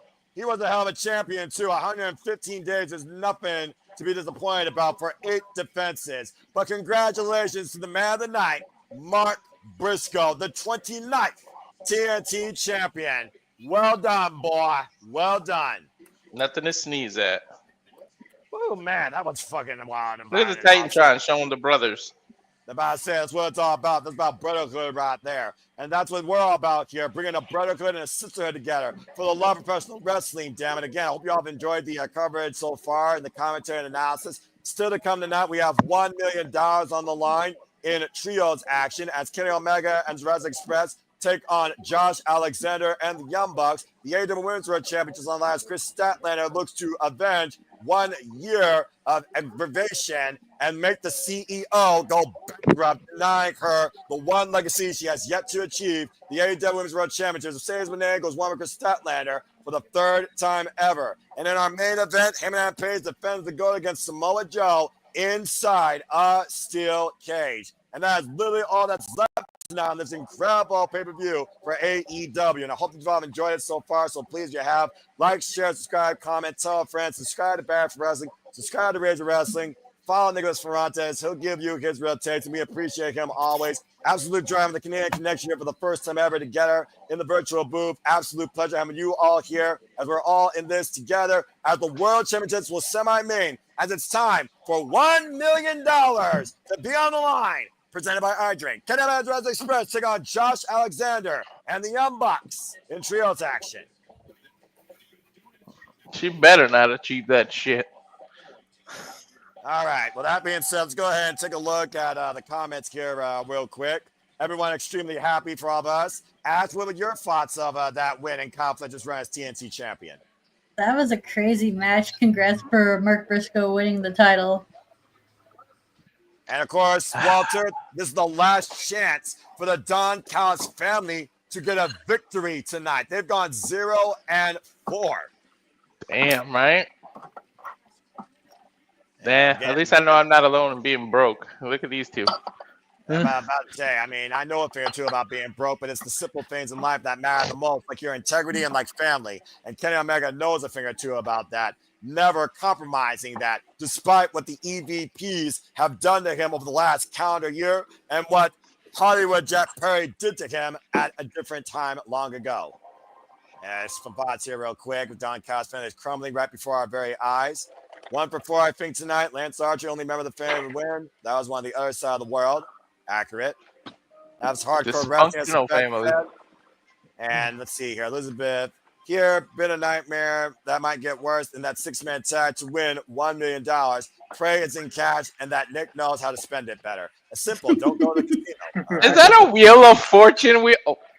Yes, it was. Yes, it was. And apparently they hit the jackpot on that Titantron. But as far as I'm concerned, unless they solve the puzzle of Kenny Omega and Jurassic Express, they will remain bankrupt.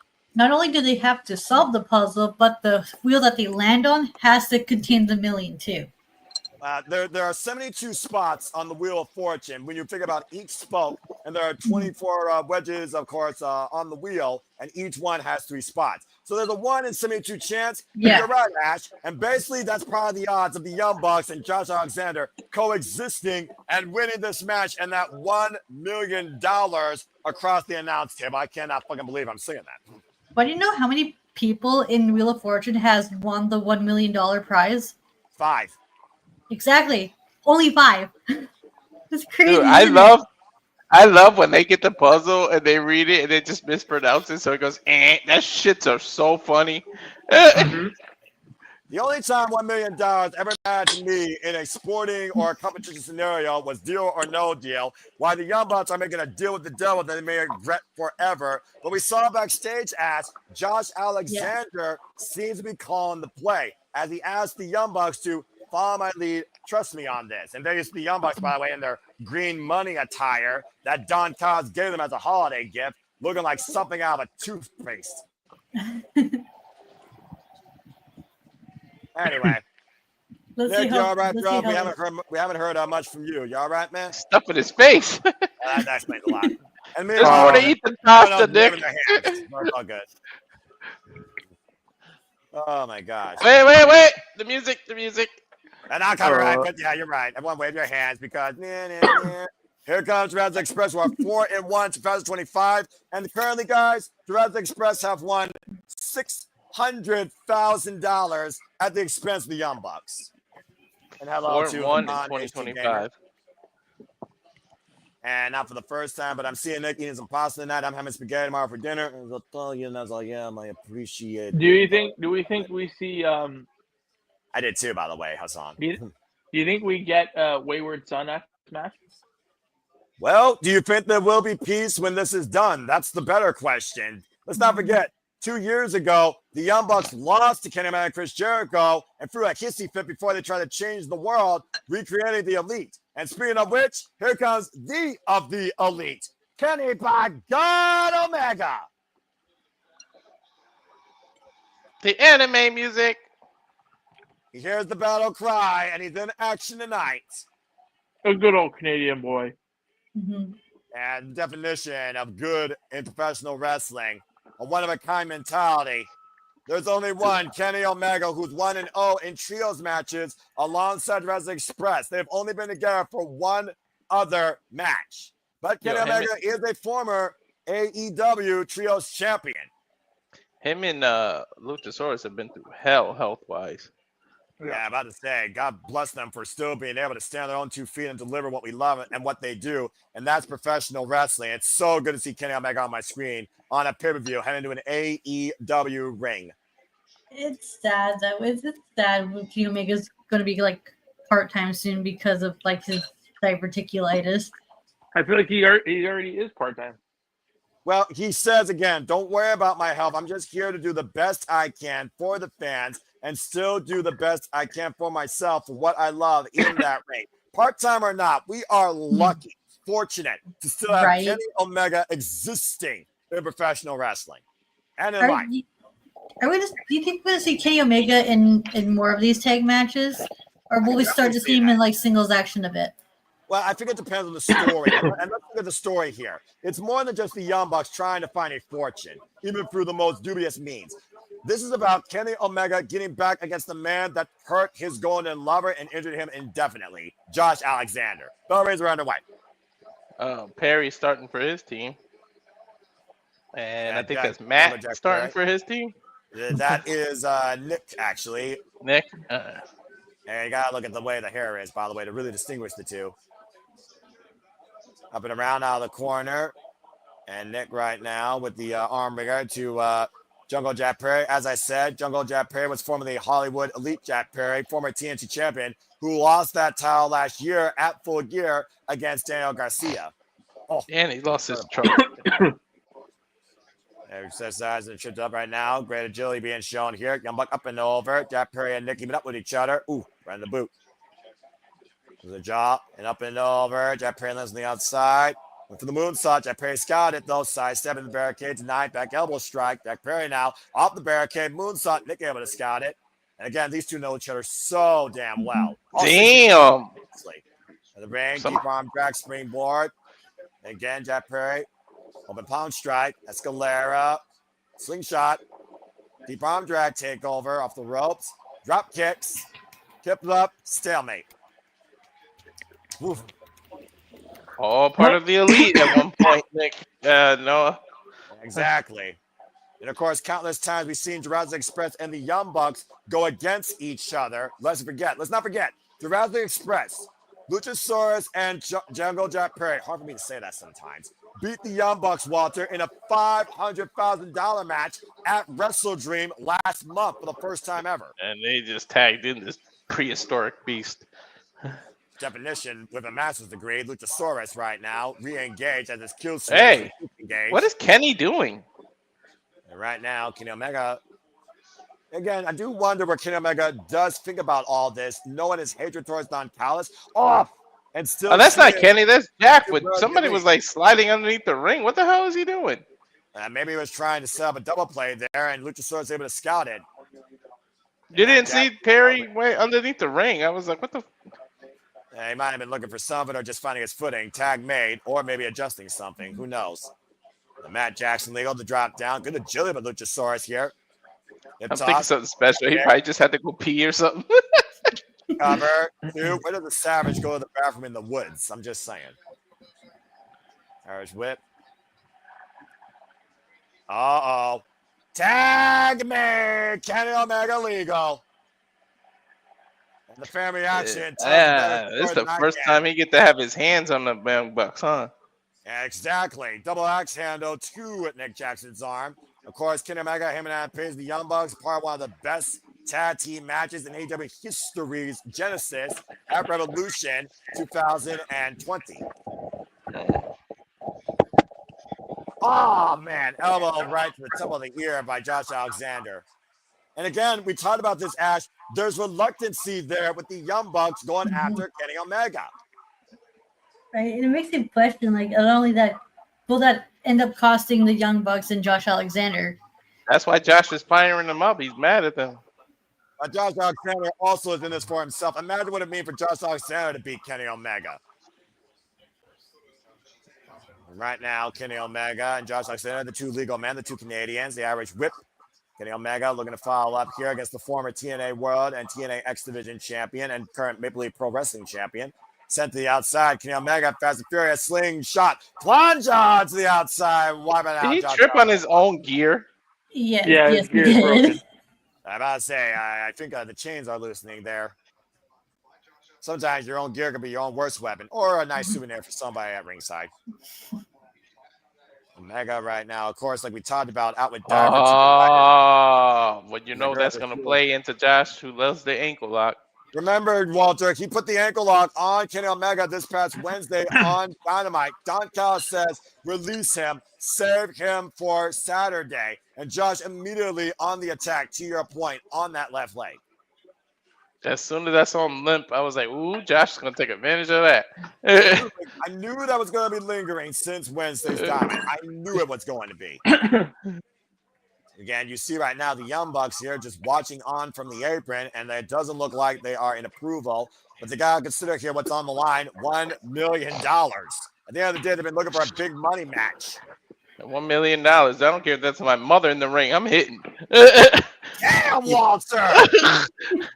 There. After this match, there can't be like what bigger of a money match could there be after this? I got nothing. Irish whip and Kenny Omega under the banner. Whoop, lost his footing. Kenny Omega speed.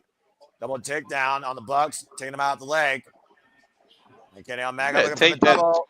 Guitar Crushers! I want Kenny to take the chains off. I'm afraid it's gonna go back under his foot.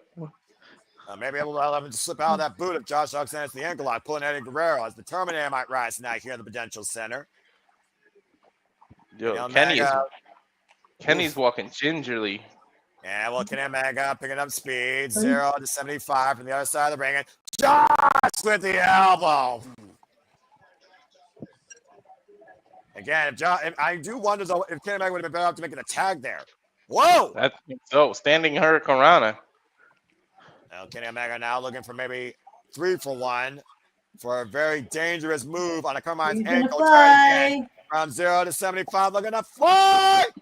So Hero wiping him on the outside. I think he did damage to his own heel though, or his ankle, or his Achilles heel. About to say, again, you said it yourself. You see him walking gingerly on the left. Support there, though, by Jungle Jack Perry. Tag out, Kenny. Don't let your pride. There you go. Right? He must have heard you. Taking the big man if you have to. I mean, that's what you do. You get an equalizer in there. Big scoop slam by Luchasaurus. I think Perry tagged, too. There you go. Yeah, Perry did tag right now. Jungle Jack Perry is legal. Up and over goes Nick in the mat. Bucks right now taking out play. Now Jack Perry going for the opposite side. Josh, though, catching Jack Perry. Dog shot. The rip of Jack Perry, accurate.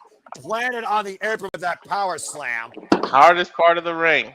Where wood and steel meet. Split the upright. Out goes Nick. Josh Alexander's been doing a good job of preventing the other team from getting their high-flying offense in. He stopped Omega and he stopped Jack Perry. Yeah, about to say. Ash, you know what? I think Nick kind of missed. Apparently he got enough. I mean, we've seen people lose a turn and still get a free spin the next go around. So I did do it my last game of Wheel of Fortune. And you all can stay tuned for more Wheel of Fortune and gaming when we level up here at Super Lava Studios Gaming soon enough, where Lily still waits for my rematch against me, saying she can beat me. Stay tuned. Oh, man. Mythological heroes, And again, Matt Jackson now coming in, and Nick Jackson looking for. That's the one. That's the one I was talking about, Ash, where he said Achilles and got it and didn't get credit. Achilles, you fucking illiterate bastard. Are you talking about Don Callis? No, Wheel of Fortune. The guy said, okay. God, I mean, look, and then he said Achilles or something. He mispronounced it, and it just went, and Pat Sajak just looked at him. Achilles? Yeah. An orange or an orange one? Yeah. Yes, it was like the category was person, and it was supposed to be the world's fastest something like. I mean, Hermes the fastest Greek god. Achilles, though, I mean, that's a whole different mythology. Achilles also is part of Lulu Your Body, and again, I do wonder about the Achilles heel of Kenny Omega. But I do understand what you're saying. But I was also going to point out, well, we already proved that Don Callis can't speak Spanish. Where's the problem if he can't speak English? Oh, right. That body drop by Josh Alexander, Jack Perry. Now the cover, lateral press, 2 count only by referee Rick Knox. Oh shit! I just realized Rick Knox is the referee in this Young Bucks match. I mean, he is the Young Bucks ref after all. They go all the way back to PWG. You all know that. Did he get promised some money from that the $1 million? Well, as far as I know, Rick Knox has never set out his soul to somebody that's far more deplorable than him. I mean, I'm just saying. Ooh, Perry came off the rope with a nice clothesline. Yeah, but Josh Alexander still neutralized in the opposite corner, keeping Jack Perry at bay.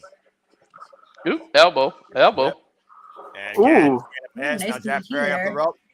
Oh, wow, just lunged him into the DDT. Critical moment of this match here for both sides to make the tag right now, as this is the last chance for the Don Callis family to profit. Dude, that DDT was a fucking spike. Tag. Tag made to Luchasaurus, and a tag made now to Matt Jackson. It's a nice little, I would say, cool down ahead of our two big championship matches, honestly. And whoa, big deal. Now Luchasaurus taking on both Bucks here. Just frooming around. We saw Luchasaurus come back to life at AEW, all out of the Young Bucks loss. That fatal four-way ladder match for the AEW Tag Team Championships. Double clothesline, double your buck. 2-for-1 special. Luchasaurus is one of the most physical big men you will see in that ring and in AEW, to your point, Walter. Why are you just standing in the corner? Get down. And now googling both Bucks here, but here comes Josh Alexander with a big right hand, checking the jaw. Oh, the headbutt! Don't headbutt a dinosaur. And Valiente with a choke slam. No.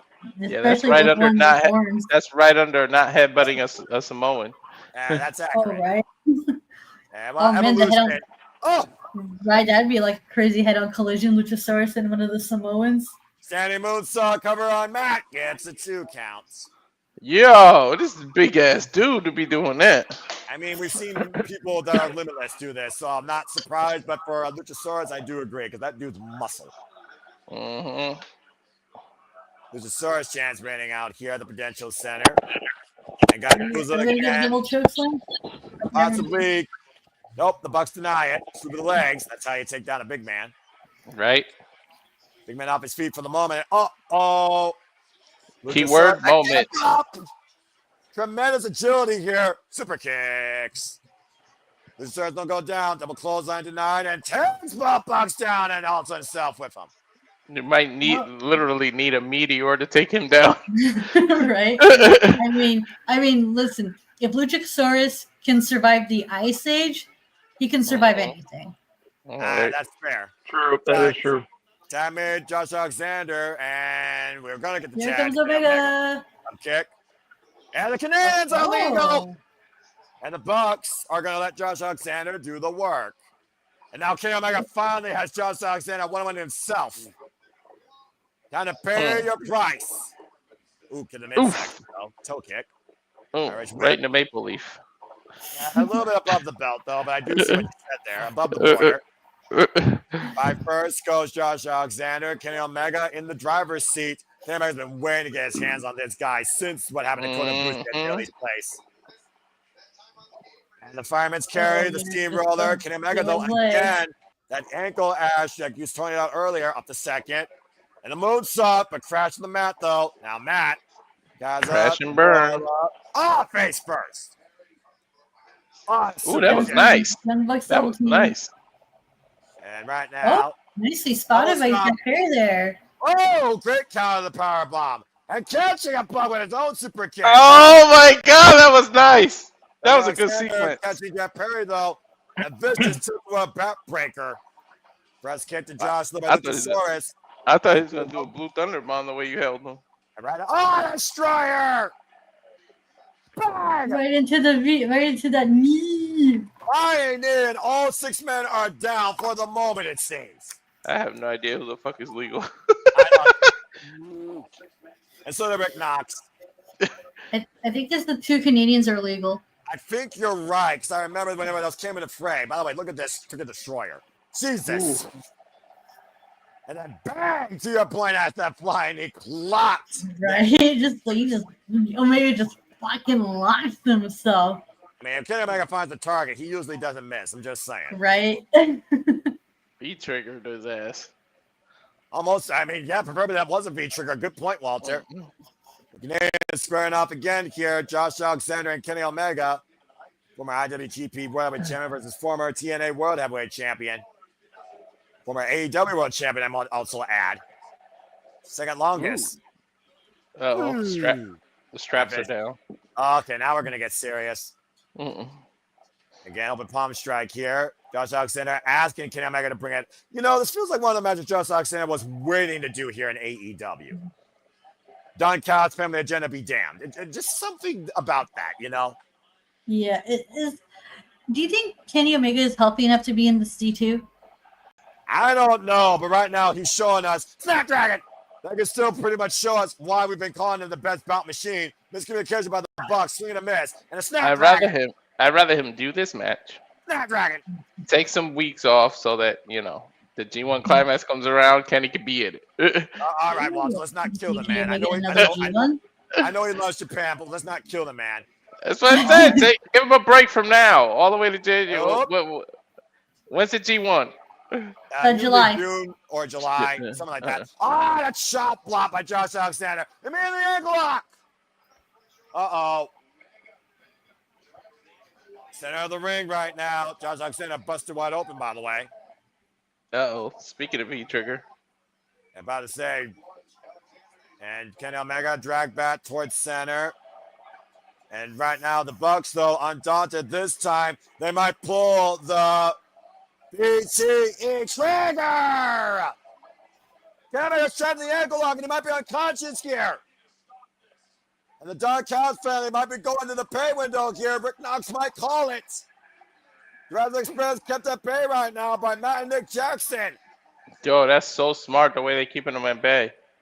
I'm about to say, how long can Kenny Omega endure this? How long will Rick Knox let Kenny Omega survive this? And Josh Alexander is not letting Kenny Omega budge. And there's nowhere to go right now. He's got the ropes. Oh, man. And Kenny Omega forces the break. Bro, that was a last-ditch effort. I'm about to say, just making it by the skin of his teeth to the ropes. But damage had to be done there, Walter, to your point with how long he was stuck in that hold. Especially his ankle wasn't 100% going into it. Tag. Now Matt is legal. Now Matt legal lets one leg Kenny Omega, hoisting up Kenny, and Nick looking for the Meltzer driver. Luchasaurus, though, interception, hooking up Josh and Nick, sending them both up and over to the outside. And now Kenny Omega reversing. What the hell is this? And a pop-up. Oh! Ooh. A pop-up tombstone pile driver by Jurassic Express and Kenny Omega. Luchasaurus moves off the outside. Wiping out Josh and the cover by Kane. A weird kick out. It's over. Oh, what the? You were saying, Walter? Why would he? All right, come on now. And right now, Kenny Omega looking for the tattoo at Jack Perry. Tag made. And right now, we might be on the final countdown to extinction. That's the name of this move now, folks.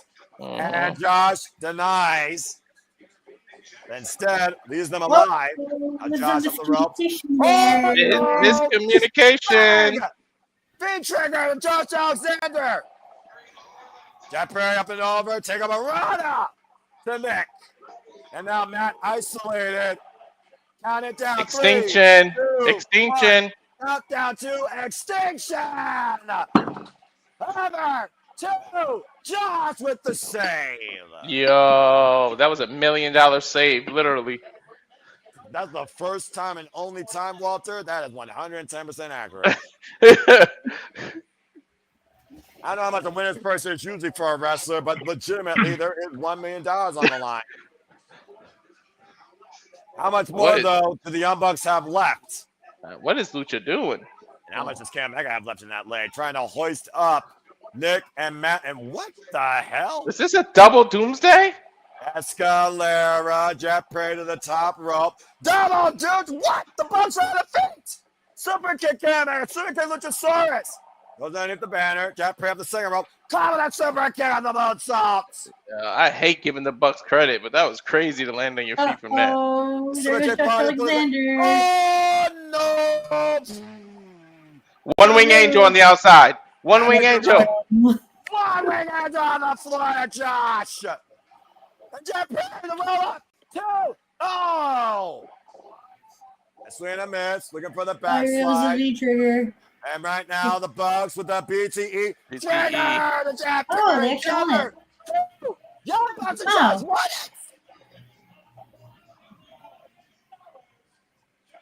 it. Shit. Wow.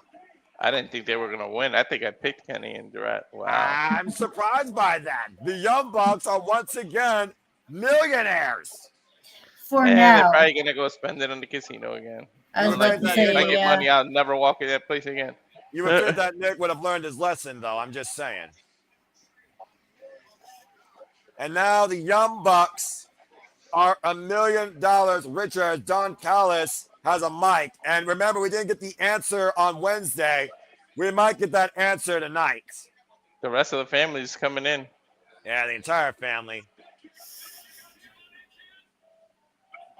Is that Don Callis's, kayfabe, his $1 million? I mean, the manager has his cut. I don't know, No, I'm saying, did he pay that out of his pocket in kayfabe to give it to the Bucks? I guess we'll find out here. Other members of the family, of course, had to be involved here. Don Callis took one of the bags. Again, he had to get his cut. Still, though, that's a hell of a cut, though. The Young Bucks owe Don Callis a whole damn lot. And Kenny Omega is still left alone now with the entire Don Callis family. And Josh, And Josh Kenny is not Omega's done. in there.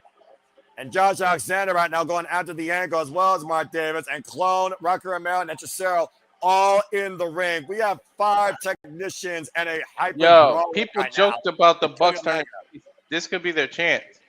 Well, right now, the Young Bucks are being taught by Don Callis while Kenny Omega is being destroyed. What's more important, friendship or money? Well, I guess that's for the Young Bucks to decide. Dude, they're conflicted. Look. Again, these guys have literally ride and died since the Elite was formed. There's a long-term history here. Dating back all the way to 2016. Again, they need the money, right? They need the money. They're leaving Kenny. They're leaving him. They're leaving him. The Young Bucks right now a bit torn here. They're going to drop the bags, aren't they? They're going to chop the bags. Did they sell out? Or did they buy in to a moral code? Don Callis trying to drag Matt and Nick. And they're going to drop the bags. Back to the ring! The money down. The Bucks are up. Super kick to Josh. The Young Bucks are going after their aides friend. Matt and Nick win. They realize friendship's so important. Rucker and Romero wiped out.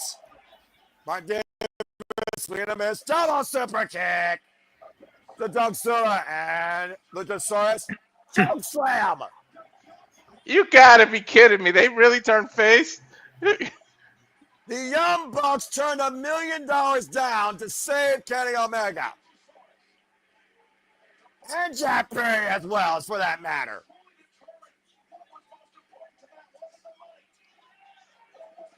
You said yourself, Walter and Ash, what's more important? Was it the money or was it family? Yeah, but are they going to shake their hands? I don't know. And it looks like it. Young Bucks and Jurassic Express on mutual terms. But what about Kenny Omega? Yo, Nick just said, I'm sorry for everything. I just read his lips. Well, he literally said, I'm sorry for everything. I mean, we saw what happened during New Japan Pro Wrestling when the Young Bucks had a fallout with Kota Ibushi and Kenny Omega. Now we got a year and a half later, the Young Bucks trying to renew what they did in 2023 with a hissy fit with Kenny Omega on this stage. Is the Elite truly back? It's a whole different type of Elite.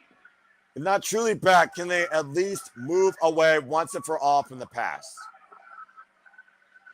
Hug it out, the crowd is screaming. Now, the hands are out. Again, Don Callis' family watching from the entranceway, might I add. Power of friendship chants running out by the crowd. Damn, they literally turned $1 million away. That's crazy. It doesn't look like time heals all wounds. I don't blame Kenny Omega after what they did, you know? He slapped their hands because he's going to hug them. Oh, wow. Elite forever. Oh, shit. That's a moment right there, folks. AEW, Kenny Omega and the Young Bucks back together. The value of family is Looks like you're going to be getting the a big fat guys. money. The Bucks did it right in time to get on Santa's good list. Some would say the Young Bucks' hearts grew 3 times this day. Are we going to get the Don Callis family versus the Elite now? Well, I imagine Don Callis has to be pissed off, but at the end of the day, Don Callis' family won $1 million and lost $2. But Kenny Omega was the one that truly won. And you know Don Callis is not going to stand for that. How can you The do Young Bucks, face Kenny elite? Omega, That's and gonna be Jurassic Express reunite tonight at Full Gear. I'll be down. weird. Dude, a face elite will be so weird. I don't know. I mean, again, man, weirder things have happened. It's a different era. It's a different time. The past is not doomed to repeat if you grow from it and move on from it. And Change the name, I guess. Dude, I don't think Kenny's selling. I think something happened. Well, I'm about to say, regardless, Luchasaurus helping Kenny Omega backstage. Wait. What side are you going on? That's right. You go on to the right if you're a babyface. The Young Bucks, Jurassic Express, and Kenny Omega leaving together out of the babyface tunnel. Put that in perspective, folks. Holy shit. Oh, Lordy. And now it's time for a semi-main event. Why it's Saturday night. We're going to find out once and for all where Stat is where it's at. It is time for the AEW Women's World Championship. I'm still going to call them the Young Bucks. 3. You're not changing me. I'm still calling them the Young Bucks. I don't blame you there, honestly. I mean, again, we're still on the fame, but at the point of the day, it's some stuff you just don't necessarily forget. All right, Ash, you're the young lady here. Give your eloquent opinion on this match, the two competitors, your outlook on it, and your thoughts. It's time. This is do or die for Statlander. I am hoping for the best while expecting the worst. We gonna get good match. Hey, it's a Mercedes Moné can go in between the ropes. I never doubted that or never took that credit away from her, but yeah, I'm just like I hate how conflicted. I hate how I'm conditioned to believe Mercedes is winning this match, yet I want Statlander to retain. okay, she went to Vegas and got all the Chippendale guys. Well, I mean, she needs more than enough of them, to be fair, to go to this video package. And then we saw this past Wednesday as she added another title to her portfolio, the Ring of Honor Women's World Television Championship. She did put Statlander in the statement maker. Statlander did not tap out. It's time for Chris Statlander to be Mercedes Moné's never-ending nightmare. Time for the CEO to finally lose the biggest crown jewel she'll never get in her portfolio. Oh, boy. I might be uncharacteristically quiet to build this rage. I'm going to be unbiased here. I have to be the integral play-by-play guy here. I am 100% unbiased. But the bottom line, focus. The match word is focus. The match play plan, the match story will be focused. And when Mercedes Moné has focused on 15 other small things, she has never won the big one. With only one opportunity in her AEW career at the AEW Women's World Championship at AEW All In, losing the Timeless Toni Storm, her only singles loss in her AEW career. It was 1 year ago at this pay-per-view that Mercedes Moné compared Chris Statlander to Charlotte Flair and was able to upset the former TBS champion. Now looking to repeat history, but this time achieve her legacy in winning the AEW Women's World Championship. Noah, let me know when she's on the apron because my max jumped. She's in the ring, dude, by the way, right now. All right, and we got referee Aubrey Edwards for this contest. As we await the inevitable that I've been calling since last year, Stat is where it's at. She is 100% focused on the only thing that should matter, the AEW Women's World Championship. Let me know when Statlander gets on the steps. The spaceship just crashed. What the hell? Well, she was once the Galaxy's greatest, turning to more than woman after a year before mission. There's only one fucking Chris Statlander. Let's fucking go, Stat. I like that sky blue gear. Chris Statlander, of course, who won the AEW Women's World Championship at AEW All Out in fatal four-way action, pitting Timeless Toni Storm and defeating her one-on-one at Wrestle Dream on Mercedes Moné with to take her moment. And Chris Statlander reminded her she is the champion of this AEW women's division. Oh, man. I'm just taking it in. This is the match I cared about the most on this card because this is where I make or die my stance on Statlander and AEW as I know it. I'm just going to say this. Based on the result of this match, you may or may not see me on this screen again. Ooh, shit. The AEW Women's World Championship on the line. Chris Statlander, the 15th champion in this company's history. Currently, day 64. Bell rings are officially immediately underway. And Statlander showing her strength. And, of course, Mercedes Moné with the technical background. Longest reigning TBS champion in this company's history, Chris Statlander. With all the tools of the trade, this will be her third defense tonight after beating Toni Storm and Mina Shirakawa. A swing and a miss. And, of course, Mercedes Moné went for the arm drag. Mercedes Moné trying trapper, crucifix, cover. 2. Early 1 count so far. Excuse me. Referee Aubrey Evans for this contest, by the way. The fate of the AEW's women's division is determined by the outcome of this match. And right now, Statlander, Mercedes Moné up and around, looking for that Mistico, the armbar takedown immediately in the crossface. Looking for the statement maker, and Statlander with the counter, inside leg hook, and a 2 count. Super delay by Statlander. Nice forward sense on. Follow up, standing moonsault, beautiful by the former TBS champion cover. 2 count only. Chris Statlander, one of the strongest winning records in AEW. One of the longest durations of injury in AEW. 600 days injured. Double knee replacement surgery. Oh, and the first woman to hold both the TBS and AEW Women's World Championship in this company's history. Sidestep to the outside. Rough landing for Statlander there. Calculation in James' hands, of course. We have pinfall submission inside the ring. Baseball slide by the CEO. You see right now Chris Statlander clutching that arm. Mercedes Moné might scout a vulnerability. I also want to add, by the way, Chris Statlander is still the Pro Wrestling Eve International Champion. Tope Suicida. Chris Statlander with the roll through. Use the momentum against her opponent. Up in the fireman's carry. She's literally got Mercedes Moné up on her shoulders and walking her up the steel ring steps. The power of stats. Again, though, trying to push her into the turnbuckle. Back elbow strike by the champion. Both women on the apron. Whoop. Nice evasive maneuver there by Statlander.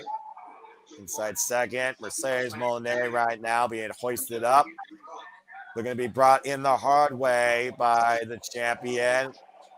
Looking for a superplex. Bring her down. And now Statlander.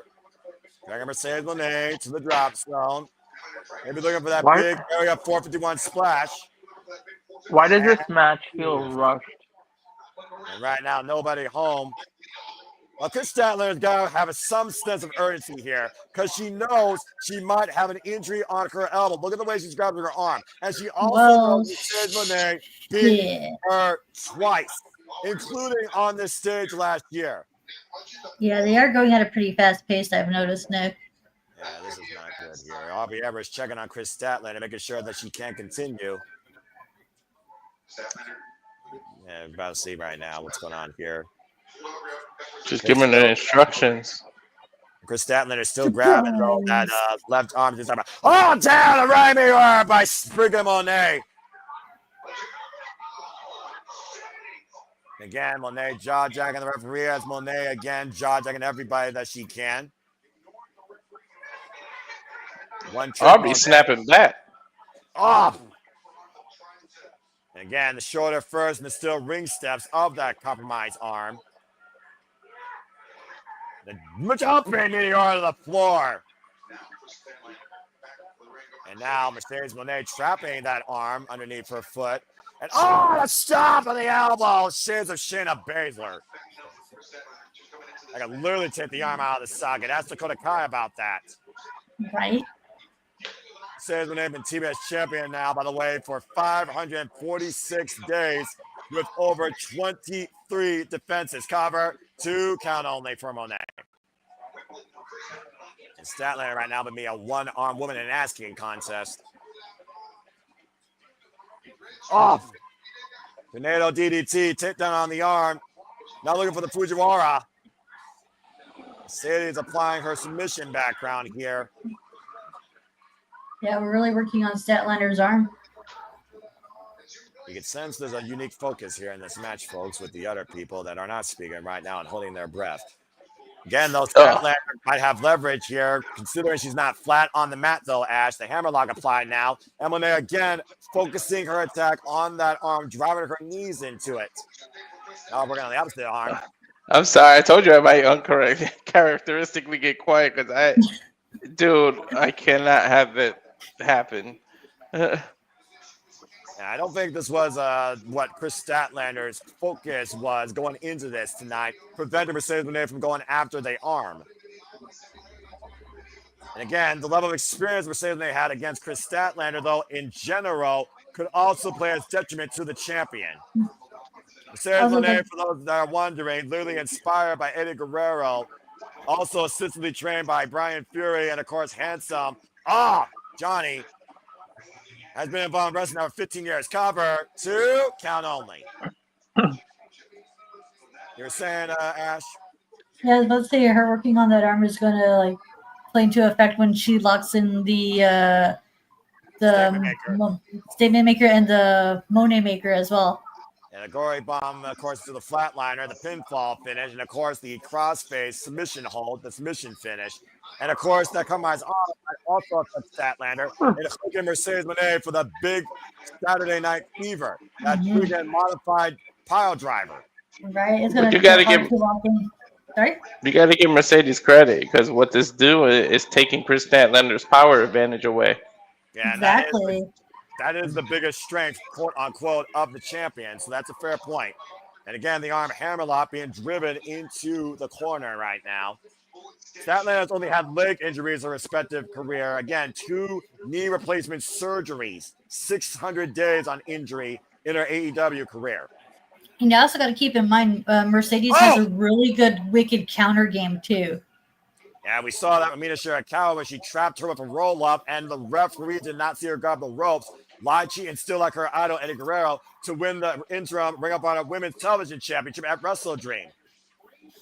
A cross arm breaker applied now, center of the ring here. Full extension right now, trying to be applied by the challenger. And again, Stat trying to join those hands together. Now Monet changing position here to the right arm. And of course, Chris Statlander is more dominant, though, in her left. That's where more of her strength comes from. The best thing Stat could do is try to roll through this into a pinning situation. Just like that. And Statlander with the waist lock. Can she hook Monet up, though? Does she have the strength for that arm? Mercedes. Going right back out of the arm. And the shoulder. Oh, no. Mercedes. Lions gains here. Almost trying to hyperextend that arm and pop the shoulder out of the socket. Grabbing that foot up against the elbow. Ball and socket joint for those that don't know. And then twisting the wrist. This is a cute joint manipulation. There's the pop. Pushing out the arm as far as she can, to your point, Walter. Mm-hmm. And up and around. Take down with the DDT by Mercedes Moné. And the cover for the championship. And kick out at 2 by Statlander. I will say Mercedes Moné, for her lack of focus on the Women's World Championship, she has been completely focused in on one part of Statlander in this match. Right, she's doing whatever she can to get that damn title. Well, it might be her last chance, honestly. I mean, again, are you really of value to this business? Are you really cemented in your legacy if you can't win the big one in the company you work for? Statlander trying to fight from underneath, though, just swatting away. Kick to the midsection, though, by Mercedes Moné. Now playing mind games here, and the front face lock applied.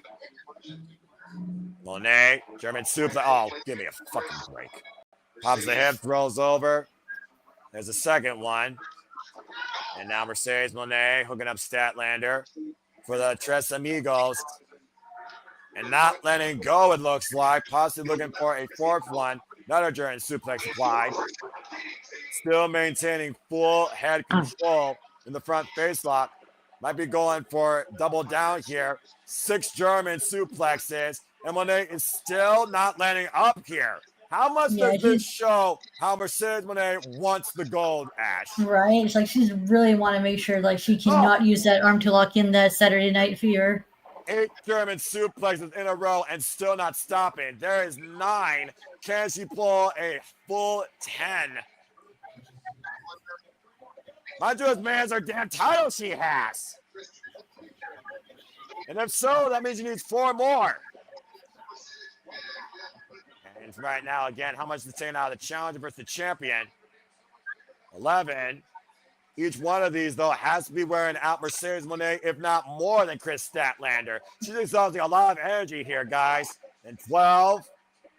And there's 13. Can she do one more to complete her portfolio of championship gold? There it is. 14 successive German suplexes. I gotta get credit's due on that. Mm-hmm. Can't remember the last time I've seen someone do more than freaking 4 German suplexes in a row in freaking succession. And you see how Statlander and Moné are both not moving, and Moné unable to follow up.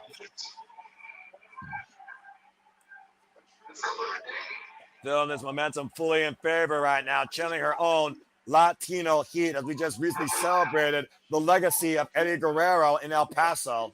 Dude, she did like 9 amigas. About to say, you just say freaking 14 in Espanol, Walter. There's your answer. Yeah, 14. Let's see. Chris Statlander, by the way, has been involved in this business for 9 years. Trained by Pat Bug and Brian Myers out of Create a Pro Wrestling Academy. And now Moné up to the top rope. Statlander in the drop zone. Went for the frog splash. Statlander got the boots up, though. He took out her arm, but not her legs. He still's got like one movie putting part. About to say, you got 2 working legs, Sash, and those boots were straight up in the jaw of Mercedes Moné. Right. And Stat does have a submission hold, does she not? Where she uses her legs? Yeah, literally Koji clutch. We recently saw her use that in a few matches to win, prior to winning the championship. Again, Statlander said this year for her is a year of reformation. She doesn't necessarily if she's a good person, but she wants to know that she could be the woman. And also, speaking of women, this coming Wednesday on Dynamite Thanksgiving Eve, the tournament for the AEW Women's Tag Team Championships continue as the Bears will face the Sisters of Sin. And the Continental Classic will also begin this coming Wednesday night on Dynamite. And you see Statlander fighting off Moné with one arm, get to the midsection, still grabbing that left arm to the inside of her body, up and over, big back body drop by the champion, though, trying to will her way back here. And again, Statlander following up. And the rising knee strike turns the CEO sideways. Front face lock, hook on the leg. Fish missing, no good driver, hasn't done the deal, unable to hook both legs, the cover, kick out 2. Oh. You notice that she was unable to hook both legs there due to the damage of the left arm, Ash. Right? Not able to put pressure on both shoulders. Yeah, it's been like severely worked on that she wasn't able to get quite all of it and capitalize on it. Mercedes Moné slow to stir. Statlander, though, has been grabbing her left arm the duration of this match with her high kick. Boot denied. Now Moné grabbing the boot. Intercept the knee with a knee strike. And right now, someone's speed of arm ringer. Just rocking her. And stopping again on the point of the elbow on that left arm. And another vicious knees drop across that damaged arm. Grabbing the knees. The knees have been literally the lethal weapon of the CEO this entire match. She got her. And again, don't underestimate the strength of that thunder bomb on the mats. A hell of a move, though, for Statlander to try and reset. Emphasis on thunder. Right, because you can just see the thud as she planted her on the floor.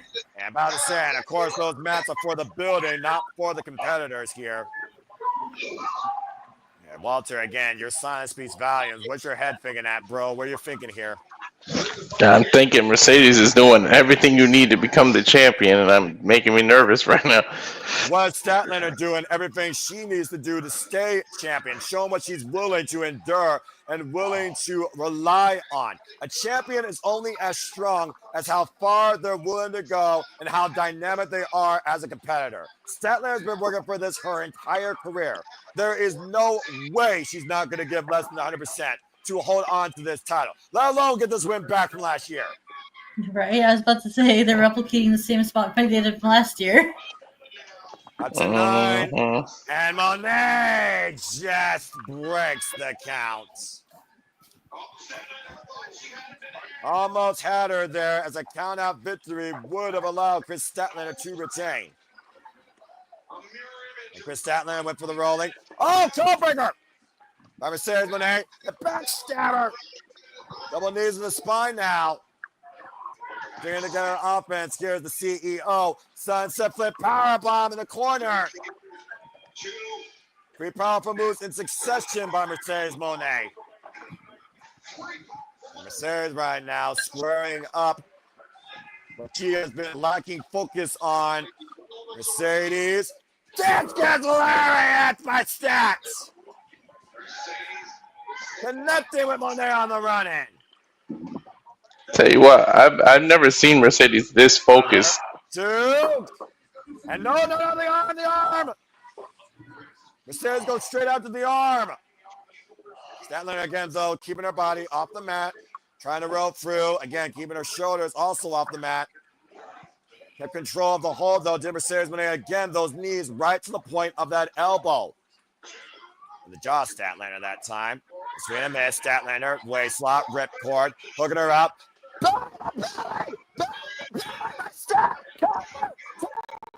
Oh my God, imagine. She hit her with Bailey move. And now looking for the Monet Maker of her own. Again, remember, Bryan Danielson beat Kazuchika with one arm. Maybe Statlander can do the same. Into the side of the ring. Again, though, Monet breaking the grip, though. Yup, she got it. She got the Monet Maker, or the... And Mercedes Monet, to your point, transitioning into her own Monet Maker here. And hammer locking the compromised arm.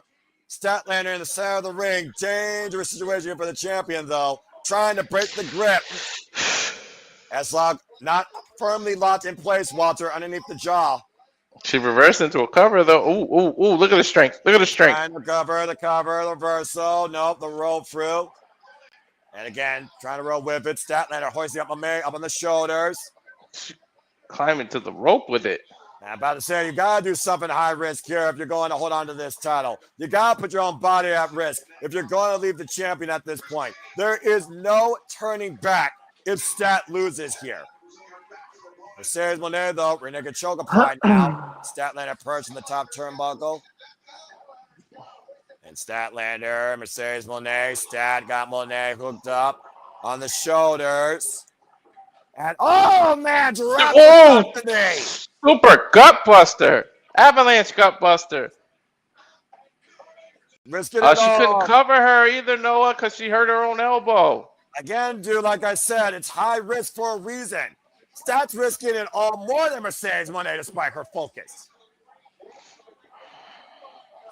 And of course, across the ribs, like you said, not going to win on Mercedes Monet. And you talked about Pearly, Walter, what compromised ribs mean, bruised or injured. Back press, look at the near leg by Statlander. Monet able to get the shoulder Every up. breath makes it worse and worse.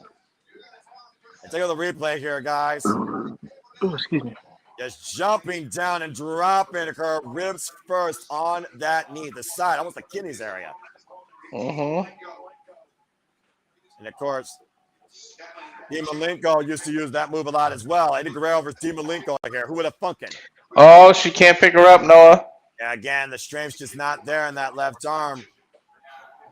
You see the champion upset with herself right now. Stat's got to modify her offense here. Get a roll now. That's smart. Way up from the ground position. And wait a minute. It's going to tombstone her. Nope, Monet was able to escape. And again, arm drag, injured arm, roll through into the statement maker. Again, Now transitioning, the cover, the crucifix too. Oh, and Statlander kicks out. Oh, go for seatbelt pin. Now Statlander looking for the roll through. Mercedes Moné. The seatbelt, but Statlander kick out by Moné. Woo! Fucking sweating here. Mercedes though, roll through, jackknife attempt. Statlander double leg, finding her footing. Statlander hooking Moné. Fucking Strider! 1, 2, oh my Ah! Too close to the ropes. Grabs the ropes for the save. Great awareness by Mercedes Moné, even if you don't like it, Walter. Fuck. Smart, man. I never took credit away from Mercedes. Yeah, so look at the landing here, by the way. That was a picture-perfect package pile driver compressing Mercedes Moné already on those compromised ribs. Very well executed by Chris Statlander, but ring awareness preserves Moné's chances for the AEW Women's World Championship. Bro, this might be the first AEW pay-per-view that's 2 days. Look at the time. Again, right now. No, they've done it. They've done this before. Yeah, I'm about to say, Walter, you said the flow here, but let's not forget how long these actually go. And we have one match left after this. And Mercedes Moné up on the second rope right now, and Chris Statlander catching Moné on her knees, on her shoulders. And again, Moné still fighting back, though. Statlander still fighting back, hooking her up, hoisting her up again, and Moné. Mercedes right now up on the shoulders of Chris Statlander. Like, oh, God, Poison Rana! And Moné falls over the running knees against the bottom rope. Meteora. The cover split goes to the father kick out to my stats. Oh, God. AEW's trying to give me a heart attack. You a heart attack? I'm the one that's on high blood pressure medicine after today. Oh, I shouldn't have said that out loud. You good, Noah? Yeah, I'm fine. I'm perfectly fine. Okay. Dude, look at the bruise. I didn't know Mercedes had that. Look at the bruise under her arm. Again, Mercedes Moné has said in the past, no one's pushed her to the limit like Stat. Their first one-on-one encounter at Full Gear last year literally went for 19 minutes. They surpassed it at World's End. It went for 24 minutes. No one's taken Moné closer to the deepest edge of the water of AEW versus the deepest end of professional wrestling as a champion than Chris Statlander. Mercedes is going to a different place. Y'all see her face? Is it wrong for me to say that Chris Statlander's Mercedes Moné's best opponent she's had since her joining AEW? Absolutely not. I said so eloquently earlier. And right now, you see Chris Statlander hooking up Mercedes Moné, still looking for Saturday Night Fever. Unable to execute it, though. And again, Statlander reversing Mercedes Moné. And Moné, both these women trying position, now transitioning, change up, looking for the Moné maker. Statlander trying to prevent Moné from doing it, pushing her torso first in the turnbuckles. And again, trying to break the grip of the CEO. The arm's still captured, though. That's so smart. Oh, my gosh. Bro, she's going to freaking flatten her chest out. Keep doing that. And now Statlander preventing herself going face first in the turnbuckle. Throw Moné off, hooking her on the shoulder. Once again, got her in position. Oh, thank God. Yes! Woo! Boy. Statlander has fucking yes! Oh my God! Card and Thank God. Statlander's wearing tags. Fuck yes! Woo! You Dante, and fuck you haters, and fuck you doubters. Chris Statlander has fucking arrived 1 year later. Fuck, I'm rewinding this. Hold on. I just rewound it just to watch it again. God damn, Chris Statlander is everything I love in a woman. Yeah, you're damn right. I agree with that, Ash. Congratulations to still the AEW Women's World Champion, Chris fucking Statlander.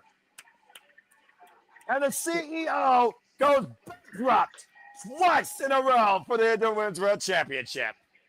Are we getting a return? What an incredible match and what an incredible defense by Chris Statlander with one arm only in play mostly. I couldn't be happier for her. Congratulations to the rightfully justified face of the AEW Women's Division. Now, I'm like a brave. No, tell me what's going on, because I literally rewound it just to watch the ending again. Right now, we got just people talking here. I mean, an incredible moment, Ash. We just saw Mercedes Moné handed her second singles loss in her AEW career for the Women's World Championship, and Chris Statlander beat that bitch 1 year later. It jumped to the Callis family backstage for me. Yeah, we're not. Now we just need the Willow to win the TBS title, and we're good. Tell me when you see the Callis family. Let's go to backstage on Callis fans. Like seen there with Okada, Konosuke, and Hechicero. I don't give a fuck about this. Please, yes, I do. Please hit each other. Please hit each other. Please hit each other. Can I be real with you guys? Yeah. Only 2 people looked good with that version of the IWGP Heavyweight title. I agree. When they got on the same page, it's going to be the greatest team in history of all elite wrestling. Please hit him. Please hit him. Please hit him. Please hit him. Please hit him. We lost that match. Oh, used up 10. We don't need to blame each other. This wasn't the problem.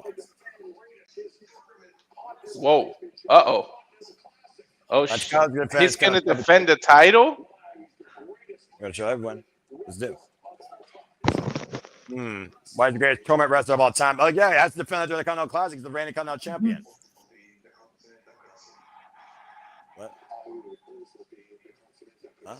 Uh-oh. Uh-oh. I will also be in the Continental Classic. Yeah! We're getting it, boys. We're getting it. The finals. These are planting. That's going to be the finals. They've been planted. They're going to be growing. That's going to be the fucking finals. It looks like Fletcher wants in too. Pro Okada, after he since losing the TNT title. Well, Kyle Fletcher blaming them for not being out there. Pro Okada, Pro Shida. Not even saying that very long. Oh shit! Yeah. Wow. Fletcher's in the C2 as well. Let's go. Kyle Fletcher did beat Okada in last year's Continental Classic. Look what you did to Kyle. This is all your fault. It's all your fault. Call him a bitch, please. Damn! I need to be an AEW writer. That was Takeshita's chance to go, bitch, when he turned around. First off, let's all come down here and first acknowledge the fact that bitch lost to Chris Statlander, okay? And secondly, let's just acknowledge the fact that this Continental Classic is going to be bigger than ever. We got Konosuke Takeshita, Kazuchika Okada, and Kyle Fletcher all involved in this shit. And again, folks, we'll be back this Wednesday night on Thanksgiving Dynamite covering that. And I welcome everybody here on screen to join me for that because I'll be damned if I don't cover that show. Of course, we start the Continental Classic and continue the AEW Women's Championship tournament. But what we had an incredible night with Chris Statlander handed that bitch her rightful second loss 1 year later. We saw Mark Briscoe win the TNT title. FTR won the Tag Team Championships and still, match of the night, in my opinion. Kyle O'Reilly and Violent Technique beat John Moxley. $1 million was won by the Young Bucks and Josh Alexander Don Callis family. But the Young Bucks, Kenny Omega, and Jurassic Express reunited after such a long time and left together. We saw Darby Allin lose to Pop thanks to Death Rider involvement. And Ricochet is the first ever AEW national champion. Damn it all. And the CML Trios championships are still in the hands of Sky Team after Okada, Konosuke, and Hechicero could not coexist. It would have been another insane, crazy, wild-ass wrestle. The AEW can do it. Not to mention, we know now that Thomas Tori, Stormy, and Shirakawa will control the stipulation for their semifinals match against Marina, Shafir, and Megan Bayne, even though we know we actually are going to get the Scissors of Sin and the Berries of Rap this Wednesday for the AEW Women's Tag Team Championship tournament in the semifinals. Our show all comes down to this. It is time for our main event for the AEW Men's World Championship. Samoa Joe takes on Hangman Adam Page. Can somebody give me the remote from Click so I can fast forward to the finals of the Continental Classic, please? Hey, Walter, I'm going to just propose this right now. You want to just cover the Continental Classic every week? You might as well, right? And you know what? I'll tell you what. I'm a man of the people. if the chat wants it, we will personally do it. If you want us to cover the Continental Classic every week, Wednesday night on Dynamite, then let it be known simply by saying yes. Because I would love to do that shit with Walter, Nick, and Ash. But in the meantime, it's Mina time at AEW Full Gear. Eminem Page and Samoa Joe inside a steel cage. Oh, man. I'm on such a high right now. I am on such a fucking high. Statlander fucking arrived. She beat that bitch. Nothing can. I'm telling you right now. I already know. I'm on high too because I know what the finals is gonna be. I already know what the finals. Do you? Do you really? Do you really? Yes. Are you sure Tony about Khan is stupid, but he ain't got damn stupid. Ain't enough coke in the world. Okay. First off, for those that don't know, subscribe to Rage of Wrestling versus his product. And secondly, Walter, Ash, if they announce the blocks for the Continental Classic prior to Dynamite, we gotta find a way to fucking preview that shit. Mm-hmm. Anyway, we'll talk more about that later. We gotta focus on the night. I'm on such a high. I just had an out-of-body experience. Oh my god! And you know the Hurt Business is gonna be in it too. I mean, we don't know who else is gonna be in it. That's the beauty.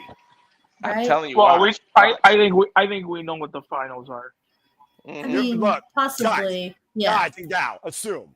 You're assuming. You know what the difference of assume is? It makes an ass out of you and me. Let's enjoy AEW. Let's enjoy the tournament and see what happens. Don't forgo a conclusion because you might deny yourself of being surprised in what could be the finale of the Continental Classic. The finales.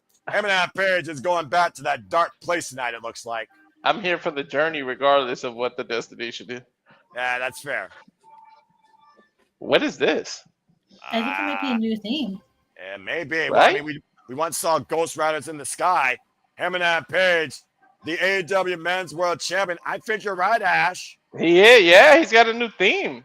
A new refocused Eminem Page arrives tonight before he heads inside a steel cage. Well, way to give this away. You're not going to debut a new theme and lose the fucking title. Well, again, Eminem Page has been a whole new man since winning the AEW World Championship. After going through 2 years of hell and even confessing to the first time when he won this title. Maybe he wasn't ready for it at that time. Him has done everything possible to make this championship mean it is the most important fucking thing as possible. And there's a reason why he chose to go up against Samoa Joe inside this steel cage when Joe embarrassed him and tried to injure him at Wrestle Dream. Even Samoa Joe said it. He wasn't looking for to win or lose to simply respect Heyman. He was looking to make a statement. Joe better be Samoa Joe wrong. What's wrong? I am the real world's champion. Let's go down to Justin Roberts for introductions. You know what happened last time Hangman was in a cage. I'm just saying. Yes, and I sure to think we get something similar. Ladies and gentlemen. Go for it, Walter. This is the thing. Come on, say one fall. Oh, boy. Oh, cage match for the AEW. Oh, boy. Championship. Big 5 Bill! Mm-hmm. And again, escape means nothing unlike the other companies. It was a mission. California. From Huntington Beach. California. There's only one Samoa Joe in this world, the most lethal man you could be locked inside a steel cage with. Samoa Joe. Right, he could be a double champ. He's still the AEW World Trios champ. That's correct. Samoa Joe, 46 years of age and 25 years involved in this game. From Virginia. Yeah, I respect Virginia. 229 pounds, so Samoa Joe has definitely got the weight advantage. I think we all knew that before the man entered the cage, Walter. Mm-hmm. And he's Virginia 34 years of age and 17 years in the game. Go ahead, Ash. I was about to say Virginia Avenue is one of my favorite properties to get in Monopoly.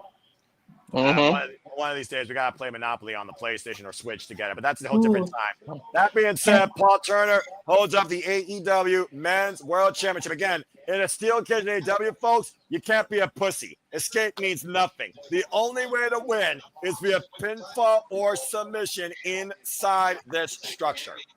In the ring, baby. The Prudential Center is standing up.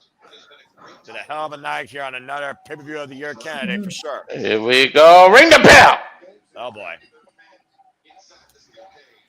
Bell rings! And the cage door is locked, and Samoa Joe is all alone. Why Heyman has a compromised rib cage. Look at those holes in the Oh, that's to stick the camera through, ain't it? That's what those holes are. Yeah. Yeah, you gotta be able to stick the camera through there to get the right angle sometimes. Unless someone's gonna climb. I'm kidding. I'm not gonna put that. Well, we know that. Well, I mean, I wouldn't rule it out because we've seen it before, but we also gotta consider this. Heyman neutralized the ops. Powerhouse House was sent to the hospital after falling for electrical equipment at a table off a balcony, and he neutralized Kazuchika Shibata this past Wednesday on Dynamite. Samoa Joe is on his own, but the ops never lacking that mentality. And Samoa Joe wants to show Heyman that I am the most dangerous nightmare you will deal with that you will never wake up from until I have the AEW Men's World Championship. Right, especially like Samoa Joe, he does really good in these cage matches, doesn't he? History of them: TNA, NXT. Well, NXT actually. He's a lockdown. NXT. He lost the NXT Championship to the Demon Finn Balor, so the jury is out. Big right hand's raining down. Meanwhile, Heyman Page, to your point, guys, he won a steel cage match against Swerve Strickland, and that was lights out. Oh my God, these two locked in a cage. Outside playing Gus is the second steel cage match that Heyman Page has been involved in his AEW career. Oh, look, Joe's busted already. That don't surprise me because, again, we got blood. And Samoa Joe, that Samoan's going to bleed, baby. I don't know why no company thinks to, in the corner of the cage, is where the bars meet, put a camera there, and then you get an inside view. I just thought you just do like a PTZ camera, but maybe they just don't think it has enough electricity. But now that they have drones, you can fucking float over the damn cage. Well, that's the drones in the right position at times, you know. And again, Heyman Page right now, who literally, as you saw, sees red, as we saw in his Titantron, now up to the top rope. Asai Moonsault connects, wiping out Samoa Joe. And now the cover and a 1 count off the lateral press. And, of course, no body weight distributed on the body. Joe's not leaving any chances here. Not going to show any weakness. Now, hey, man, what's he doing with that boot? Do you want to know? Well, I'm about to say, we did see what he did with that boot against Hobbs and Shibata. Maybe looking at, the low blow. I swear, I thought there were going to be thumbtacks in the boot or something. you would say that, you crazy. I mean, we know what company this is, right? We wouldn't put it past them to do something like that, right? I'm sure you're not wrong. Boot up, cowboy boot up to the side of the head of Samoa Joe. Samoa Joe left a bleeding mess. Now just driving that boot straight through the head of Samoa Joe in the corner. This is Samoa Joe's 20th steel cage match in his career. Lucky there's not a spur on the end of that boot. Oh my God, that would have been done so much damage. Yeah, I think. Now Heyman with the cover, back press the far leg, and a 1 count. The last time that Samoa Joe was involved in a steel cage, let's not forget, was for the AEW World Championship against Jon Moxley. He lost that night as well. See how dangerous Heyman Page can be inside a steel cage. Can Samoa Joe still be just as dangerous, honestly? I mean, you think about Samoa Joe, who's been so caught up on this Death Rider vendetta, helping Heyman through it. You got to consider also that Samoa Joe, he said that I need to remind myself who I am. That's the reason why he attacked Heyman and pursued the AEW Men's World Championship. I've seen more blood tonight on a pay-per-view than a Mortal Kombat tournament. What the fuck? It wasn't artificial either. And to your point, Sandy, you're right. He was involved in 2 steel cage matches in NXT. He won the one against Finn Balor. He lost the one against Shinsuke Nakamura. That was the person that he lost against. My bad. Oh, yeah, Nakamura. NXT in Australia. Yeah, remember Nakamura was the King of Strong Style? IWGP champion. Remember Nakamura? No, it's just whenever you say that, I go right to the Rude and Nakamura feud. Oh my God! I go to That was Nakamura with Sami NXT. Zayn. Oh, and NXT. Oh wait, did you just say something that just sparked my heart? Oh, that's right. That was my NXT. That was a good match. Like the Sami Zayn Nakamura match was my first Nakamura match I watched because I wasn't watching. Because I didn't watch New Japan at the time. Oh, okay. Oh my God! Look at the blood on the camera. Ooh. This might be the first time this cage actually shows red appropriately, not like a The giant. ropes are red as shit. Look at the rope. Well, there's a reason why AEW has white ropes, if we're being perfectly honest here. Pointing the elbow to the top of Heyman and Page's head here as Heyman's taking on the most dangerous villain you could face in this universe. I wonder if he's regretting the decision to say steel cage. You know, I wonder if Heyman and Page ever regrets what he does and sometimes realize what he does is more a detriment to him than a benefit. But it goes to show what Heyman's trying to do. Oh, God. When it comes to showing the importance of this championship and what he's willing to do to preserve it or showcase it. Now Hangman's bleeding. What the fuck? And by the way, shout out to everybody here on the East Coast like me. Welcome to Sunday. And people still talk about the Continental Classic earlier and betting odds, as you all are also so eloquently saying here. Samoa Joe using, of course, the cage with his advantage. We always talk about, bang! You could use that as a weapon. That combo, bro. Ooh, look at that visual. You don't see this type of stuff in WWE. I mean, you know why they can't, right? Yeah, of course. Publicly traded company, PG, and they're also just lazy. At the end of the day, though, AEW is not just for kids. Well, Cody bled Friday. Now, Cody Rhodes might be the one person that actually knows how to wrestle and showcase it in WWE to a degree not named Walter. Or Ilya Dragunov. Again, I'm still waiting for Walter versus Ilya. Just saying. Bro, they need to bring back his name. You brought back his theme. Just call him Walter. Well, it is what it is. You take the video where we can. Again, fuck Death Row, but the sooner they take Death Row out of WWE, the sooner I might care about WWE again. Ooh! Page right now, trying to attack Samoa Joe's midsection. He punched him in the rib. Well, I mean, again, you have an exposed area. One! Power slam! Cover! Two! I love when he does that. Hook of the arm and leg. Ooh, him and Randy Orton. Him and Randy Orton with that damn power slam. I'm about to say, man, sudden impact. You know who's starting to do it like that and doing well is Matt Bourne. I've heard not Matt Bourne. Matt Bourne is a fucking character in the Bourne Identity. Yeah, but say, what the fuck are you talking about, dude? Oh, are you talking about Miles Bourne? Miles Bourne, yeah. Miles Bourne, yeah, I'm about to say. And right now, that cut wide open. Samoa Joe baptizing Heyman. Literally in this strong style affair. And Heyman, we've also seen what happens when a man sees his own blood, right? Man, and Samoa Joe. It's like a raging bull seeing red. Across the chin, bro. You got two raging bulls inside this cage. How poetic. Off the ropes from the eye. Swing and a miss. And Heyman voice the kick. Down the waistline. German suplex sticks the landing, as we see multiple times. Rolling elbow connects. Rock Samoa Joe. And Joe sent face first in that steel cage. And again, you know what I just noticed? Oh. There is no room between the rope and the cage. How's he going to do the buckshot lariat? That's a good point, actually. I didn't consider that. I think, honestly, we talked about that in his match with Swerve Strickland, and he found a modified way to do it. I think he does it out of the corner before, honestly. Cowboy Shiznak here in the Prudential Center. It's the men's AEW World Championships on the line. Good God. Hey, man. Double underhook. What the hell is he looking for here? Positradra. Kakita clutch. Whoop. Slip down. Roll through. The cover. 2. Count only. Joe kicks out. Now, hand that with the slipper hold. He could use the dead shot to win instead of the buckshot. Yeah, but I was there. Can you imagine Samoa Joe submits? I'm just saying. Hell no. Submits. That does not sound like a sentence. That would be something, because I've never seen Samoa Joe submit before. That'd be a first. I've never seen him do it either. Yeah, about to say. And again, every company has their own style, folks. All right, so let's just call it what it is. I think I've seen Joe pass out, but not tap. Well, again, if your spirit don't give, your body will, especially when you're losing blood. Joe trying to clear the blood out of his eyes, by the way. For those that don't know, hemoglobin physics aside, when blood is in your eyes, it stings and burns and impairs your vision.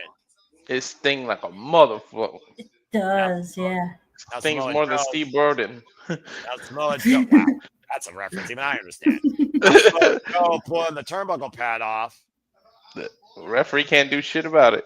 Right, it's no All DQ, legal. anything goes. Again, only way to win be a pinfall submission. Whoa! And Heyman just avoiding that exposed steel. Samoa Joe just teeing off against the AEW Men's World Champion. Joe just battering him and Hangman Page now. Oh, knife is chopped on the top turnbuckle. The longer this match goes, the worse it is because you can get dizzy. You can get freaking pass out with that much blood. The delirium's got to come into play eventually here.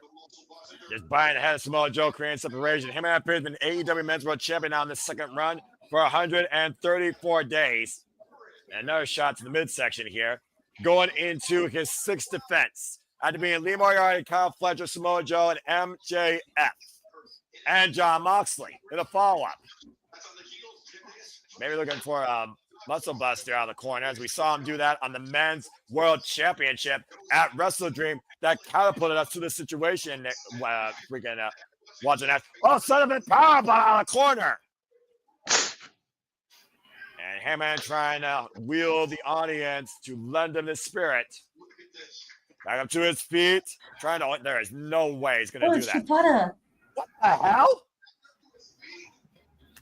What? Shibata can't get in, but it's locked. And what is he looking for? It's a distraction, though. Well, he's got the Men's World Championship belt. But again, what can he do with that? Because he can't get in the cage. I guess it's mental warfare, if nothing else. Shibata, what in the hell is he doing? Throwing the belt in there. Climbing the freaking cage. Yeah, but he's got the belt on his shoulder. He's going to drop it so that Samoa Joe can use it. Oh, Eddie Kingston! Or Eddie Kingston had staff shirt.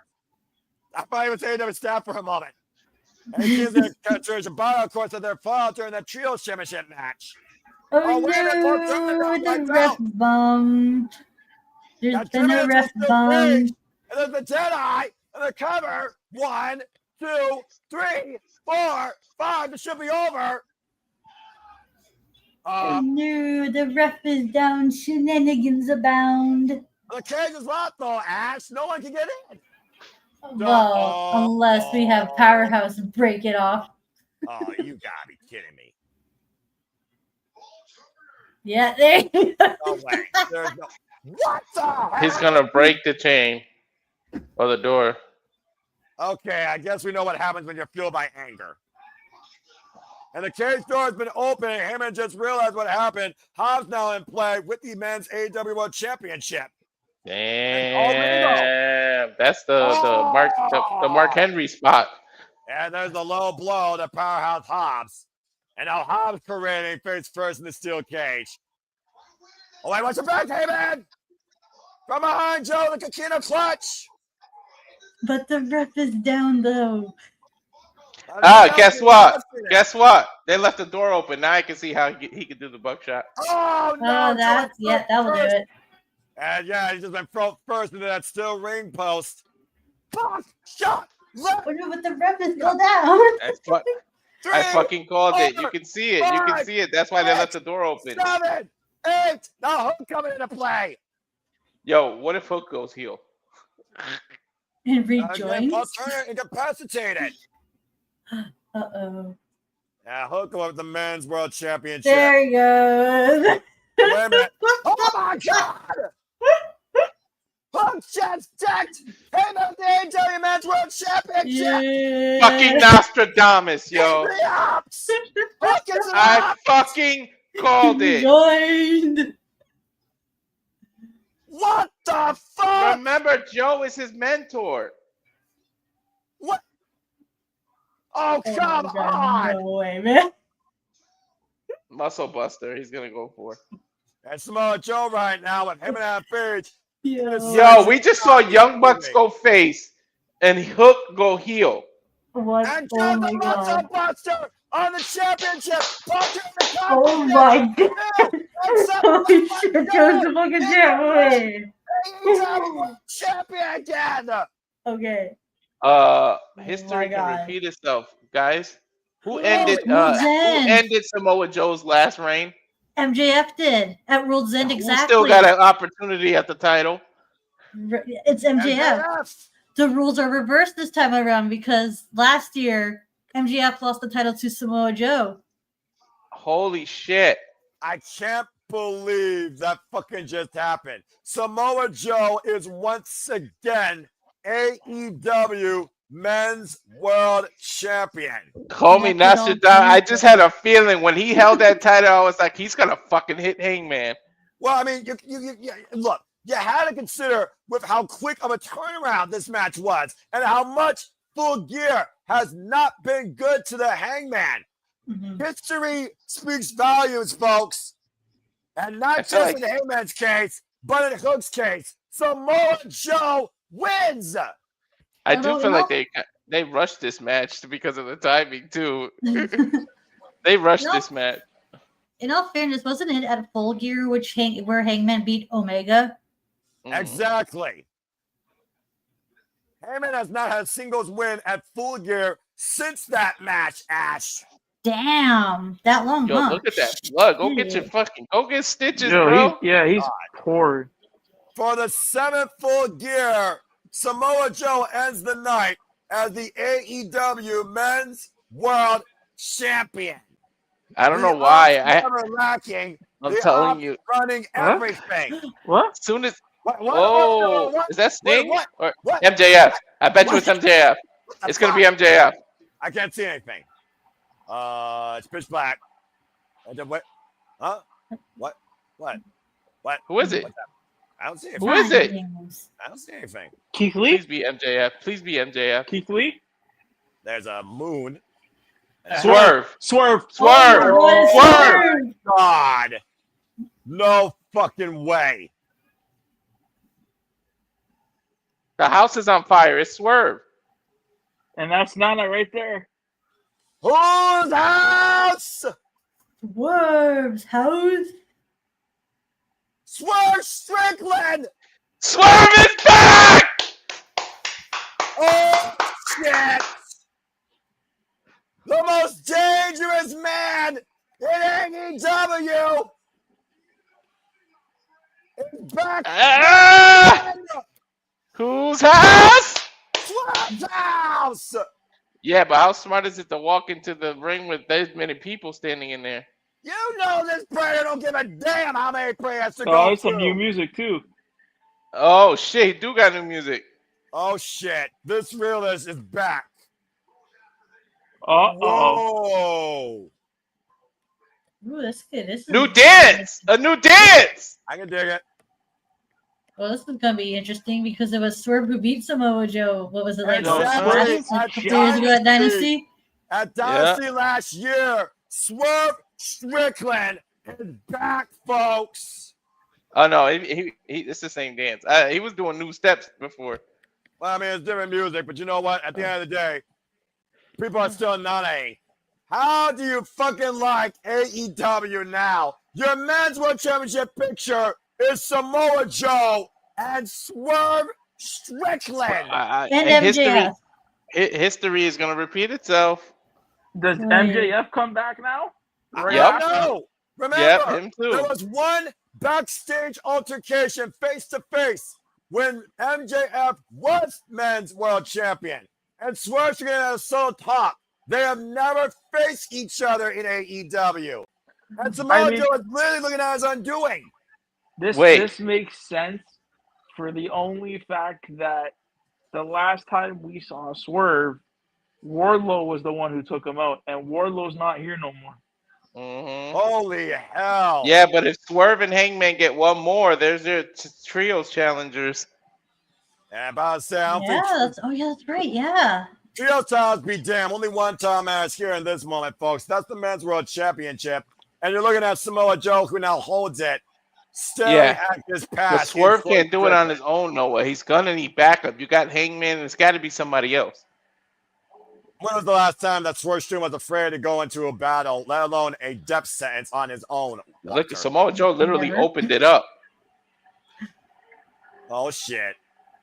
He's going to have to go through each of them. He's going to have to go and then through everybody and hook and everybody and then get to Joe. When one world ends, another begins. Heyman's run is done. Samoa Joe's new run has begun. And Swerve Strickland might very well be an omen. He's going to run through it. He's going to run through that. He's not going to give a damn. Oh, boy. He better not have an op shirt under that jacket. No. But There's no way it Swerve's ops, but he's never lagging and he never wavers. There's a reason why he calls him the most dangerous man in AEW. Damn, he recovered quick if that was an ACL. Must have not been, though, as Swerve. Oh, just clocked! Where are the ops? From the ops dojo. The man that ended some. Yo, MJF or somebody else is going to come out. I don't think so, dude. Swerve does not need nobody to take down a bunch of freaking cronies.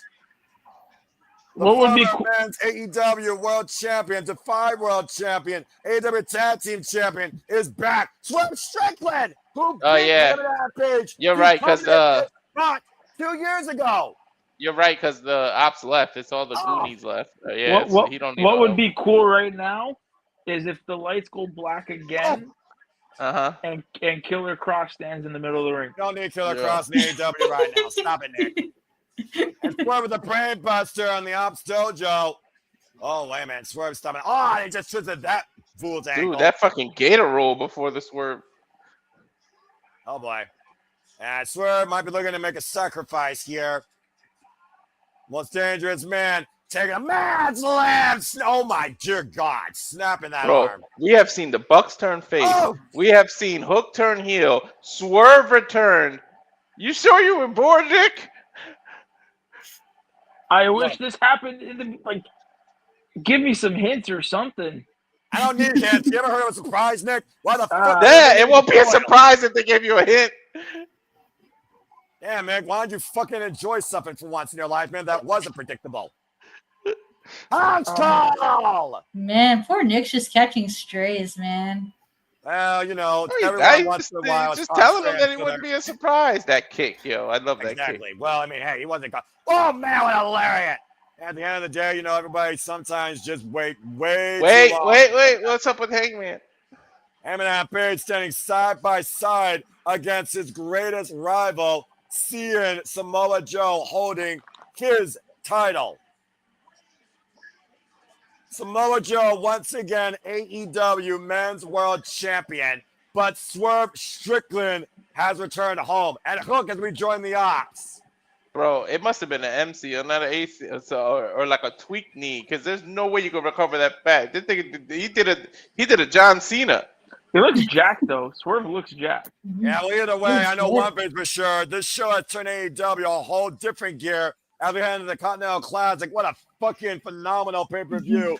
As AEW Full Gear goes off the air. For Walter Cruz, for Nick Ferrantes, for Ash, the Canadian Connection, for all of you that tune in, thank you so much. We'll see you shortly here for the Saturday Shenanigans. Thank you for tuning into our coverage of AEW Full Gear. Until next time, we don't see you tonight. We'll see you Wednesday night for the Continental Classic on Thanksgiving Eve Dynamite. Until then, make a positive impact in life. Have a good night. This is where the damnedest, the bloodiest, the dangerous, and the best truly do wrestle. And this is AEW. Have a good night, folks. Walter, cut the fucking feed. Nick's right. He did get built. You might say he's built like a house now. A brick house? One house was burned, a new house was built. AEW, they got a hell of a stronger foundation than ever. Wow. What the?